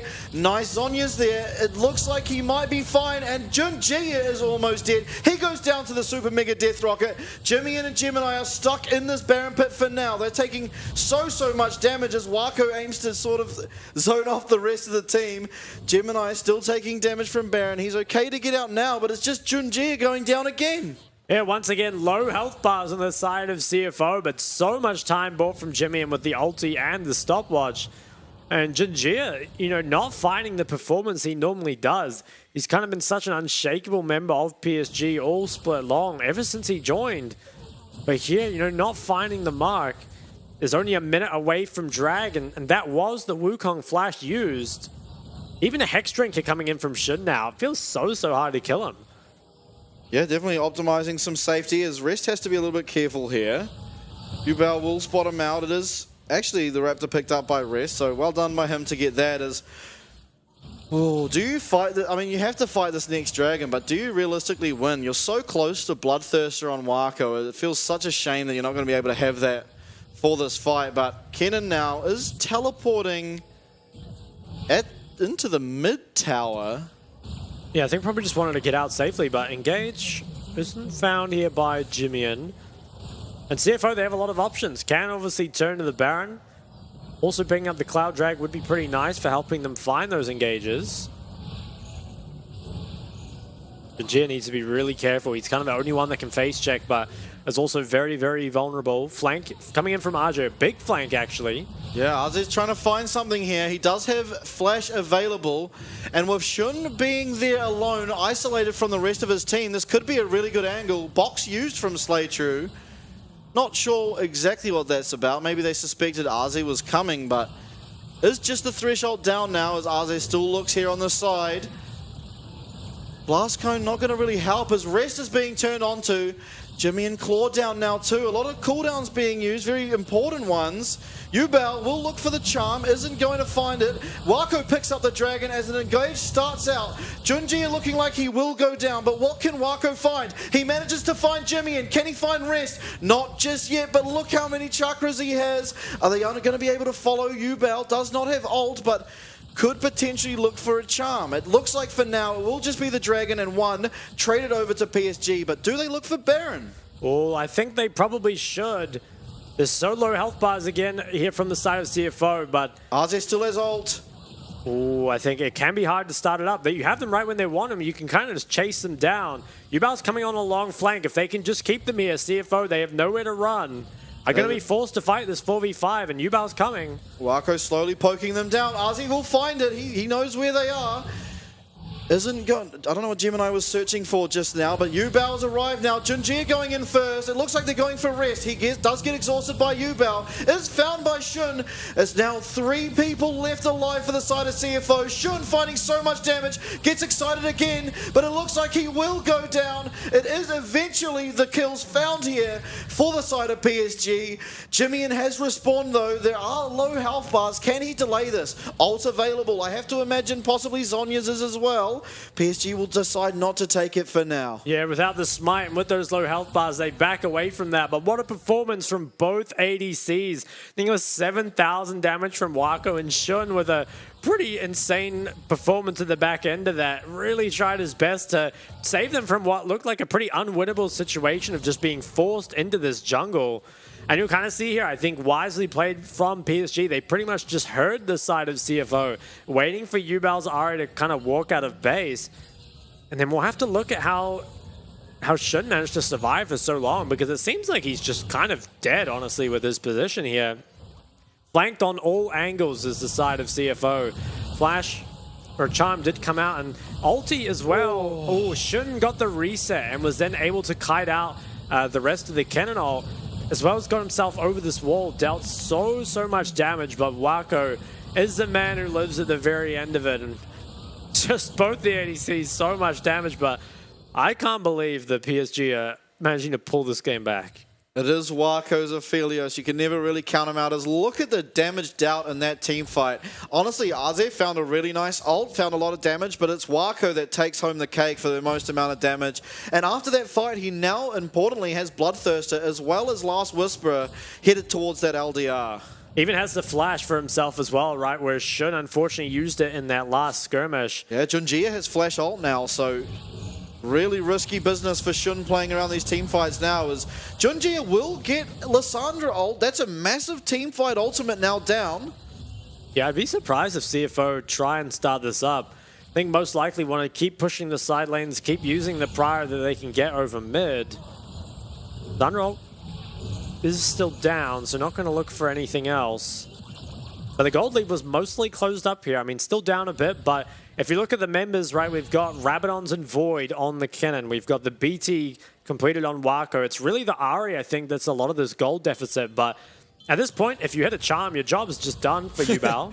And the Charm does hit. Yeah, we find Gemini here. He will be okay. Quite a tanky on that Viego is Gemini, but importantly, there is a fast track here for CFO down mid, and PSG are going to have to answer that. Rest almost at Mega. Jimmy in trying to find Wako, but Wako positioning nicely to not be found. Inferno will instantly clear out these waves, so that'll feel nice for him as Hook slightly goes wide. It was very close. Not sure if it could have been followed up on, but next Dragon is in a minute, and I wonder if CFO this time will instead just try and trade away the Baron. Rest has Mega. Yeah, they're looking. It won't be found just yet, and Aze is at their red buff, so they have to be so careful. They have no idea where he is at the moment. They are searching for him, but unlikely to find him in this current position as recalls come through here for the side of CFO. Yeah, he's found himself a pretty ridiculous flank, but unfortunately won't come to anything as those recalls do complete. 30 seconds away from this drag, and I think CFO, they've kind of missed their window if they want to try to do the Baron here. I'm just going to stay around, though, just in case someone face checks him. And maybe that's what they look to do. Yeah, pings towards the Baron. Arja's probably going to move back up to his previous position. He's not knowing. Yeah, I think CFO, they have to be very careful starting this up. Jimmy's going to try find him.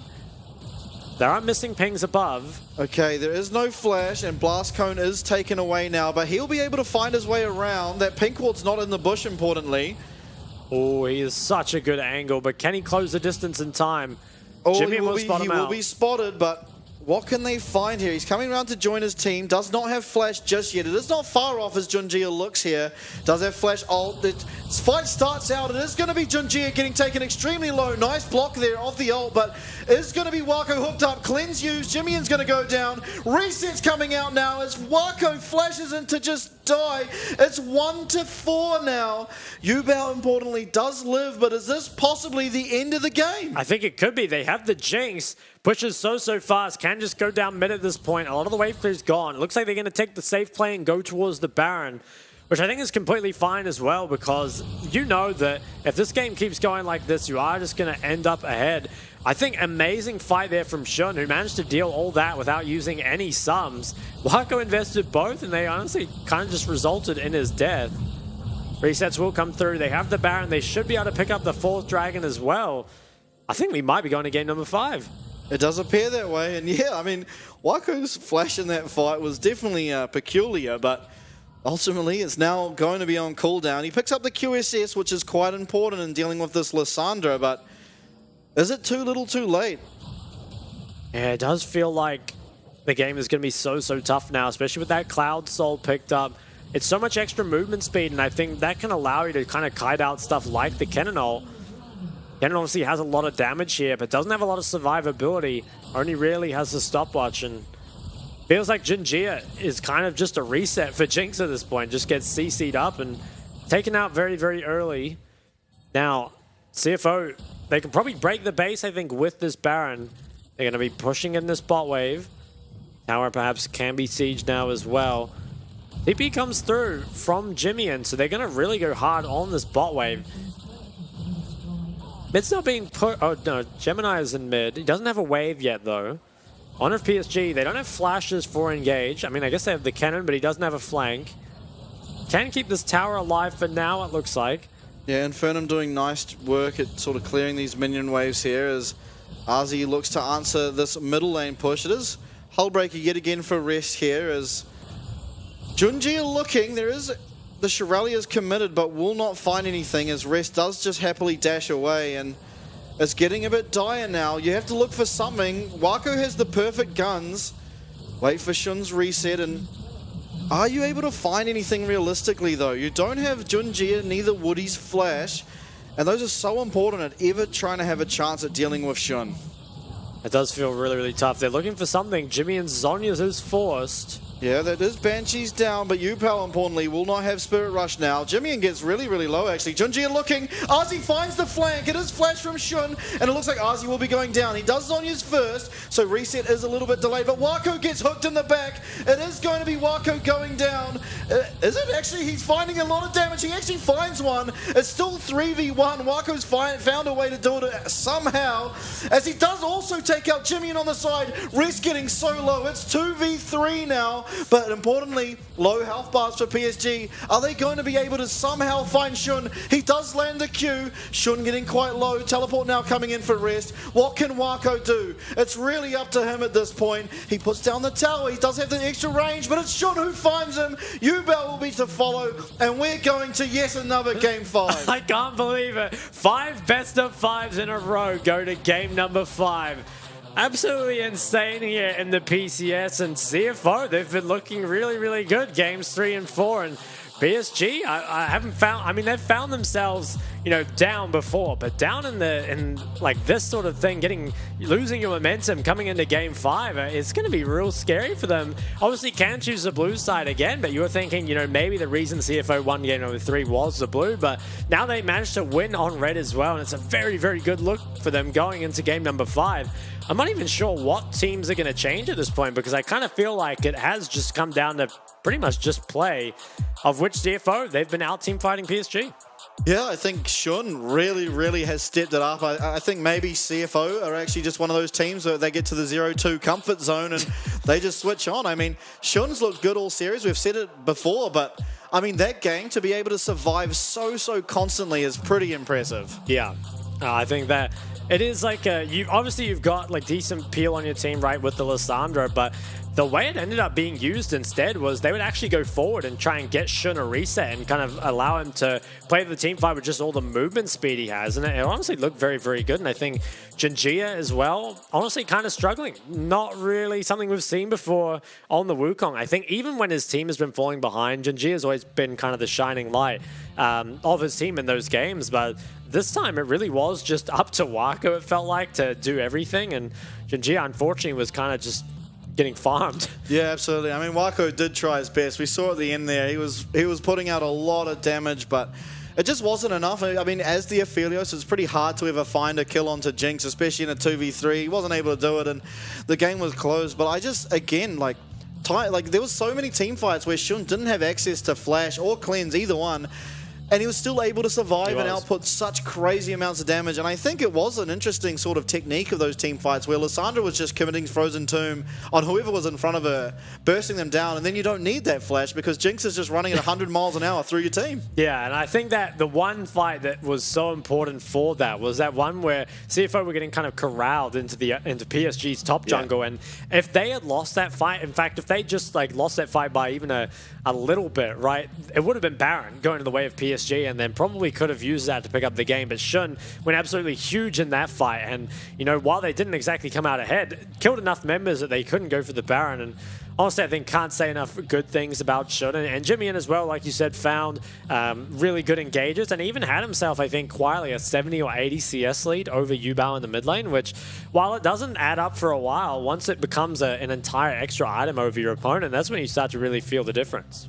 Yeah, absolutely. I mean, we saw it there, I think, at one of the last Dragon fights where Ari just didn't have items. She was at 2 items, Jimmy was at 3, and as you said, it's just such a big difference, especially with sort of how those champs work. Ari needs to be doing a lot more sort of damage. Like, she doesn't have to be the main damage threat, of course, but she has to do a lot more damage than Lissandra to be as effective in a team fight, because ultimately, if Lissandra goes in, stuns someone, snares someone, and Zonya's, she's all good to go. Yeah, you can actually just buy so much time. But I need a prediction from you on the Viego damage. What do you think it is? Oh, Viego damage. Yeah, it won't be much. We'll have a look at this replay and I'll think about it during that.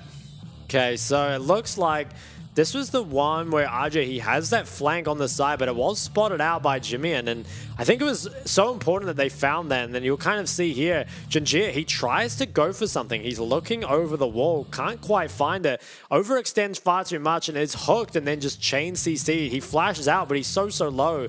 And once that reset comes in here for Shun, is just able to deal so much damage. And Wako, he managed to get out of that, but look how much damage the Lissandra passive did to him. Flashed in and was just instantly killed. I mean, probably didn't see his health bar.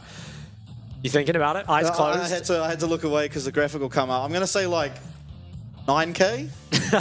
Take a look.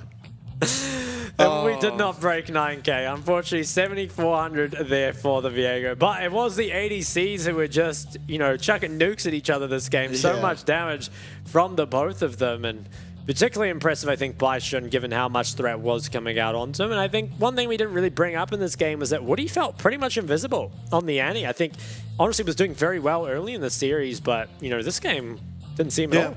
You feel like it could have just been a Nautilus, right? And then you even have a better time in those team fights, because what can Shun do really against a Nautilus ult? It's just one of those sort of, you can outplay me as much as you want, and you still get a knocked up kind of abilities. And as you said, I mean, that one fight where he sort of missed that flash ult, it really, I'm surprised.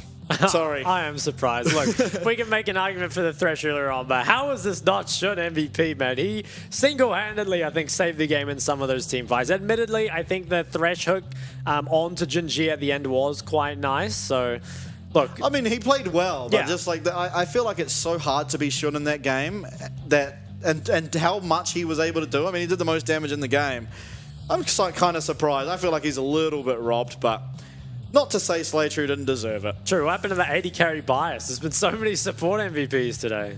Yeah, who knows? And as usual, he did 5% of his team's damage. Roughly the same as Viego, may I say. True. Oh, But that's sad. I Oh, the don't know. Viego. I mean, look, the Viego at least, I think, found some kills with the Lissandra. Obviously, it's not a champ that's going to put out a lot of DPS in the fights. It still felt like, he kind of had more impact than Jinjia just because Jinjia was kind of feeding. But I honestly feel like the difference between those 3 junglers of like the, the Sedge, the Wukong, the Vine, maybe even include the Maokai in there if you want. It feels like after that, jungler just drops off a cliff. Yeah, absolutely. I mean, it's kind of crazy to see. Honestly, I'm so surprised with how poorly Jinjia really played during that game. But honestly, we're going to go to Game 5 very shortly, so stick around for the break and we'll see if PSG can pull it back.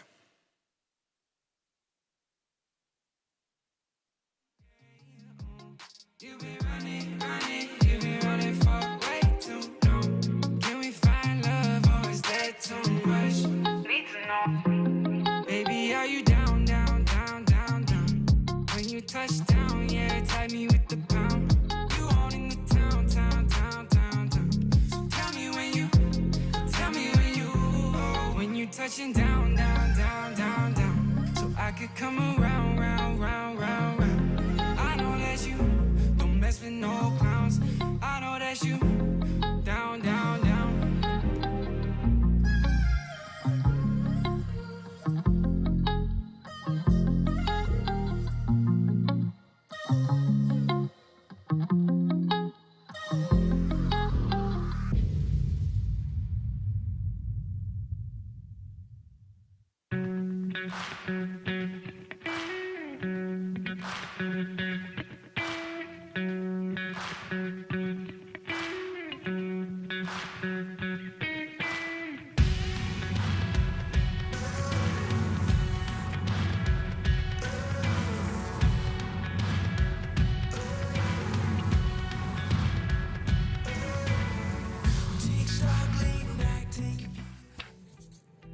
非常感谢 iHotel 还特地为了队伍设置对战室，让队伍可以一起在里面团练与复盘。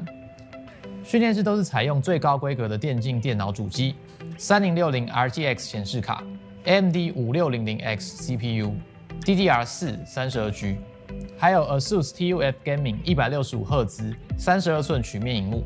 网络的部分，全馆使用免费高速光纤专线网路，对手机的用户来说也提供 WiFi 6的无线网路。选手座椅也全面是配置 DX Racer 的电竞椅。现在我们看到的是选手休息与睡觉的地方，我们安排2个人1间房间，有2种房型。床的部分是使用斯林百兰国际5星饭店的御用名床，房间内都还配置了免治马桶、雅马哈的环绕音响以及4K 55寸的电视。玩家们最在意的网咖食物的部分，平常除了自助吧以外，还有提供主餐，包含欧姆蛋、培根卷或者是炸虾饼，可以供大家选用。我们在拍摄的过程中，还有看到民众点的经典网咖泡面哦。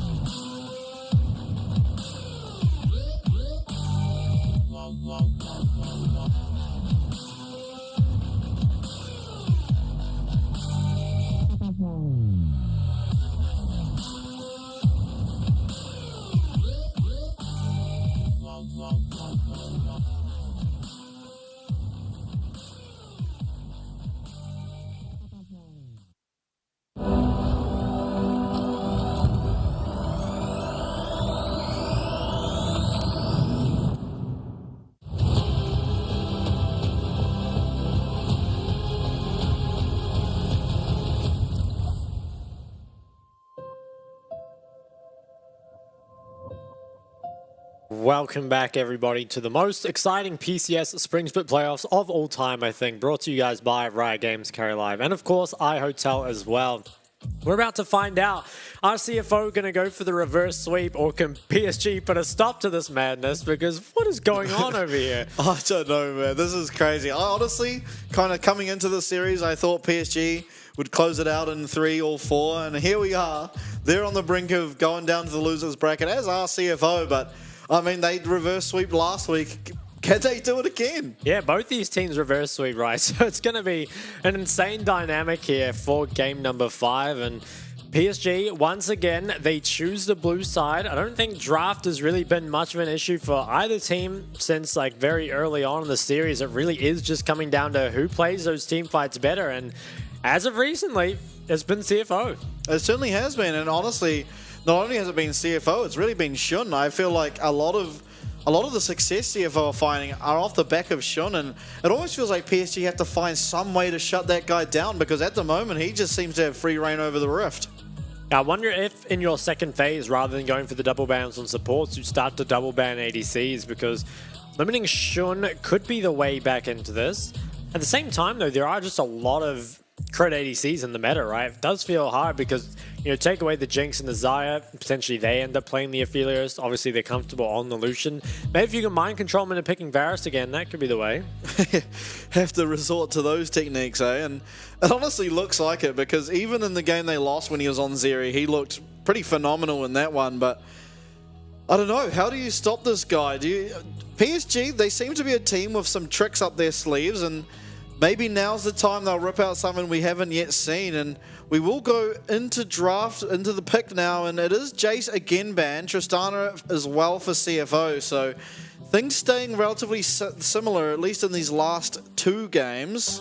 Viego banned, no shot. Wow, okay, yeah, Viego was a bit of a problem that game, and was taken away, but interesting. I mean, I guess it limits the jungle pool more. Like, if you do take the Wukong with all these junglers banned, what do you go for? Because I feel like the Sedge with no ADs does feel kind of weird. I have to see, though. Yep. Syndra banned again, so CFO looking like they'll be banning similarly, if not the exact same as the last 2 games as well. But see what PSG answer. It is going to be LeBlanc again, so a bit of a change up here from PSG in the banning of that Viego. We'll see if that means anything. There are still so many junglers left up. There's Vi banned, there's still Wukong, Sejuani, Maokai, and Yone's left up this phase, so is the potential to see the likes of the Sejuani or the Maokai for CFO? Yeah, I think that being up does definitely change things. Do you still first pick the Wukong? I mean, maybe you take the Sedge and look to play the Yone yourselves. I feel like the blind pick Ahri has been punished pretty hard just by being outscaled for the most part. They go for the first pick Gnar with the cannon up. So they are confident to play that matchup again, and they're just going to trade whichever junglers are left open. Is it a salty run back to game number 1? Ooh. Yeah, it could be interesting. I mean, I don't think it can be any Malphite picked up. But, yeah, I wouldn't be surprised to see this picked up with Silas. Yeah, well, it is going to look... I think it's going to be the Jax. It is the Jax, so we've seen this matchup quite a lot, and Jax with Sejuani, definitely a very, very formidable 2v2. We'll see if PSG have a good answer to it here. Perhaps something new. I think the only jungler that's really shown us anything outside the meta in the jungle so far is Kongyue on that Pantheon. I don't expect Pantheon to be picked here, of course, but perhaps Junjia has something that he can play. He has been seen on the Elise, and he looked really good on it. Elise obviously falling a bit out of meta since her nerfs, however. Yeah, probably will just be the Wukong. Ooh, or maybe they go for Xayah Rakan. Xayah Rakan this early. I like it. So this gives a lot of priority. Well, it depends on the matchup, but Xayah Rakan typically very, very strong in the bot lane in a 2v2, and with the remaining sort of mid AD carries, they tend to win out against most of them. Yeah, it also means that, you know, CFO, they're either forced to pick their AD here or get banned out. Looks like it'll be the Yone getting picked up. It does give CFO an incredible topside 3v3. A PSG probably going to have the advantage on the bot side, and it feels like the bot lane is what's been mattering for the side of CFO. Yeah, and I think importantly, between this game and game number 3, Xayah has a better time at dealing with Yone than the Lucian does, just by matter of how much damage Xayah can put out in a team fight, and she kind of likes you running at her. That's sort of where she performs best. So we'll have to see. We're going to head into bans now. PSG going to look to ban some 80 carries away from Shun, because he honestly has looked like the biggest problem for them to deal with thus far. Yeah, okay, so they ban away the Lucian. There's still a lot of options though, right? Like Lucian, Derry, Aphelios. Definitely can't get rid of them all. Kind of just have to choose which one you want to play into. Draven too. Yeah, sure. Can't forget that. Now, second ban here. I mean, do you just keep banning junglers, ban out the Wukong? I wonder if then what Jinjia will go for. Maybe something like the Gragas could come through.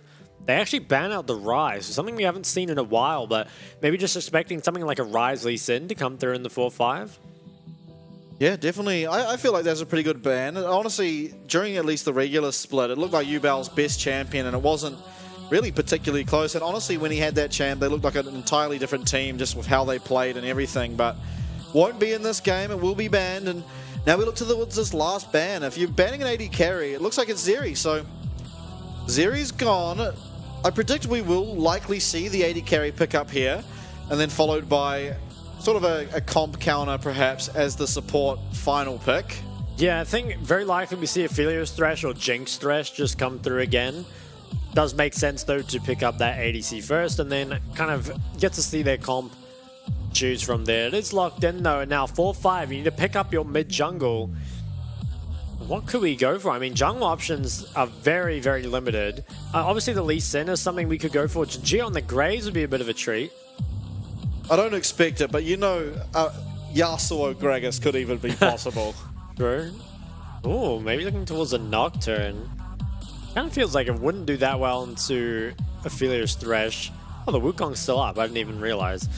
Okay, well, that makes sense. They do drop, or they do grab the Wukong. Now, the last pick is mid. I mean, the Akali works into the Yone, but can, I think, struggle a little bit up against the lifesteal. I think I'd prefer something else. Might just run back the Ahri, but it would be the solo AP. Kind of prefer more damage. Maybe the Syndra. I was going to say, Syndra looks... Oh, it's banned. Oh, Syndra's All banned. right, Talia makes sense. Yeah, I like Talia. Talia will do well into the Yone, as well as have a bit of self-peel when it comes to Sejuani and the Jax. Blitzcrank is actually open for, I think, the first time in this series. I do suspect we will likely see that Thresh, but Slaytrue has liked himself the Blitzcrank in the past and looked pretty good on it, in all honesty. He kind of won them that last game against Frank on the Blitzcrank. Yeah. Yeah, so as expected, is that Thresh ultimately locked in? Can't imagine Aphelios playing into this comp without it. Overall, though, I mean, looking at comps, I want to say it's pretty even, maybe slightly favoring PSG, just because of the Xayah Rakan. I feel like that is very, very difficult to play against for like pretty much everyone on the side of CFO. But honestly, I think we can throw draft pretty much out the window at this point, because it really does just feel like it comes down to who team fights better. And with everything on the line in this last game, it still is anyone's, right? Yeah, it definitely is. And I think it's hard to really look anywhere else but these 280 carries on which team's going to win. I mean, there can be a lot of volatility in pretty much every single one of these lanes, but it seems to not matter that much. I mean, maybe if you excuse game number, I believe it was game number 2, it's pretty much all been the 80 carry show for the most part. So I guess eyes on Wako and Shun. Wako has been probably our best 80 carry for the entire split up until perhaps now, where Shun is really, really taking over.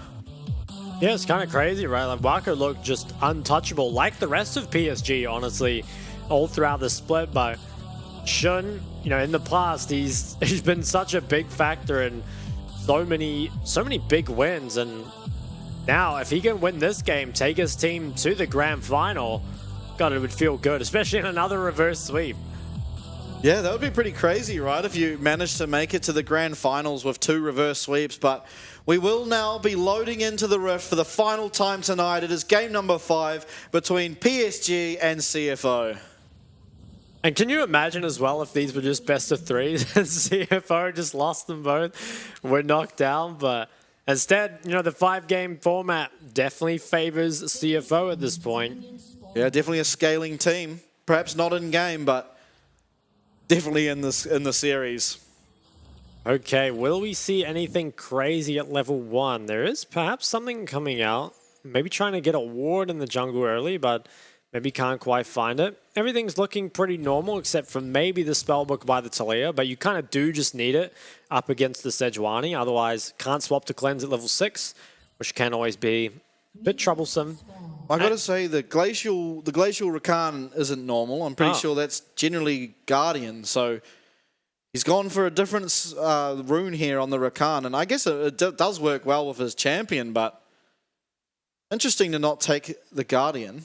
Yeah, I suppose there's not a ton of threat onto the bot lane.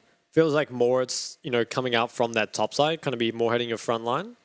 That's definitely true, but I think the Guardian, well, I guess the Glacial sort of offers it in the same way, but if Guardian procs and you're running at people, then you get a whole lot more daggers to be able to put through as the Xayah, but either way, it will be the Glacial here taken by Woody, as bot lane probably going to go how we imagine. It is, however, top. Oh, nice jump there by Ozzy, actually. Yeah, with that E start, is able to get a little bit of damage onto Rest, and haven't seen Rest on the Jax in a while, I feel like, but was pretty strong on it before. I might be misremembering here, but was Rest the one that went AP Jax? Yeah, I a think few weeks ago. It was. Yeah. Back in the day. He's a bit of a scientist. Yeah, he comes up with his own way of playing League of Legends, that's for sure. It is mirrored starts here, or reverse starts, shall I say. Yeah, I wonder, can Gemini get anything done with his current top priority? He's going to look into the jungle. He has a ward available. Maybe just drop the ward and leave. Yeah, I think that is the play. It doesn't have so much priority that he can contest on this, but spotting out Junjia early could be nice. In fact, might stick around. Oh my. Yeah, top is very heavily trading, and Arja actually starting to fall a little far behind. Gemini, I wonder, he could play to steal this. Yeah, just smite this away. It would. Oh, what a tilter this would be. Yeah, Junjia is going to be in shambles. Oh my it is God. smited away. Junjia realizes, but is it looking too late? Gemini getting a really nice trade, and actually Junjia turning it around a bit. Gemini getting really, really low. Arzi is going to arrive, as is Rest, and it will just be that steal. Well played by Gemini. It does manage to get out. I'm surprised he didn't have to flash either. So nice escape there. We'll go for the reset, and now Junjia, he will grab that top scuttle, and maybe he could cross the bot. Have to see. Depends kind of on the state of mid lane. Ooh, Woody does need to be a little careful, maybe. It's hooked Hook up. lands. Does still have Flay available, so can deny that knock up from Rakan. Now Gemini will path back onto the bot side. Junjia, though, he crosses straight over mid, so doesn't have his reset, but currently has bot priority. I wonder if he's going to try get both scuttles. Yeah, okay, so he actually gets both. So despite the buff being taken away, I think has himself a small lead here. Could even invade for more. Oh, but is Rest getting a solo kill up top? We'll have to see what happened there. It is traded over, but 400 gold onto Jax this early in what is supposed to be a fairly even matchup feels really, really good for the side of CFO. Yeah, it looks extremely worth as well, given that he denied a huge wave.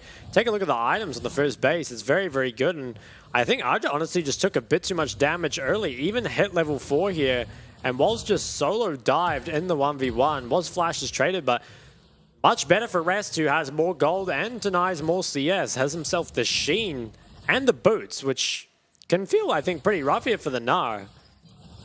Yeah, definitely will feel pretty bad.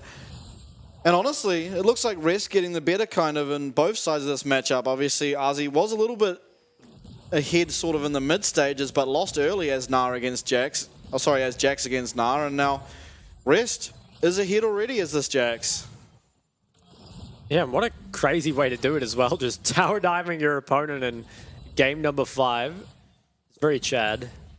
Now, I will say, though, PSG, if they can sort of make this game go a little bit slower, get some armor onto both Arzi and Junjia, they will have a fairly decent time in this game, just from the fact the only AP really on the side of CFO is the Sejuani. Obviously, Yone got about 30% of his damage will be magic, and depending on Jax's build, he'll have a little bit too, but Sure, he'll have his Zonyas before long. yeah. The rest classic. Oh, Arjun needs to be quite careful though. Does not have the flash. Gemini coming in.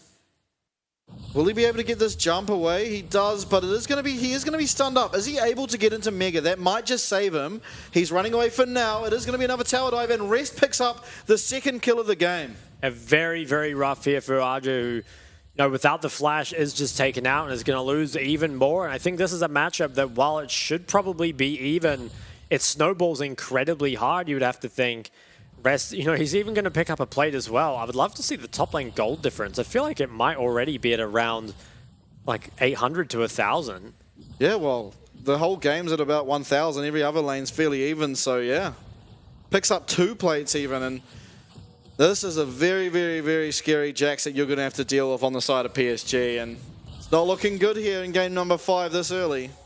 Yeah, definitely not the start you would like. Still obviously have extremely strong team fight though with the Talia as well as the Zyra Khan. How much can they get done with that? Because you obviously take the Zyra Khan early to, 1, deny it from Shun, but 2, to kind of just, put your comp in a really good position, I guess, to have a lot of flexibility. But I feel like Jax kind of deals with a lot of that. Wako, even if he ends up getting strong, while he can CC the Jax, Jax can buy so much time. Time that which, like, Shun has shown that he uses very, very well. Certainly knows how to DPS in these later game fights. And Rest now with this advantage. And the wave pushing out. I think Arj is in a world of hurt here. Yeah, this is going to be so incredibly hard for RZ to ever play in this lane. Maybe can crash it though. If Rest can keep this off his tower, especially once Arja goes back to mini, could maybe look for some trades. Might even be worth ulting this wave. Doesn't decide to go for it. And Rest is going to be able to keep this up. Jia, with that bot priority, is starting up this drag. But that potentially means you have bad tempo for Herald. And I think Herald going over, especially if it's used top lane, could be very, very troublesome. Maybe wants to look for mid as well. Yubao doesn't have the cleanse, went for the ignite, which is honestly really questionable. Probably should just have the cleanse here. Ozzy comes, finds Gemini down there in that middle lane, and actually getting taken to half health, and he's not going to like that. Honestly, at this point, Jax with the ult flash available, at least very shortly, should be able to look for a dive perhaps onto this Nah, who is just so weak already. Especially with the current mid priority. Doesn't look like Jimmy will be able to go top just yet, but 3 members now on that Herald. Looks like it should just get picked up relatively for free. No trade on the other side of the map. Jungea didn't even commit for going bot. Obviously there was a dragon that was picked up before, which is sort of the trade, but this can now be used to extend the goal lead even more. And honestly, maybe you don't use it top and just keep this lane and kind of in its current position. Don't give Arja the opportunity to, kind of freeze it at his tier 2 and farm into this game. Yeah, how is Arze supposed to ever farm in this lane with where it's currently positioned? Yeah, it does feel so tough. He can farm with Q, but that's really about it. Yeah, this is looking really bad for the Gnar in the top lane, and should be able to dodge out of that as Junjia is here to try and help alleviate some of this pressure, but ultimately, what can they really do? Even bringing Woody up here at this moment. Yeah, lots of members around. This potentially leaves bot lane vulnerable to getting heralded though. Looks like Junjia will just grab the scuttle for himself. Are they going to maybe look top again? Rest has flash, as well as he's just very healthy, and I think CFO have to know something is up. Haven't seen Woody in a long time here. Wisely respecting here is Rest. Those recalls come through, and now that the bot vision is being controlled, Rest probably knows that the side of PSG is on a bit of a timer for responding, and Marco unfortunately did not manage to finish up the Krugs. It is Gemini who smites that away, and things kind of going bad to worse at the moment, at least for the side of PSG. Herald is going to be used bot, and some of that gold will be funneled now onto this Aphelios. Junjia here, trying to answer. Yeah, the Aphelios who picks up a lot of gold after that feels very good. The only kind of saving grace for... actually Rest gets traded on pretty heavily. Not sure if this was some sort of misplay, but lost a lot of health. Yeah, Gnar did use ult, so it had to have been something to do with that, but honestly, that's such a short cooldown. It doesn't really matter that he used it. It's almost back up by the time you get Mega Gnar for a second time. So somehow Ozzy alleviates pressure for himself in that lane, and that's all you can really hope for at the current standing. Yeah, I think that does actually buy himself a little bit of time, as Rest is going to be forced to reset. Actually, instead cancels that. I wonder if he's needs a bit more gold for Sundra. I mean, you wouldn't think it would be so early, but obviously it's very, very accelerated. As Woody, he's going to try and get a little bit of vision here. Actually doesn't know the Gemini is there. Ooh, Glacial Prison does land. Woody will be going down. It's Shun, importantly, who picks it up. They're trying to trade onto Jimmy in, but this teleport from Rest should deny that. And bad to worse everywhere on the map. It is Shun who's now picked up 2 plates as well as that kill now onto Woody. Really well played by Gemini, honestly, to just sit in that bush. Yubel does dodge out of that flash hook. And nice by him to avoid that. Obviously didn't have the cleanse, so if he got hit by it, was going to probably lose his flash immediately after. It is now the Sundra completed by Rest, and Ajik can be nowhere near it. As we'll see here, it was real nice by Gemini, yeah, to just kind of sit in this bush. And I mean, maybe Woody didn't realize? Yeah, no, just doesn't have any idea. Thinks that Sedge has just gone over the wall and gets altered, chain CC'd up, and the kill going over to Shun is, I think, very, very nice. Credit to Jimmy as well, who managed to get out there. And take a look at the top item difference right now. It's pretty significant. You have to think, no way Arja can win these trades. And with such a top item disparity, probably going to be giving over that next Herald as well. Does have TP advantage for Dragon, though, and I wouldn't be surprised to see PSG pick up a second one. Although... Woody engaged on here by Jimmy, and is he able to find any more damage than that? It doesn't look like it for now. Yeah, Woody nice will be okay. It is the Mythic here on Shun. Has the Gale Force nice and early. I wonder how hard they're going to contest this, though, given that they are at TP disadvantage. Although, if they can force Arja's TP and get out, would be in a very, very good position. Would allow Rest to probably just take the entire top tower. And they have good team fight here, especially early game with the Sejuani Yone. Does just add a lot of CC, particularly before people pick up the Merc Treads. Now, recall is going to come in from Gemini. Perhaps they just want to kind of slow this down.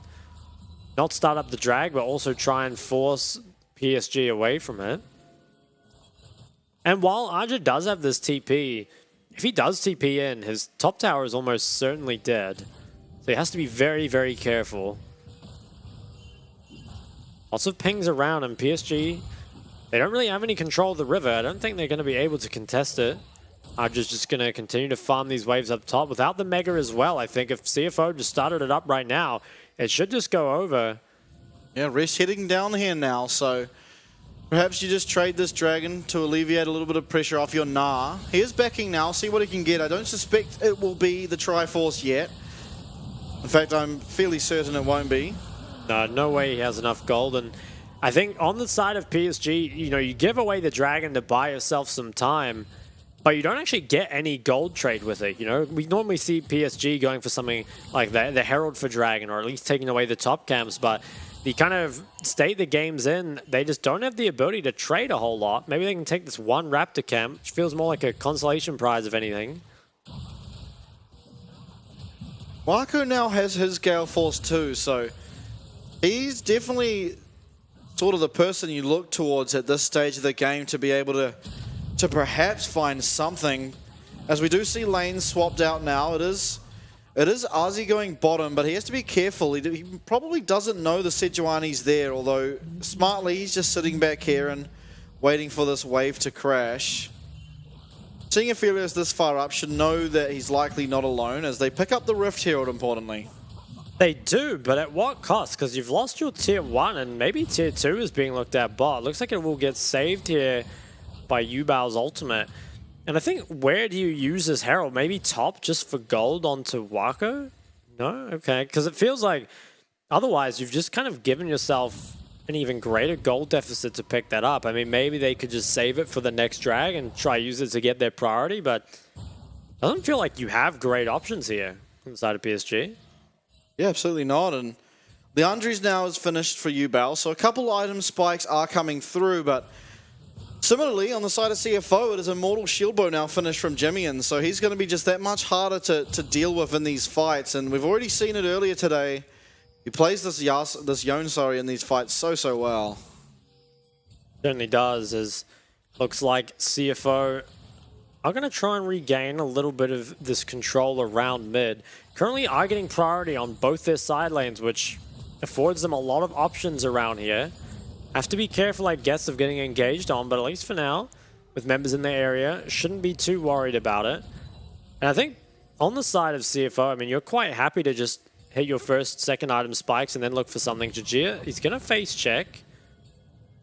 Does have the Talia around as well, although the Weaver's Wall is not up. Yubao, he has to lane up against this Jax. Does feel pretty hard in the 1v1. Yubao has a lot of CS for himself. Honestly, considering the lead this Jax has, his CS is very low, but I think that's just because of all the battling that's been happening in this top lane. Yeah, also had to walk down a dragon, which lost him a little bit, but Jimian is now maybe working on this tier 2 bot. If you can pick up these tier 2s, there's such a huge standing gold. You know, it's 600 gold if you can pick it up in local. Feels very, very nice. Will just be crashed and look to back off again. Maybe now looking on the side of PSG towards that Zyra Rakan for the team fight. They've got a lot of members coming up. This should probably be Herald dropped on the top tower with the way Jinji is pathing. Maybe instead we'll just go for the recall. It does not go for it. I wonder if he is just going to save it for that drag timing. See many teams do that. And Shun, he's going towards that BT second.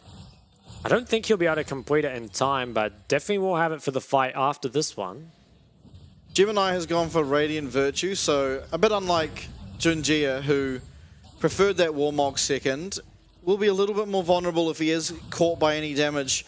But then again, in team fights, will offer his team a little bit more in terms of sustain, so I guess keeping the Yone as well as the Aphelios alive, and honestly the Jax as well, is going to probably pay huge dividends as we come towards these later stage fights. Speaking of Jax, the man has a catalyst in his inventory. I think he might be cooking again. Alright, well that's going to be Abyssal Mask because he can't go the Roa. I mean, never say never to Rez. So Salsa's Divine for Roa. Sure. But yeah, no, this guy's builds are crazy. They're definitely unique. Wild. Yeah. A Yubao. He gets himself quite a lot of gold here in the bot side as that tower does go down. Maybe can keep going with this as well. Can at least get another crash, if not the tower. Looks like Rest will be here. They're going to try auto it at least a couple times, and that's a lot of standing gold picked up here in the bot side. It is spread on the multiple members, and I don't think they'll be able to spend it before the dragon fight, but it definitely closes up some of that gold deficit.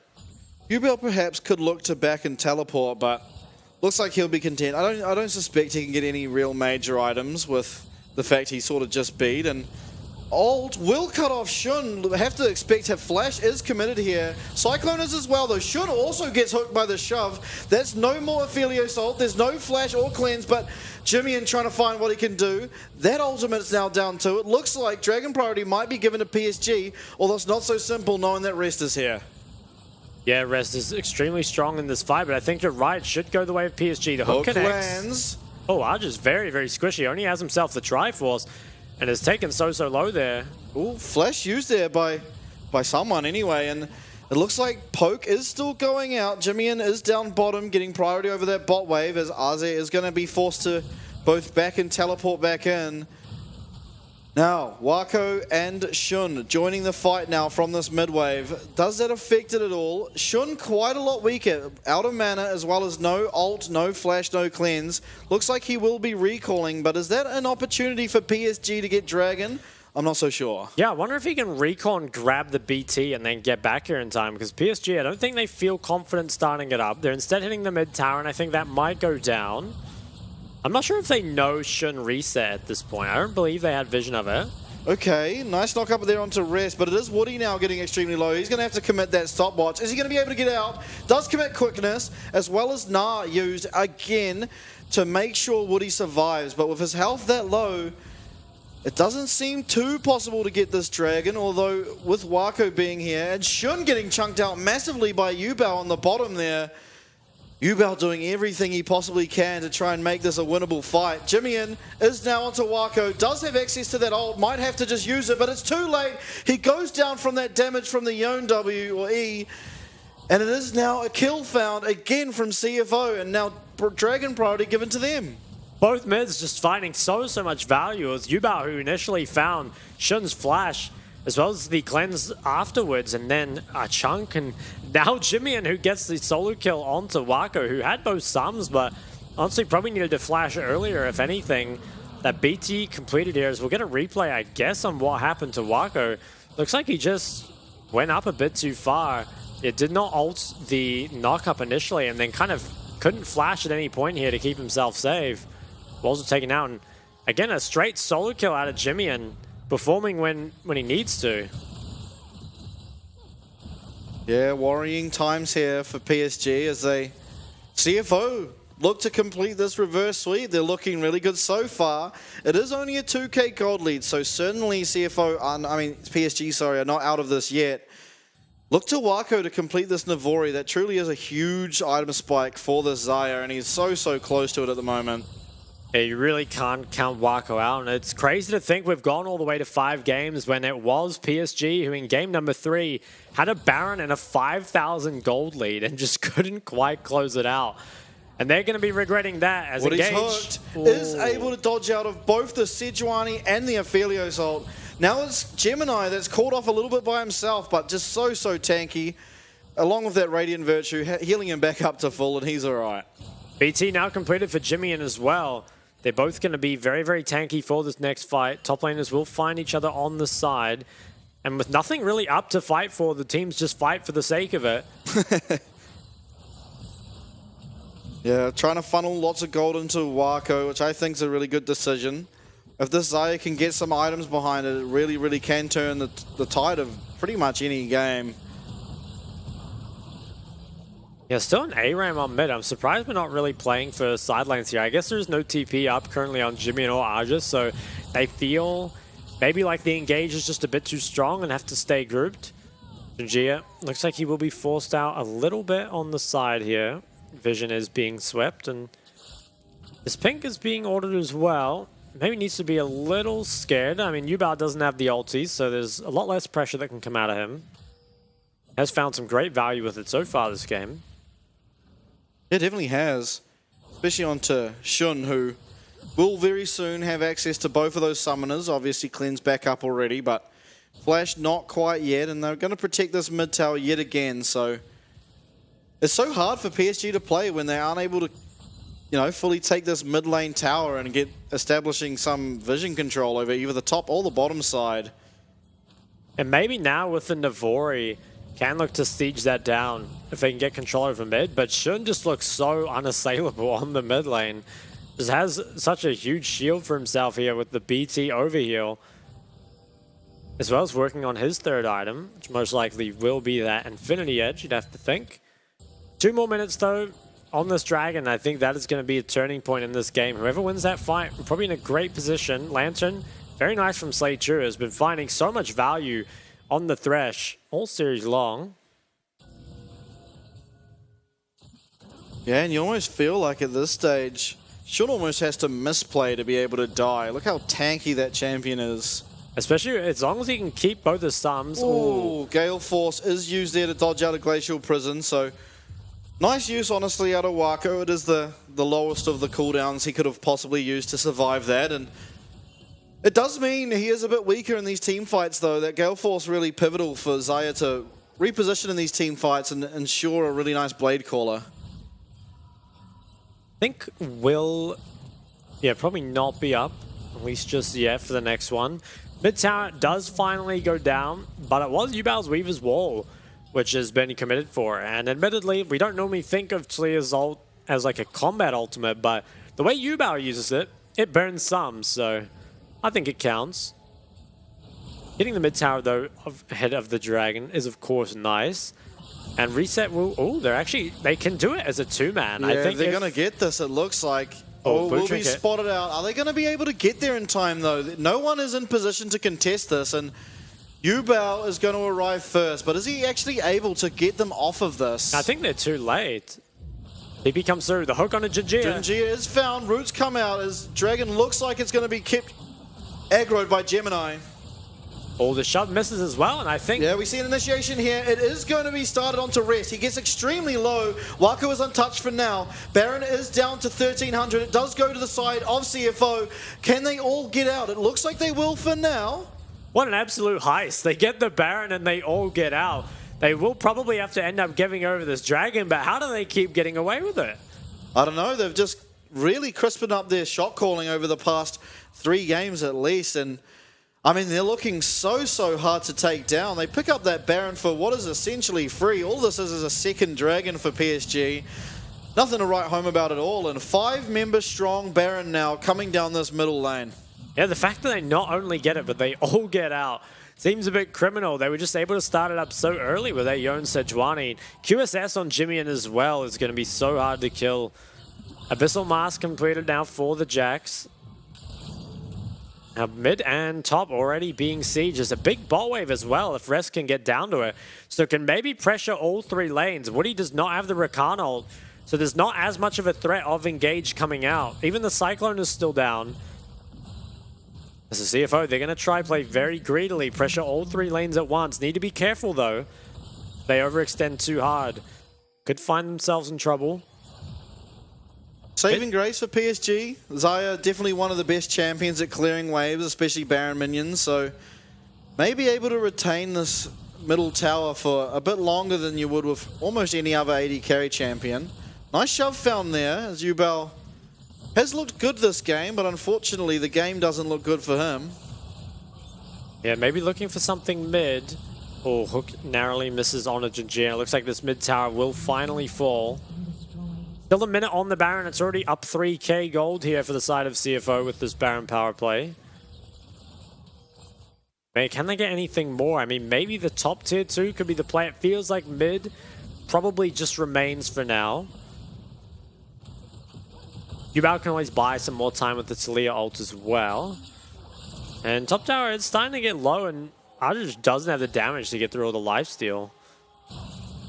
Yeah, it is Rando in second here from Aze, which I quite like because most of the damage is crit. But here we see Yubao trying to find something. Shun has to Gale Force. Yubao so low. Is he able to get out? No, he's not even able to pop the Zhonya's.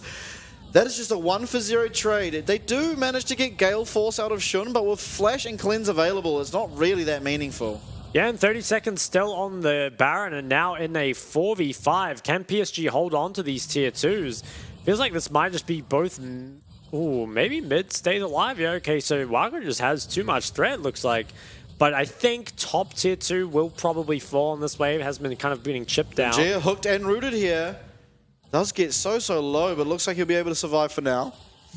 Demian finally gets that top tower, and that's another nice gold injection for him.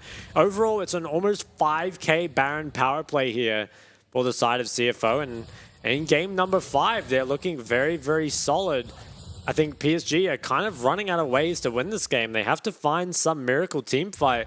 But it feels like killing Shun or Jimmian is both pretty much out of the question. Yeah, Jimmian finishes up his QSS into that Mercurial Scimitar, as well as 2 stopwatches, one on the mid laner in Neon and also Shun on the Aphelios. They seem like they are not going to be able to be killed. Yeah, 2 stopwatches and both flashes. How can you take either of them out at this point? Maybe it does just have to be another insane ultimate from Yubao. 2 more minutes on this 3rd Dragon, and honestly, it might still get ignored and just play towards the Baron once again. There's so much DPS. Wako is going to dodge out for now, as well as land that root, so he should be okay. That's actually Mercurial Scimitar used by the Yone. You have to feel like Wako should be okay to just recall and allow Yubao to clear this next wave, but... Now, is Wako going BT or LDR first? I think it'll be BT and just having that extra bit of pen there to try and somehow work his way through the Sejuani. It feels like he kind of needs the BT at this point almost to survive. Have to see if he can get either of those before this next Dragon though. I wonder, as PSG, do you just give over this next drag? Because it feels very difficult to contest, especially given your current items. Or maybe you try and look at the Baron, but... Oh, Junjia will use that clone to get out for now as Shun takes a little bit of damage, but he'll go to forward. Woody engages. Quickness is used as well as the Cyclone. It is Jimmy and getting so low. Does still have access to that stopwatch, but will not use it and will go down. Now it's Wako finding so much damage. Is he able to get Shun? He just doesn't. Does he have Blade Caller? He does, so he picks up the kill there, and somehow Wako has found a way to turn this team fight on its head. Rest, though, is still trying to pressure in. What are they going to do? They're sort of corralling them in the top quadrant, but it looks like they're going to turn their attention towards this mid lane tower, and somehow Wako has found a way. They do. We're saying PSG need a miracle, and his name is Wako. He turns that fight around completely, and I think the Blade Core on a Shun as well. Got both his sums and the kill. Should be pretty significant shutdowns for him as we'll take a look at how this unfolded. I think it was actually the engage on a Jimmy who was just caught, I think, by a blind shove. I don't think there was any vision on him. And credit to him, you know, he bought a lot of time, but was just taken out pretty much for free. And then we'll kind of see on the other side, Shun, I believe, flashed forward or lantern forward, I think it might have been, but was rooted up here. And Wako, the flash, also wisely holding the Blade Caller until after the Zhonya's expired. Maybe it was on cooldown, but I think he held it. Yeah, it would have been close, I think, but with that Navori perhaps just holding it. But ultimately, there was a huge team fight, and Wako's able to find his out shutdown. Looks like Rest going down. He will commit the stopwatch for now, but as he comes out, it looks like he's getting so low. Are they able to finish it? It doesn't look like it for now. As we come to the back, Jimmy on the back line does have to ult away, and Wako still remaining untouched for the time being. Yeah, it was Ubao who lost his flash there. The Baron is live, and PSG, they managed to pick up that third Cloud Drag. So despite being down a lot of gold, it's still looking playable here. They have a potential drag win condition, and they still have Wako. Yeah, Jimmy looking here. I want to see the items because I'm pretty sure he didn't use stopwatch in that last fight, and he did have it before it. So I want to see if he still has the availability of that item because that can be such a team fight changing item. And now 5v5 on the mid wave once again. Side lanes are a myth. Can just push this down and maybe just look towards the Baron again. Try and make PSG face check you while they don't have flashes. Actually, no flashes up on the side of PSG. Oh, the hook connects. Junjia gets hooked. He does go golden, so we'll buy a little bit of time. Moonlight Vigil will find just a slight amount of damage. Wako is still not able to hit anyone as of yet. As Rest now is trying to corral them. They are getting pushed towards this bottom side of the river. As now we're turning attention towards Rest. They won't find it for now. And my goodness, this actually is just an ARAM. It certainly is. And the Baron's alive, and it feels like either team could do it so quickly. And CFO, they're looking back towards it maybe. The recall does come through, though. How long has it been since Wako backed? Because he's had those items since last fight, and he got a 750 gold shutdown at the end of that one. Yeah, maybe he's trying to finish them both at the same time. It's just going to push us in. I mean, surely he goes for the reset now, right? Probably just hadn't to stay on the map so long because they're so scared of CFO just doing Baron. Yeah. But it looks like now they have managed to regain at least a little bit of control. Let's take a look at how much gold he spends. I'd be quite curious.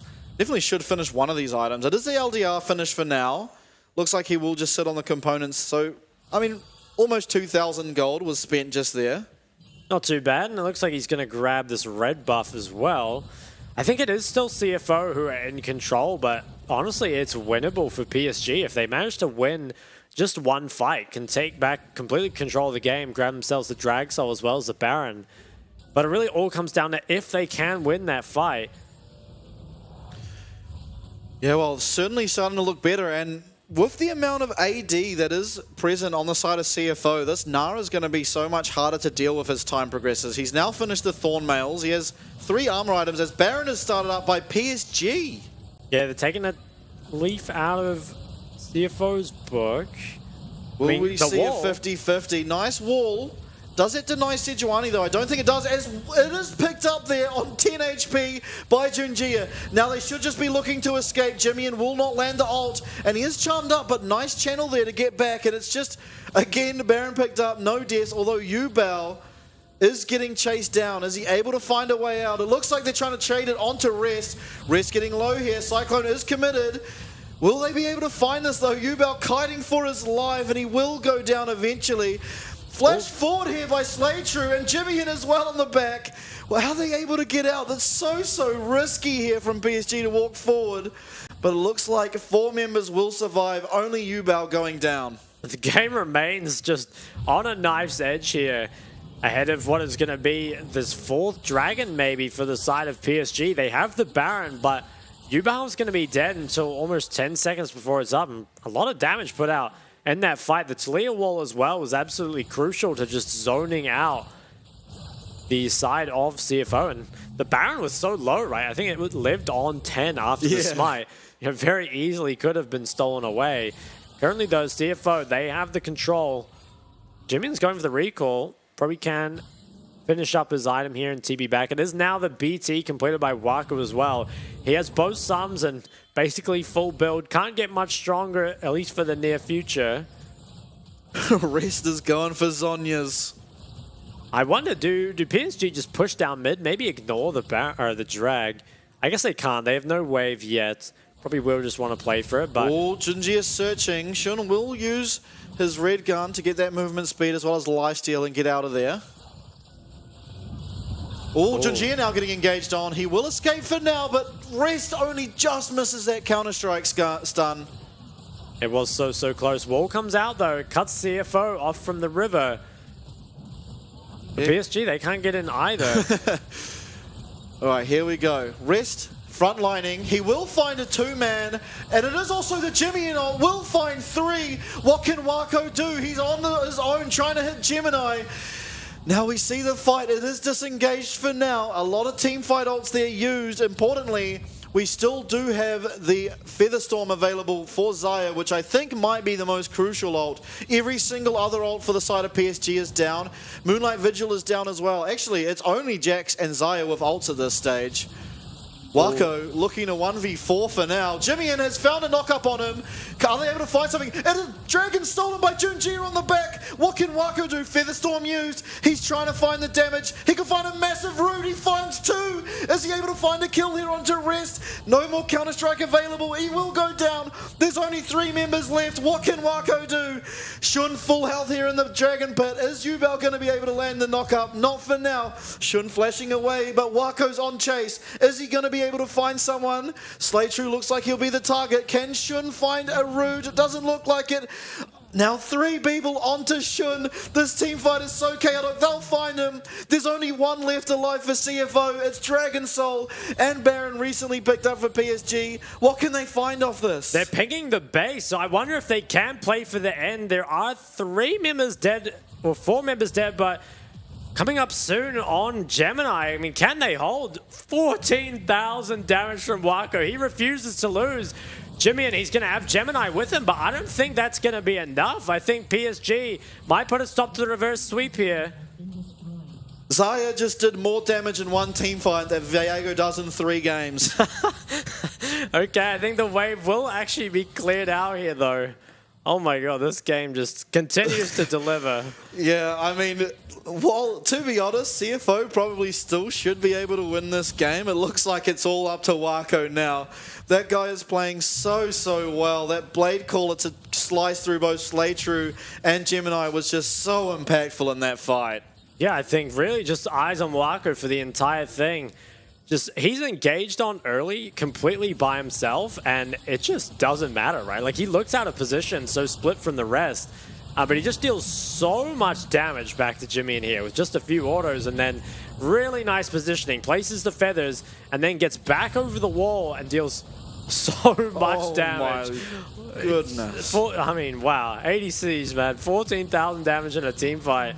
Picks up another shutdown as if he needed any more gold. I'm surprised he's not full build after that, but we'll have the QSS now, so that's quite important, honestly. Thresh Hook no longer going to matter so much, as well as Counter-Strike Stun and the Sejuani Glacial Prison. The ball is in Wako's court, and I've seen him do it before. We see Shirai's now used, as well as the Weaver's Wall. Rest looks caught out. He will be going down, or golden for now, actually. Oh. is able to survive for just the time being, but what can PSG find? They're looking onto Gemini now, as Jimmy and now stunned up in the middle lane. There's no follow-up for it as of now, and he will be able to ult away, but all priority given to PSG as Wako starts to hit the Nexus towers. It will be one going down, Gemini having to flash away. Counter-Strike also down. What do we have? Shun no flash, but Wako doesn't either at the moment, as this wave is just absolutely annihilated. Making work now onto the second Nexus tower. Moonlight Vigil goes wide. That could be the game right there. Oh, the Infernum gun is able to clear it out, so the game does progress. We are 8 seconds off this Baron, as well as 2.5 off of Alder, and PSG have all the priority in the world. Yeah, I think they just go to this Baron and start it up. It might even die before CFO gets here. It really just gets melted. Despite having 20,000 health, it just doesn't matter at all. Weaver's wall almost up. Oh, the wall doesn't get placed down. Gemini, he can steal this. Oh, Woody looking for a flank. He does manage to find Jimmy, and it is Gemini who steals the Baron now. And now as CFO, you just have to live. Are they able to get out? Junji is looking for something here. Is he going to be able to find the Cyclone? He does find it, but it's onto Slater and Gemini. He eventually finds Rest as well. Shun trying to do what he can in the back, but ultimately it is PSG for now. Wako has found another stun onto Rest. Massive Nair out of Azi there, and it is going to be Shun. 1 HP. He's going to find Yubao. He does eventually go down. It's now Junji and Azi versus Jimmy, and he has that extra speed up, but he will go back now. Oh my goodness, these fights are insane. What is going on? Who is winning? 11,600 damage put out by Shun in that team fight. And it was Gemini who managed to steal away the Baron, and this game just keeps on going. Probably the most insane game 5 we've had so far. And still, I feel like it's anyone's game. Despite the Baron being picked up, it's only onto Jimmy, and as we'll get a replay of what... I still don't really know what happened. We'll see Woody. Now, he finds his flank, but is Gale forced out by Shun, and Gemini manages to steal away the Baron and then get lanterned out. So nice from him. And then you kind of see the follow-up engage. Junji is really trying to find it, knowing that there are cooldowns down. So much is invested, but it's really just onto the tanks. Jimmy and Shun left completely uncontested off the back, and Waku gets flashed on, I think. Yeah, it was flashed on. Unfortunately, just stopped his DPS for a little while. And then here, the ulti comes out. Really nice there. And Waku, you know, as tanky as he is, just falls in a moment. So much damage. It's just so much lifesteal makes the fight go for so long. Yeah, so important there from Azi to land that last auto attack onto Shun, because if he doesn't die there, he just has all the lifesteal in the world, and that could look a whole lot different in this game. But 30 seconds, we're about to have another one of these fights, I suspect. It is going to be the Elder Dragon. And I think this is the objective that will probably end the game, but I guess you can't really tell at the moment. Yeah, I feel like this could still end up being close enough that no one really comes out the winner. Right now, though, CFO, they have control. They have the vision. All right, what can PSG do to try and regain some control of this river? It looks like going down to the bottom side.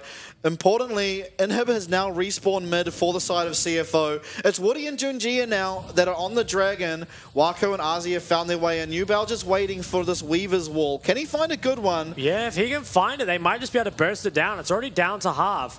Okay, yeah. Weaver's wall comes out. Jimmy, importantly, is split off, but what are they able to do with this? Jimmy has committed now his E to this, so we'll have to see if this means anything, but for now it is just a Dragon Dance. Nice shove is found onto Gemini. Two-man Cyclone is also found. Gemini down. That is the jungler eliminated now for CFO. Junji, though, he's still looking. He's still on the hunt. Cyclone used, but nothing to be found with it as Shun trying to do any damage. Nice knock-up found from Yubao as this Dragon Dance is continuing despite the jungler dead for CFO.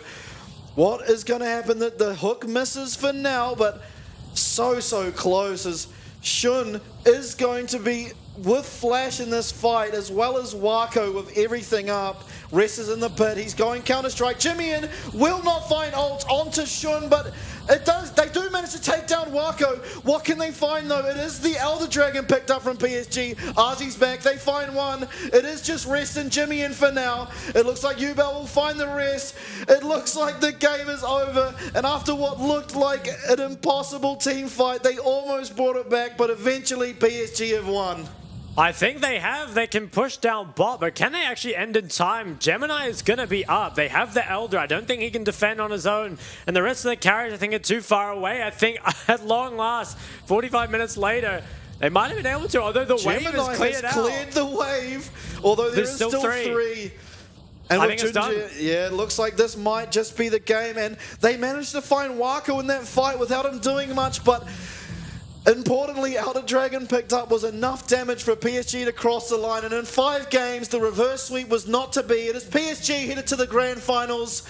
What a series. God, what a series indeed. And even you felt like in that last game, it all came down to just like a Talia shot, right? That game was so close, even that late. And man, I mean, the PSG carries, I think Ubal and Waka really put in a pretty insane effort in game number 5 there. And wow, I mean, I don't know what to say. I do. If you're an LCO fan and you thought Thing was good, welcome to the upper bracket. Welcome to the upper bracket indeed. Both those 80 carries were crazy. Yeah, absolutely. I mean, PSG had no real right winning this, and Wako found a trick out of his magical hat to kill Shun, get the shutdown, and then from then on, it really was the Wako show until the last fight where he just immediately dies, and it was between Ubel and Junjie and Azi that managed to make it happen, and what a game, man.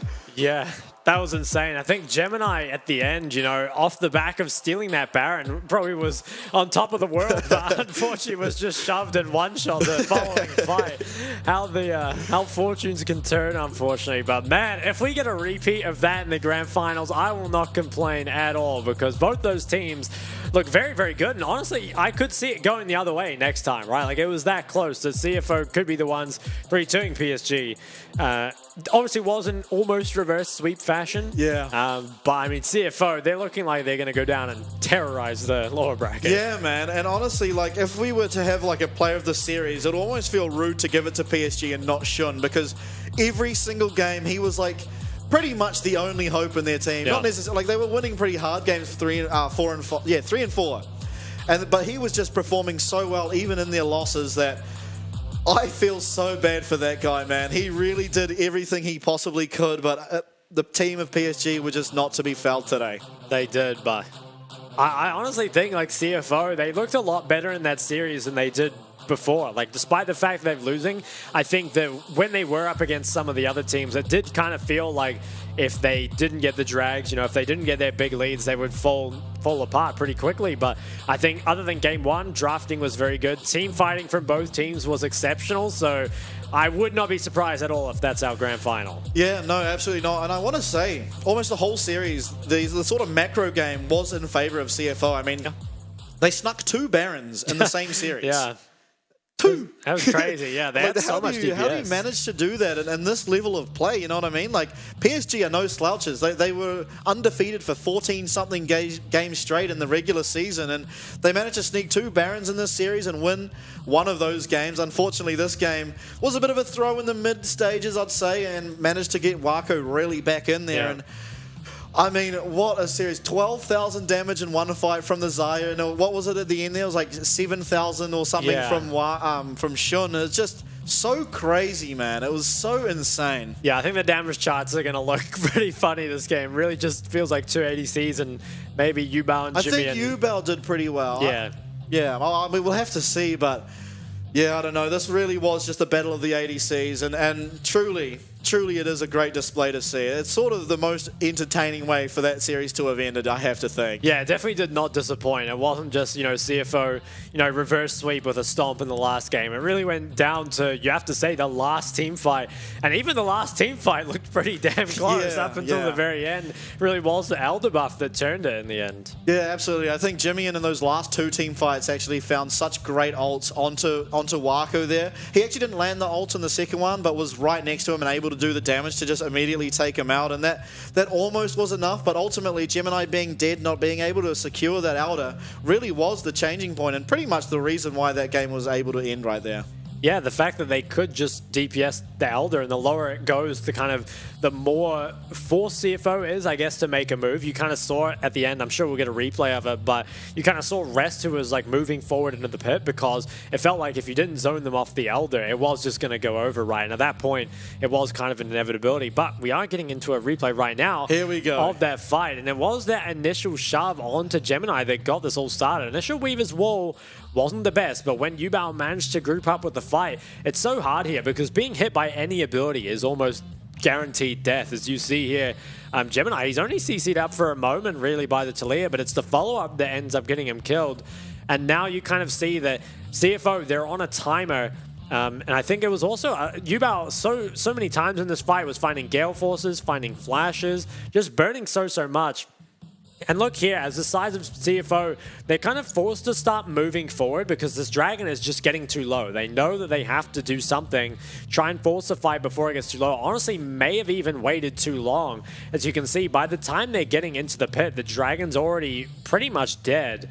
And they find, a lot of DPS here in the back line, but unfortunately it is the Elder that's just killed in the meantime. And after that, it feels like... even then, it was close, right? But the Elder buff, it just does so much damage and manages to clean everything up. Yeah, I wonder if Rest ran away there if the game extends. Maybe, if he just ran bot. Yeah, just left. Because we saw Gemini spawn, he almost managed to take out the wave. I mean, who knows, honestly. That game didn't need to go any longer. But look at the gold. Yeah, man. PSG were up gold at the very end of the game and no other time. And the damage charts as well, I mean, just huge damage across the board. Even the likes of Wukong doing like 24,000 damage. It kind of goes to show what kind of game that was. Yeah, and I think credit to Azi as well from being that far behind. He died twice early game, including just a one-on-one first blood. Managed to have so much impact in those team fights. A few massive Gnar ultimates as well as that one team fight where he found one last auto attack onto Shun really actually changed the pace of the game because that got rid of one more Baron as well as the damage and lifesteal that Shun has. But it is Wako who actually picks up the MVP. Now, I wouldn't have been surprised to actually see Yubao. I feel like Yubao was so instrumental in this, but ultimately it really was Wako who turned it by finding that original kill onto Shun. So definitely well-deserved, and I don't know what else to say about that. Yeah, I think definitely should almost be an MVP to both of them. It felt like they both played so well, and just being, finding the picks, finding flashes, Walker dealing, I think it was 13,800 damage in one team fight, which is a ridiculous stat, right? It's insane that one champion can put out that much damage in a fight. And man, again, this series really delivered. I really hope we see those two teams again for the finals. If not them, though, I mean, maybe we see Impunity come up. Yeah, well, Impunity took PSG to the 5 games as well, but the games weren't as exciting, I must say. They were kind of just the first 2, Impunity kind of stomped, and the next 3, PSG kind of stomped. Whereas this had some real nail-biting games, and especially, game 5, no one, that was just actually insane. I'm still floored at how these AD carriers can play so well around so much stuff going on in a team fight. Yeah, and I mean, now with that win, it is PSG that just advanced to the finals, and CFO, they are going to fall down to that lower bracket. But that is it for our series. We will be going to a quick break, and then we will have an interview with Vincent.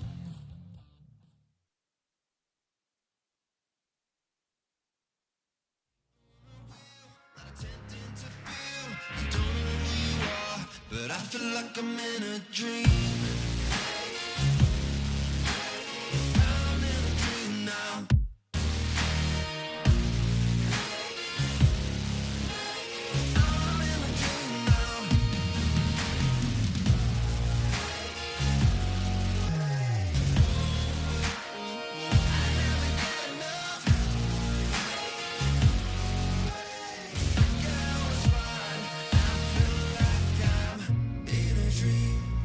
Is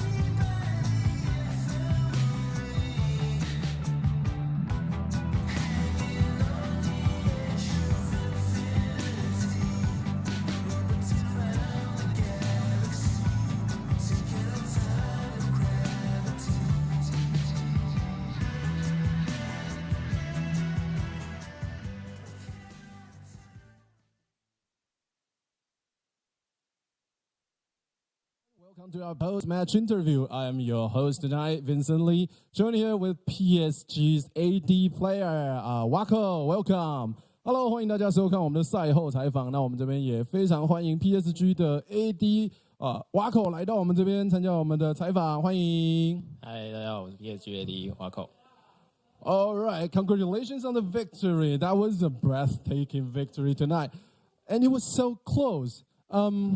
What is actually going through on your mind during the whole series? 就是今天晚上很恭喜你们，差一点被让2追3哦。我们从上个礼拜开始到现在，就是比赛一直打满，一直打满。那就相信你们内心也是有很多煎熬在这一整个 BO5的过程中。那你觉得最终能够第5局还翻盘胜利，关键在什么地方？第5局的话，就是因为我们一开始其实有点劣势嘛，上路基本上算是有点崩盘的。但是就是我觉得，因为我是差牙，然后我在团战，其实我也发育还蛮不错的，所以我觉得我在团战有机会操作起来。So we were actually pretty far behind in Game 5, especially our top laner. But I was still kind of confident in my Saya, and I think I'm also very well farmed, thus I didn't lose my confidence and managed to come back. All right, looking back at the whole set, you had a very strong start, especially the first 2 games. So did you think you were going to win this series with a 3-0 result? 就在这场比赛系列赛 BO5 的前面2局，其实你们赢得很快，很干净利落。那当时其实很多观众，包括赛评都在觉得说，说不定今天就是一个3-0。那当时你自己内心就是也有这种感觉吗？一开始2-0的时候就觉得好像比上个礼拜还轻松啊，但是突然连输2把就感觉有点大事不妙。So back when Game 2 we won Game 2, I thought it was a lot easier than last week because last week we also had to reverse sweep our opponent. I thought it's gonna be way easier this week. But we lost Game 3 and 4 twice in a row, and we started to feel awful. All right. So Game 3 was the turning point of the series, and what went wrong in Game 3? 就是第3局到第4局的时候，其实等于说整个系列赛算是一个剧情的大反转。那实际上第3局的时候还有第4局的时候，到底发生什么事？因为我们第3局跟第4局都是选猴子加里嘛，那这2个角色的话，就是要去主动打一点破口，然后来推动游戏节奏的。但是我们这方面没有做得很好，反而还给对面抓到机会，所以游戏就经营得不太顺利。We picked Ari and Wukong combo back in Game 3 and 4, and this comp we have to try to give them pressure and be more active to find a team fight. But I think we failed to do that. We failed to come, failed to drop, and also made some mistakes and giving Flying Oyster a lot of chances. So that's why we lost Game 3 and 4. Let's talk a little bit more about Game 5. So your Saya was phenomenal back in Game 5. During 1 or 2 team fights, you even dealt like 13,000 damage in just 1 team fight. But looking back at the whole playoffs, I think Saya isn't that often picked. What's the difference with Saya and other AD champions? 就你的差雅在这个第5局的时候表现非常好，然后甚至有后面翻盘的团战里面来讲的话，有打出好几次打出就是破万的伤害，光是一个团。那可是其实我们在看的话，整个季后赛差雅其实被选到的次数没有那么多是远不如那个亚菲利欧跟杰利的。那为什么你觉得这个差雅跟其他的这几个主流的 AD 英雄差在哪里？因为其实差雅的话，只要没有瑞空就不会这么厉害，然后现在也很多队会去变瑞空嘛，然后而且蔡雅其实难打的角色蛮多的，所以要选蔡雅的话，就条件还蛮多的，比较不会出现。Actually, Zaya, I think she's a very good champion, but you have to go with Rakan all the time, and because Rakan is always banned, and also without Rakan, Zaya is having a lot of difficulty in landing against against popular AD champs. So I think if you want to pick Saya, you have to meet a lot of conditions. But if all the conditions are met, I think Saya is a solid pick. All right, my final question for tonight. So you already secured a spot in the finals, and you have 3 potential opponents. Which one would be your favorite? 在你现在已经拿到了决赛的门票，率先确保了一个席位。那在决赛里面来说的话，你们会有3个潜在的对手。那在这边的话，可能要请你冒犯一下，就是你最想打哪一队？最想打哪队哦？我的话，我是都没差啦，都没差，都能赢。我比较 focus 我们自己的表现，因为其实就前面打2个波嘛，都是基本上有所有场都是我们做的太差了。我觉得只要我们把我们该做的做好，很随便赢啊。赞哦。I don't really mind whichever the team we're going to play against, because I think in our last 2 best of 5, those games we lost, it's mostly out of our own mistake and our own incompetence. So I don't think I really care who I'm going to play against. I think in the finals, if I can do everything right, we can just make no mistake. I don't really care who we are going to play against because we're going to clap them. All right, that's it for tonight, and thank you for watching. Thanks Wako for joining us. We're going back to the caster. Thank you. 好，那这就是我们今晚的赛后采访了。那非常感谢 Wako 参加我们赛后采访，到这边告一个段落，让我们把镜头交还给主播台。Thank you to Vincent, of course, for the interview, and to Wako for the series. Yeah. So he kind of thinks that no matter who they verse, they're just going to destroy them if they play well, and I think he's probably right. PSG, when they play well, they're pretty much unstoppable, and they have some pretty insane games, right? Like maybe the last one they were down like gold, I think, the entire game except for the very end. And even at the end, Wako was still down gold and it was like MVP graphic. So yeah, crazy team. Yeah, absolutely. I mean, I think that game was really only possible because of that pick Wako managed to find there on Shun in the middle game. They were down like something like 5 or 6k gold at that point, and that really was the turning point. I mean, just crazy how well that guy played. Yeah, for sure. And we are going to have a look at the playoff bracket. So it's all 5-game series here in the PCS. Tomorrow's match will be Impunity taking on Frank, the winner of which will take on CFO the day after. And that will lead us into our finals matchup. So, I don't know, we got some real exciting games coming up. I honestly wouldn't be surprised at all if they're all 5-game series from here on out. So PCS viewers, they're spoiled. Yeah, absolutely. I mean, I feel like tomorrow's game is actually just as exciting as this one, to be honest. I think looking between Solo Kill and Driver, that could be the most exciting top lane matchup we have in the PCS. And both of them no longer want to play tanks. So that's nothing but good signs there. Yeah, those two. I mean, to be honest, I think Driver can play tanks. Like he loves the Scion and he looks real good on it. But I'm so excited for tomorrow's match. But I want to ask, do you think today's match is just a preview of what we will see in the finals? Or do you think possibly Frank or Impunity can make it?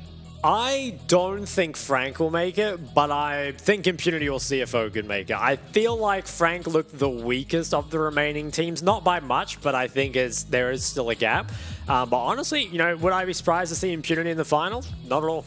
No, neither would I. And I think on any given day, really, any of those teams can take it against the other team. I mean, in the last week of the spring split, we saw Frank beat CFO 2 times in the last week, as well as in their series they were up 2-0 and then obviously crumbled a bit around the edge, which PSG looked like they'll do today. But I don't know, I feel like either way you look at it, we're probably going to have a bunch of 5-game series on our hands and exciting ones at that. Yeah, you would expect so, right? I feel like the teams still are so close. And I think as well, every team kind of has obviously strengths and weaknesses, but it doesn't feel like a team's strengths is so far ahead of anyone else's that it's just impossible for them to play against. Like you kind of look at, the likes of Impunity and CFO, sure, they have strong early games, but is it so strong that the other teams can't neutralize them? Not really. And I think that one thing that I am kind of glad for is it feels like as the playoffs goes on, draft gets more and more figured out, which means we have less games that are kind of like one-sided draft stomps, and so it all comes down to just that really insane team fighting.